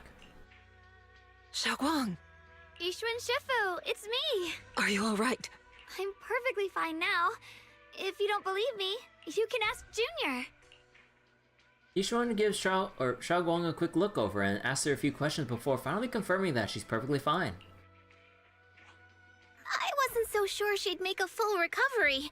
She'd almost completely lost all 5 of her senses. Oh, lost all 5 senses? I'm sorry. Ah, she's better now. It looks like someone's got some explaining to do. Everything is finally explained to Yishu and Shifu, though the part about Yeshiwan is still left unmentioned for the time being. I see. No wonder you didn't want to tell me about Xiaoguang's condition earlier. Anyway, at least things seem to have turned out well in the end. Xiaoguang wouldn't have recovered without you, Belle. Just cleaning up the mess they made themselves. By the way, we couldn't contact you for quite a while, Shifu. Did something happen? Imagine if Yishuan still has the mic sound issues even here. No, like, they give her the radio filter voice like when she's literally in person. That'd be the cherry on top of this, like, voiceover cake here. Or, like, more like voice editing, I mean, but... I was supposed to be here sooner. I tried to take a shortcut through a few hollows, but I ran into trouble in one of them. so it took me a bit longer. Shortcut through some hollows? Not just a bit longer. To be precise, you were trapped by an unknown enemy and were completely out of contact for a while. Trapped? Who the heck could possibly trap you? They were extremely cautious in hiding their tracks, and I haven't found any clues yet. However, judging from our brief encounter, they're definitely not weaker than me. They were as strong as any Void Hunter. As another Void Hunter? A Void Hunter? How could you possibly just run into an enemy that strong out in the road? Yishuan got power crapped. Like, damn, she's been MIA for like so many parts of the story, and then she gets power crap by just trying to find a shortcut and finds another potentially Void Hunter level, if not stronger, like, encounter. Like, goddamn. Clearly, someone's deliberately targeting Yunque Summit.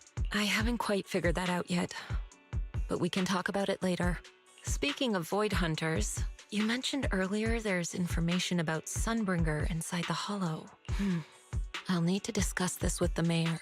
By the way, have you heard anything regarding Ye Shuyen's whereabouts lately?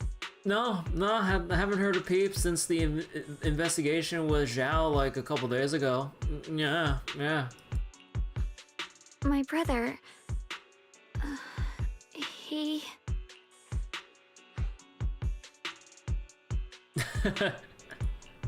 We haven't heard anything. Shifu, have you got any leads? It's not much of a lead, just a rumor that he was seen in Lemnian Hollow. But it's okay. I'll keep looking into it. Anyway, you've both worked hard. Take some time to get some rest. And Xiaoguang, we're lucky you recovered this time. You mustn't be so reckless in the future. Understood. After chatting for a bit, everyone goes their separate ways. Just as you're about to head back to your room to get some rest, a message suddenly comes through. I need to talk to you and Xiaoguang. Let's meet at this spot, just you two, do not tell anyone else. It's a message from my brother. I got it too. Seen you yet? Finally stopped writing Finally stopped writing letters. My brother can be a bit old-fashioned sometimes, but why do they specifically emphasize don't tell anyone else? Feels like we're trying to avoid someone. Whatever. I don't really get what he's trying to say, but let's follow what the message says and meet up with him. You sneak to the meeting point with Xiaoguang.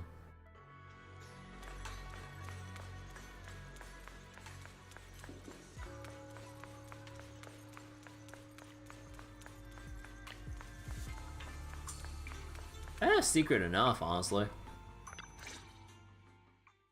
The night is deep and still. A tall figure stands in the shadows, almost blending in with the darkness itself. At the sound of our footsteps, he slowly turns around. On that familiar face is a gaze tinged with coldness and wariness, like a lone wolf licking its wounds. Only when he sees you clearly do his tense features gradually soften, faintly revealing a trace of the gentle warmth you once knew. Xiaoguang, how are you doing? Are you feeling better? Don't worry, I'm perfectly fine now. My senses feel even sharper than before. I could even see the dust gathering on your eyelashes. So, can you finally tell me what you've been hiding from everyone? Junior Bell, thank you for looking after my sister. I know it hasn't been easy. Thanks, but Senior Ye, are you trying to change the subject? I'll tell you what you want to know when the time comes, but not now. Bruh. We have something more urgent to deal with at the moment. I found a way to break the Qingming Sword's bond with Xiaoguang. It's in Lemnian Hollow, the same place where we helped to regain her senses. That object seems to have some ties to the Creator's power. I've already mastered a special method and can use it to erase the bond. Let's head there now, Xiaoguang. Once we break the sword's hold, you won't have to live in its shadow any longer. You'll finally be free. But then, what about the Qingming sword after the pact is broken? Yunque Summit will find the next sword keeper. That's their concern, not ours. I'm sorry. I can't do that. Why? You know full well as long as that sword exists, you'll never have peace. At any moment, you could... The Qingming sword needs a sword keeper to keep the two forces inside it under control. Otherwise, it could cause a massive catastrophe. You know that already. If such a disaster were to occur, countless innocent people could lose their lives. Should we also mention about, like, the hit squad that was put in to steal the Qingming sword from us and kill us? So what? Is my sister's life worth less than the lives of strangers? I know you're only doing this for my sake, but this is my choice. You don't get to choose! Senior Ye has never looked this angry before. His once gentle eyes now burn with pain and fury. Startled, Xiaoguang steps back, her face turning pale. The air around them seems to freeze in place.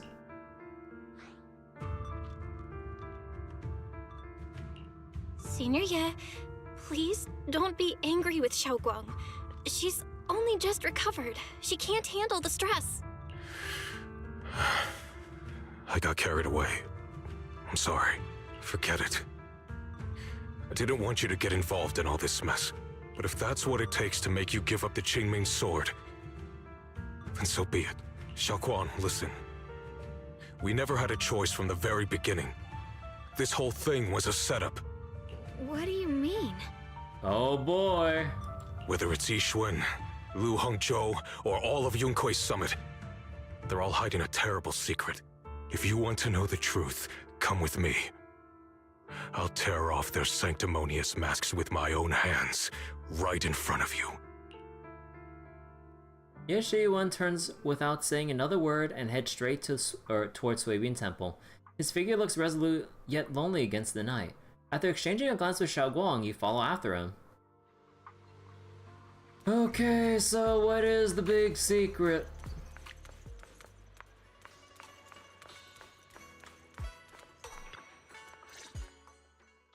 Back at Suibian Temple under Senior Ye's command, you gather everyone at Suibian Temple. Ye Shiyuan, you actually have the nerve to return to Suibian Temple? Aren't you ashamed of yourself? It's Yunkui's summit who ought to feel ashamed. Shuyin, what's that supposed to mean? Exactly what it sounds like. You searched all over New Eridu for innocent children and brought them to Yunkui's summit as disciples. But they were really just sacrifices for the Qingming sword. Shouldn't Yunkui's summit be ashamed of itself? What are you talking about? Yeah, okay, so it's... Okay. You can drop the act, Yixuan Shifu. Xiaoguang and I were orphans with no parents. We were only lucky enough to be taken in by Yunkui's summit because of our physiques. Because we're of the rare ilk capable of bearing the Qingming sword's power. Isn't that right? When did Yunkui's summit set its sights on us? After our parents' accident? Or even earlier? I wouldn't be surprised if you had something to do with our parents' death as well. 2 children without parents or a home. Who could be easier to control than that? Such kindness. A lifetime wouldn't be enough to repay it, don't you think, Lu Hongzhou? Hold your tongue! Mr. Lu, what is this about? You told me that Xiaoguang touching the Qingming sword was just a coincidence. Lu was evil, he couldn't see it happening. Part of me was hoping that he wouldn't just turn into yet another villain of the fucking week. Bro. Yixuan's stonk's going down. No, like, Yixuan's generally surprised about this development. Like, she was in the dark about this. But yeah, like, the moment, like, I see a character that has that, like, totally not, like, evil asshole face you want to punch kind of look to him, I'm like, bro, he's totally gonna, like, hold some dark secret or backstab us, like, openly or some shit. Like, the moment the hit squad came up, and the beef that he's had with Bell, it was just because we're gonna, like, eventually expose, like, his, like, secret reasons for all this stuff. It's just like, bro, it's so overly predictable. I'm like, like, at this point, can we actually just stop having villains of the week and, like, at least have him as, like, an extremely misguided elder or some shit? Or I don't know, man. You laughed when I said at the beginning when you thought he might not be evil. Like, it's just so repetitive. I'm just like, bro, how many villains of the week do they just reveal like that? Like, oh my god. A coincidence?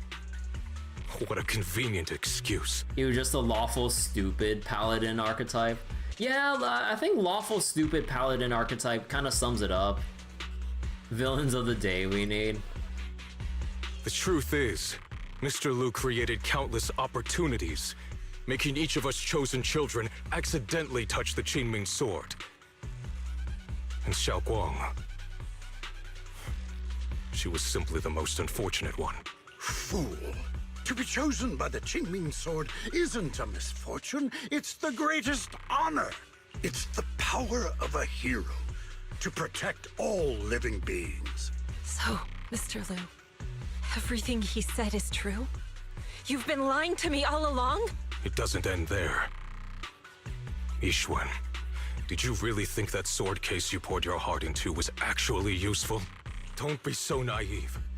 The Creator has awakened, and because of that, no power can suppress the Qingming sword's effects. Your sword case can't protect Xiao Guan at all! From the very moment she touched the Qingming sword, you all had already decided her fate for her. Shiyun, how do you know all this? When I was under the Creator's control, I briefly connected with their mind.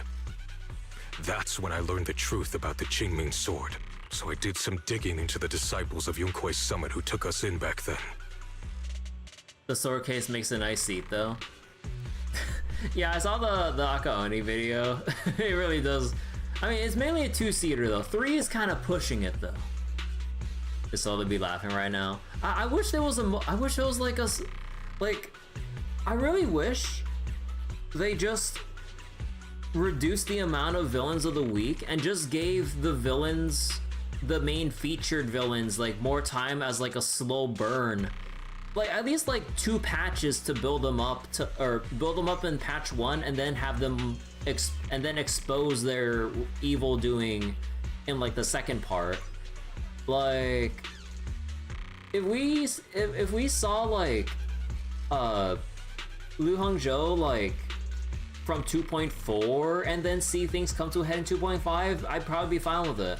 If we saw like Isolde, well, I mean technically we saw Isolde before, but I don't think, or at least to my recollection, I don't think she dropped any easy hints to pick up upon. I'm not sure. Did Isolde drop hints early on when we first saw her? I don't remember. But yeah, like I just kind of wish like they spent more time with them and alluded to like whatever past grievances, motivations, or history to then build up for that like moment, instead of just having like random monster villain of the week. In this case, like 2.3, like the monster of the week was like the drowned ideal people, and then we're not really doing anything with them anymore. Like, and then like you have Baniwei's like disciple harboring like deep resentment for 10 fucking years, instead of like spending any of that time at some point trying to air his grievances to him or something at some earlier point, only just wanting to go for some convoluted murder-suicide attempt, which I didn't really give a shit about, because like we only just got introduced to him in just this patch, or in that patch, I mean. Like, oh my god, like I just wish like they just overlapped a lot of these characters' appearances, so that like I don't know, like we see Isolde for 2 patches, and then like on like the final patch where Isolde would then meet her end, then we introduce like Baniwei's like heckin' apprentice or whatever, for whatever reason they could think of, so we can like at least get familiar with them, and then we see the shit. Like, I don't know, just oh my god, I'm just so frustrated about this shit. Banyue Shifu was innocent. He truly believed that letting Yunkui's summit take us in was best for us. But some of the disciples in charge of selecting orphans weren't so honorable. So wait, it can fit 3 if the third person is Zhao. So wait, meanwhile, Ligas, your mixtape is peak. His mixtape is only 1 song. I mean, Lu Hongzhou couldn't have done this all alone, right?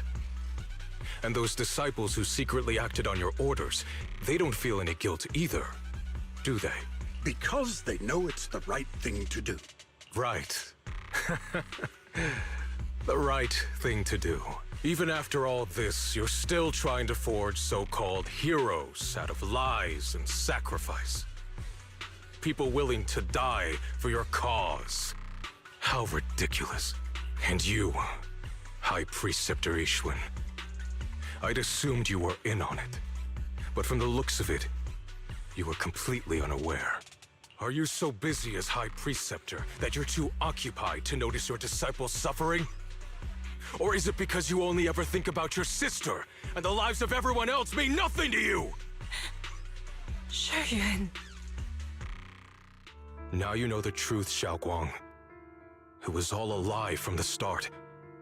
We never had a choice. Give up the Qingming sword. Don't let it weigh you down any longer. You deserve a life of your own, one that's free and whole. The Qingming sword was never a burden. It's the very thing that gives your life purpose. Without the Qingming sword, how could Yeshuan Guang have gained such immense power at such a young age? You should see it as an honor, not a burden. Whose honor? Yunkuei Summit's or yours? It's easy for you to preach, because you're not the one who has to pay the price. Do you think I wouldn't if I could?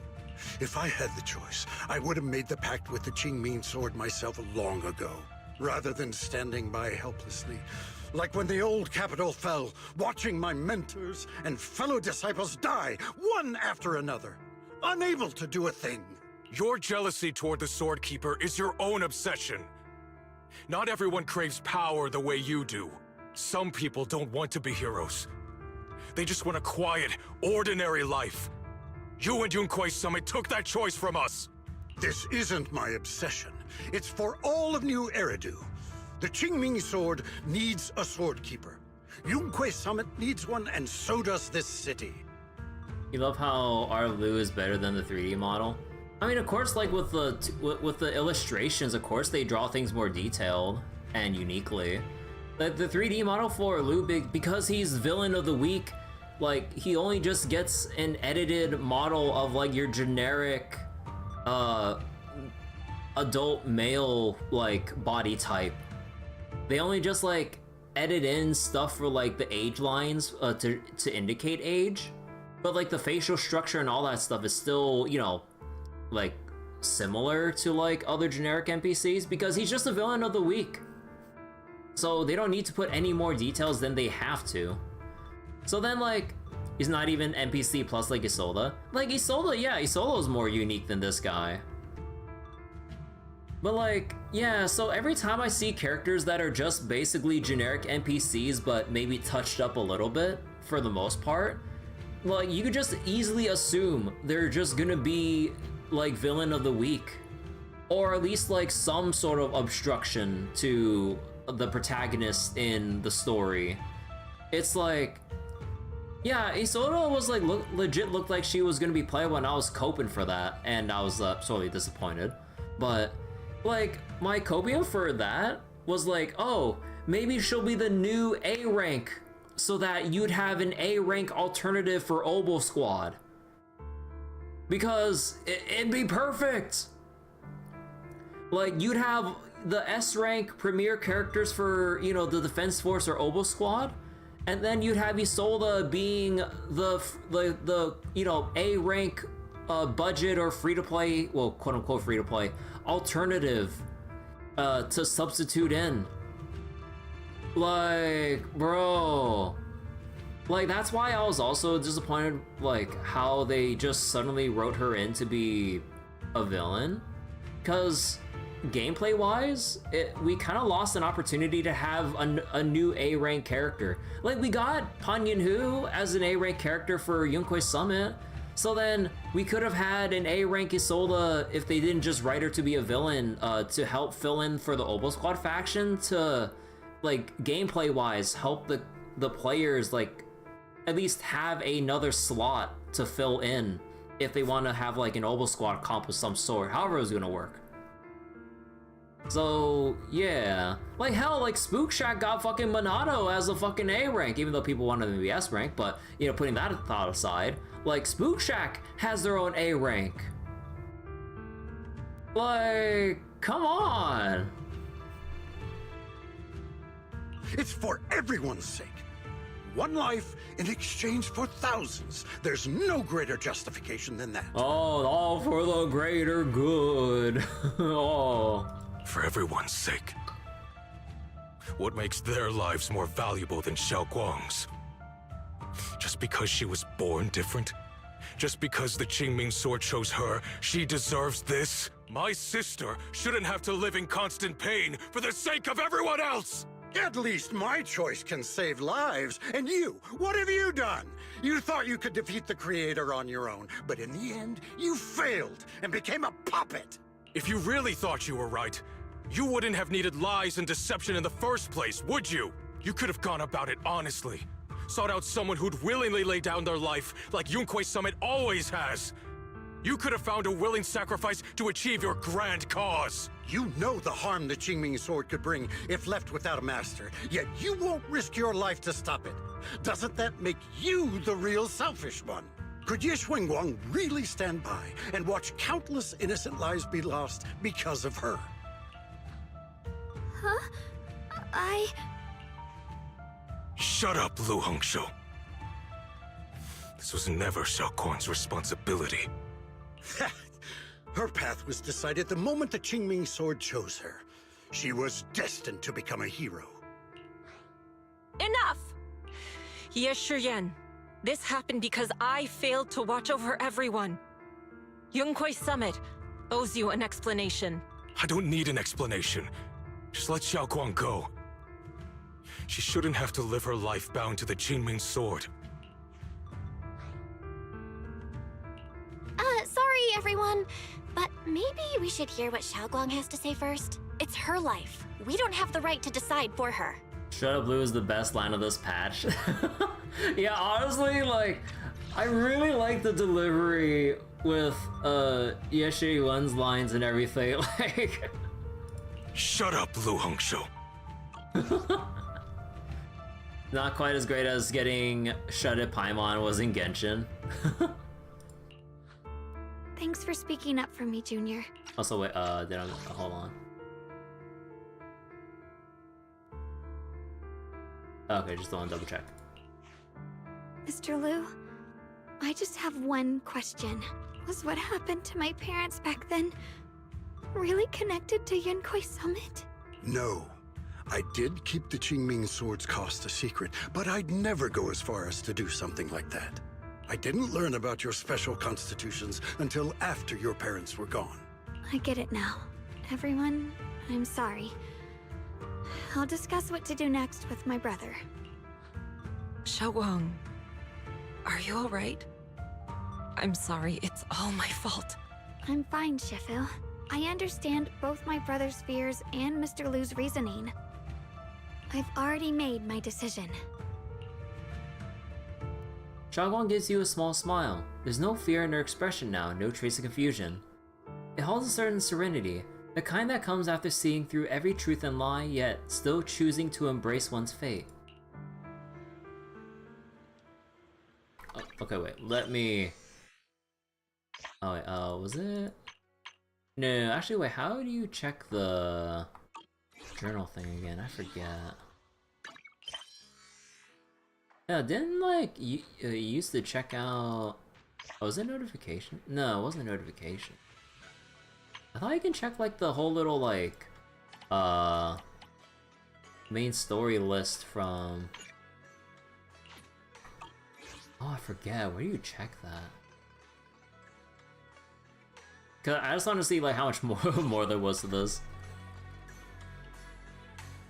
So, wait. So he's, like, half villain of the week? Xiao Guang.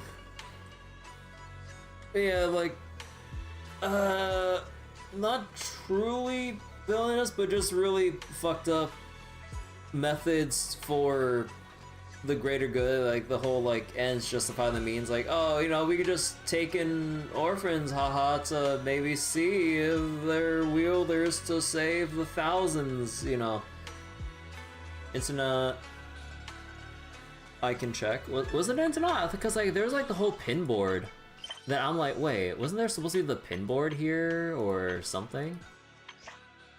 Because like it's not. Oh wait. No, not this one. Because like I thought like there was the whole pin board when you can check on the internet page here, right? Did they remove that? Or do I have to go back to like? Do I have to go back to the video store or my room in to check out the pin board for the story? They changed it? Oh. So is it like... Oh hey, they're right here. Wait, can you talk to them? Nah, you can't talk to them. Aw. I forgot. Can you check here? Not on the HDD. No, you have to check back at the video store. Ah, whatever. Let's just keep reading. As a Shifu, I failed to protect my own disciple. Whether as the High Priest after Yunque's summit or as your Shifu, I failed. Don't be so hard on yourself. Even now, I still dream of that battle from years ago. Dream of my sister. Mr. Lu Hongzhou was supposed to come with us, but he wasn't strong enough back then, so his sister forced him to handle logistics, protecting the families of all disciples involved in the battle. But I know that survival for him is a punishment worse than death. He hated his own weakness, hated that he could only watch helplessly as his companions died. Just like back then, when I could only watch my sister die. I know that feeling all too well. That agony of wanting to take their place yet becoming completely powerless. Maybe that's exactly why I was so quick to trust what he said. Either way, those are my mistakes. I'll give everyone a proper explanation about Lu Hongzhou's situation. Based on the current information, not only will he be expelled from Yunque's summit, but also face punishment from public security. Oh, thank God! Though none of this can make up for the pain Xiaoguang has endured. After a long silence, Yishuan Shifu speaks again. It's getting late. Xiaoguang and the others are still probably waiting are probably still waiting for you. I'll take care of the rest.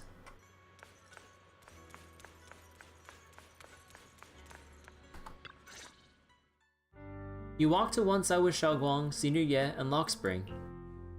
Xiaoguang, we're leaving right now.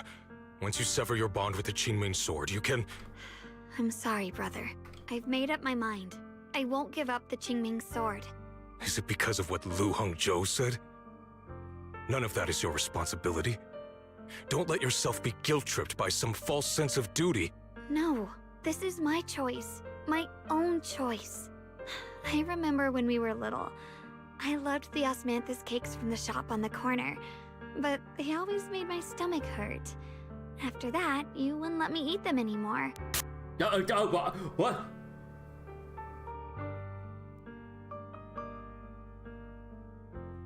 What the fuck was that static? What the fuck? Wait, play that back. I remember when we were little. I loved the osmanthus cakes from the shop on the corner, but they always made my stomach hurt. After that, you wouldn't let me eat them anymore. Yeah! Wait, they fucked up the audio a little bit at the end of the voice line. Yeah, they left in that or they somehow didn't notice the static at the end of that line. What the dude? Like, okay, I maybe get, like, mismatched voice and text in cutscenes. Maybe because, you know, like, things are overlooked when voice actors decide, like, something would flow better when they, like, from when they first read a line to when they say it. But then, in the editing process, how do they not... Oh, my God, I know they probably don't listen to... Or maybe, like, you know, as they're probably, like, skimming through it, like, they didn't catch that or something. I don't know, dude. I'm just trying to imagine it. Oh my god. No, it's not like a low budget mic or something, I think, because like the voice read out just fine at the end. It just seems like, or actually, I mean, I don't know like what it could be exactly, but yeah, like how the fuck did that static go through? But being the kid I was back then, I couldn't resist. I bought them secretly, and after eating them, my stomach hurt so bad I almost ended up in the hospital. Thankfully, you're not wearing headphones right now. I mean, it wasn't too bad for me, but like it was more like the fact the static came up was like the big surprise that got me to jump up in my chair a bit. Cause like, you know, you'd expect all the lines at the very least like to be properly like, you know, to have their proper sound quality and not just leaving like a bit of static out of nowhere. Xiaoguang. But I never regretted eating those cakes. I know you mean well, but you can't protect me forever. I've grown up and I have to make my own choices. You blame Robin's voice from 3.8. Yeah, there's so many weird lines where like in the middle of like some cutscenes you just hear voices that have weird ranges in sound quality spikes, where it initially reads like cleanly, and then just sounds a little bit distorted, like ever slightly so, or very severely so, like midway through, and then it cleans up at the end.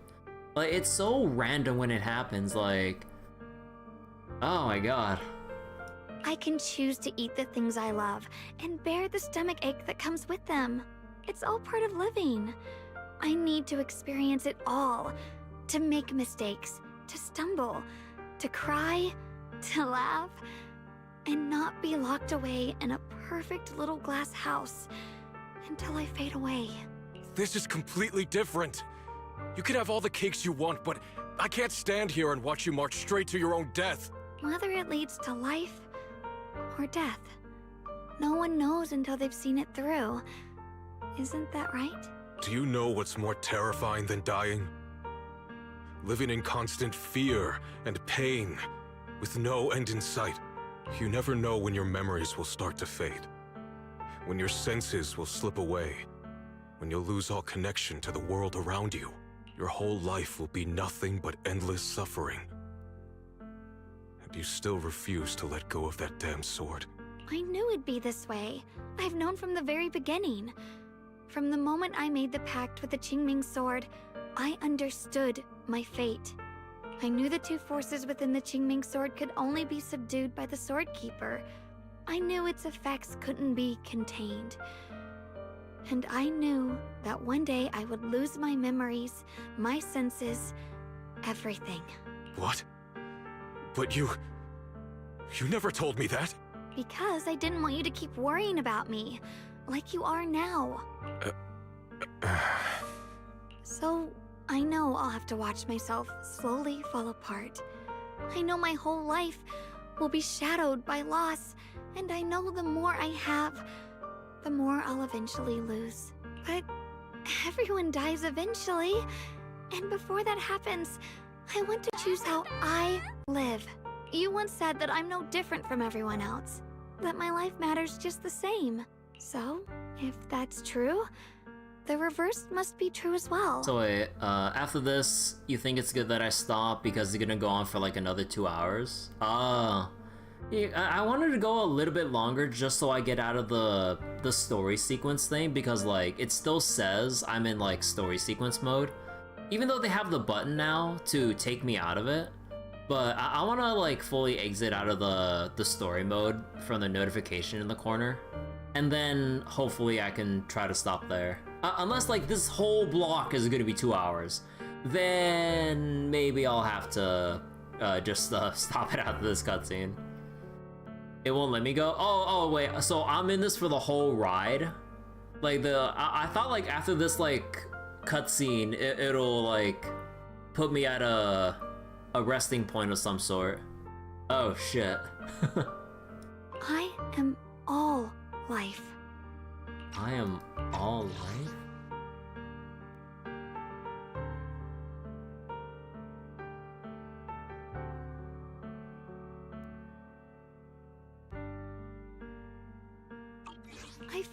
Qingming Sword's pain. I won't let anyone else endure that same despair. I don't want to face the terror of another disaster. So I won't give up the sword and let others suffer in my place. I'm all the Sith. You may think it's foolish, but this is who I want to be. The kind of person I choose to become. There's a light in Xiaoguang's eyes, bright enough to be considered dazzling. Across from her, Senior Ye remains silent for what feels like an eternity. I'm only human. I'll always care more about my own sister than people I don't know. I can't and won't carry the weight of all living beings. If this is really what you want, I'll respect your choice, but I'll never give up. I'll find a way to save you, no matter what. Then can you promise me one thing? From now on, you have to allow yourself to be happy. My choices, my fate, none of that is your fault, nor your burden. You've already done more than enough for me.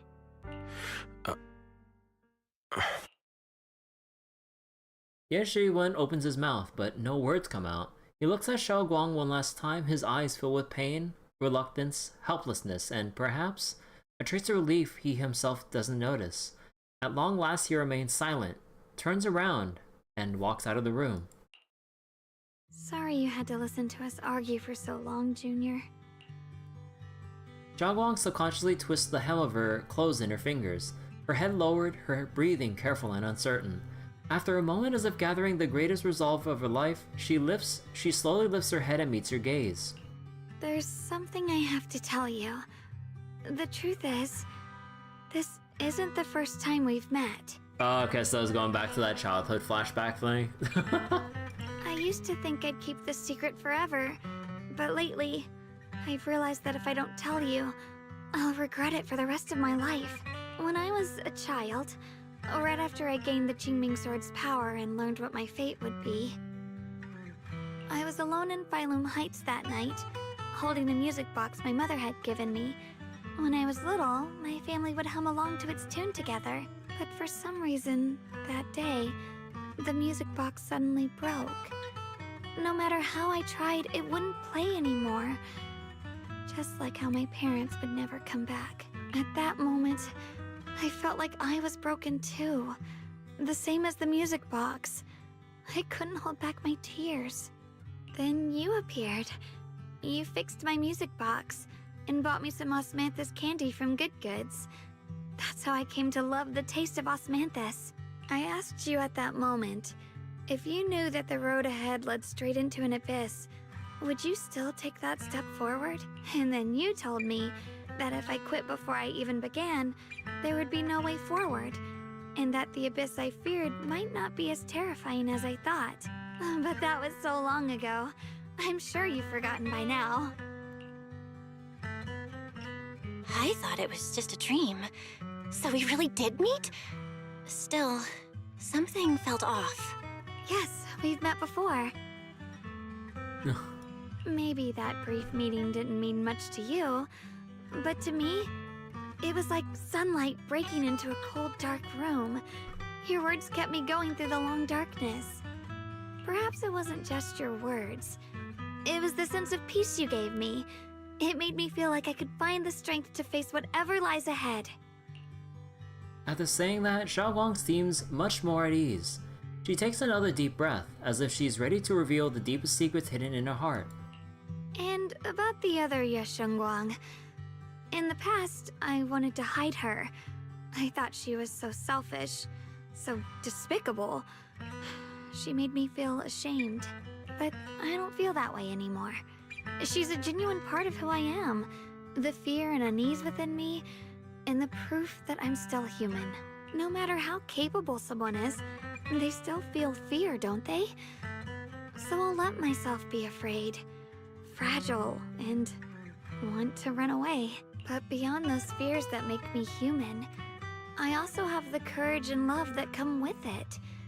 Fear keeps me cautious, while love and courage carry me forward.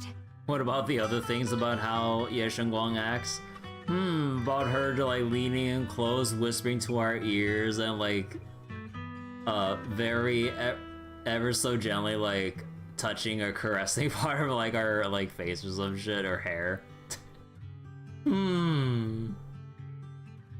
What kind of signals are you sending, Xiaoguang? Back then, she said not to die before this world does. And now, I'd say I'll coexist alongside it. At first, I only entered Limnian Hollow on Xiao Zhao's advice to look for my brother. But deep down, it was out of guilt. I didn't want to keep being the one everyone had to protect. Later, when I first saw the Hollow expand and chaos engulfed Phylum Heights, I chose to enter it out of duty, as the Qingming Sword's keeper. I was the only one who could do it, so I had no choice. But now, from this moment on, I choose to accept the Qingming Sword and become the Sword Keeper, not out of guilt or out of duty. I didn't submit to this fate. After seeing every possible path, I chose it because I want to make a difference in the world and for myself. And also, I want to do something for you.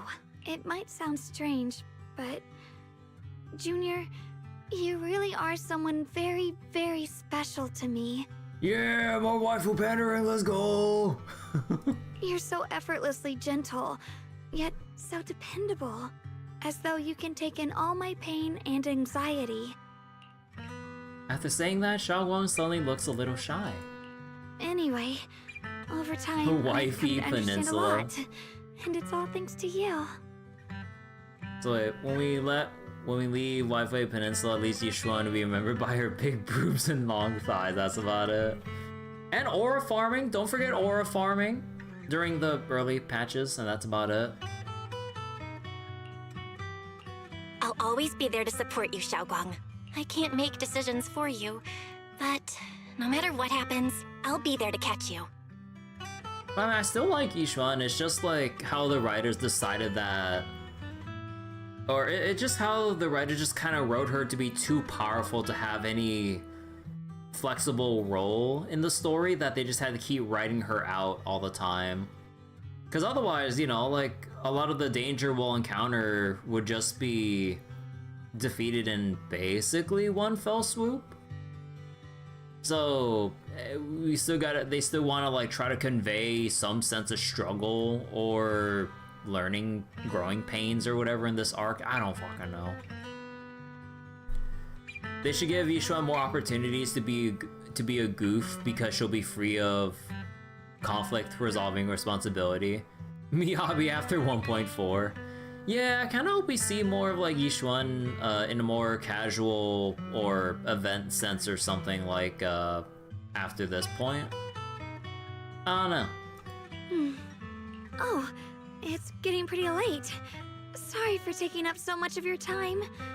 Well, Yeah, it's like midnight right now actually, Shengguang. good night, Junior. I hope we both get a good night's sleep. Yeah, I hope I get more than 4 hours of sleep too, because like I slept at 2, I woke up at 6, and then I had a cup of coffee. So yeah, I've been running on 4 hours this whole time. Okay, so that was the completion of this part of the story, but it still says we're part of immersive storytelling. I mean, okay, at the very least, we'll pause it here. Okay. Whew. Let me check some stuff real quick. Let me just claim my shit, even though there's no reason to really do the managing stuff anymore. Let me claim this real quick. More polychrome. You just got the Evelyn Trust event where she'd been awake for 58 hours. Goddamn. Hello, Nicole and Scotty. You're doing it right after your stream. Saw that I was live. How's the streaming going? Oh, pretty good. Actually, I was kind of just thinking about ending here because it's been like a long story session with 2.5 and Zenless right now. But yeah, there's still like, apparently from what people are telling me, I'm also multi-streaming, so I'm also talking to Twitch and you guys on YouTube as well. But yeah, I've been told there's like 2 hours of more cutscenes after this still, apparently. So, oh boy. Like, okay, I think I'll actually at least finish up the story tomorrow, and then we'll get back to Fate Samurai Remnant and finish the final playthrough and the DLCs. Oh boy. Do I have enough pulls for Shunguang now? God dang it, I still need God, okay, I still need a whole bunch. Okay, how much time do I have left on Shiyu Defense?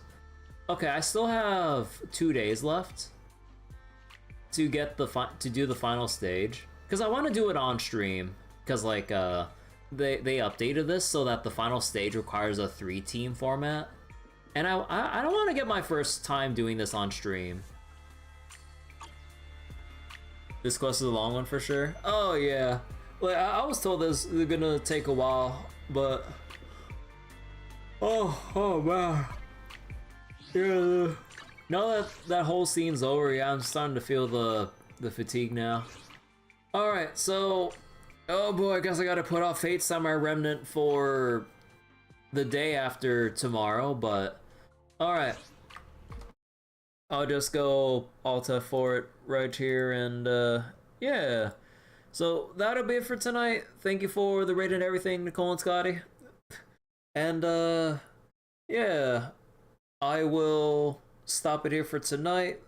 We will finish up the story for Zenless, and probably with how much time there'll be left in the night and stuff, because there'll roughly be, let's say, 2-ish hours. We'll probably do some of the event content, and then probably despair over my pulls for Yeshunguang because I failed my 50-50 earlier. Woo! So, yeah. I'm gonna be fiending for Polychrome from the events and everything. I still gotta do the co-op event, but we'll get to it over time. Got a lot of time, but I also want to finish my concurrent playthroughs and everything before the Fate Grand Order collab event with Fate Samurai Remnant, which I really want to read, but the event has spoilers for the game, so I want to do all 3 routes of the game before the event comes out. But yeah, Luor, best villain. Yeah, like, I mean, I've been patient enough with, or you know, fairly patient with how the 2.x patches have been story-wise. Like, I mean, like, everything, like, or going into, like, 2.2 and everything, it was, you know, still pretty neat overall. But then from 2.3-ish onwards, like, 2.3 was, like, fillery. And then the whole thing with 2.4 and now 5, it's like, okay, now we just have our monster / villains of the week, and I'm just like, Like, oh my god, I'm just so tired of the villain of the week format. It's like, can we just have, like, one villain or, like, a concentrated group of villains to, you know, learn more about and slowly build up the climactic battle for, instead of just having yet another disgruntled person of society of the week having it out for us, or having some really misguided intentions or something. I'm just like, oh my god, I just actually want to, like, get invested in a villain that we eventually build up their defeat for. Like, oh my god. Starro Banner ends today. Yeah, I saw that. Like, unfortunately, I'm not going to be able to get Dahlia's light cone, so yeah, I'm just gonna be despairing, honestly. But yeah, basically all my Starro pulls are basically just in shambles, but alright, I'm just gonna go end it here. I really want to get some rest because, man, being on 4 hours of sleep, not good. But yeah, okay, take care everyone. Thanks for watching. Bye-bye.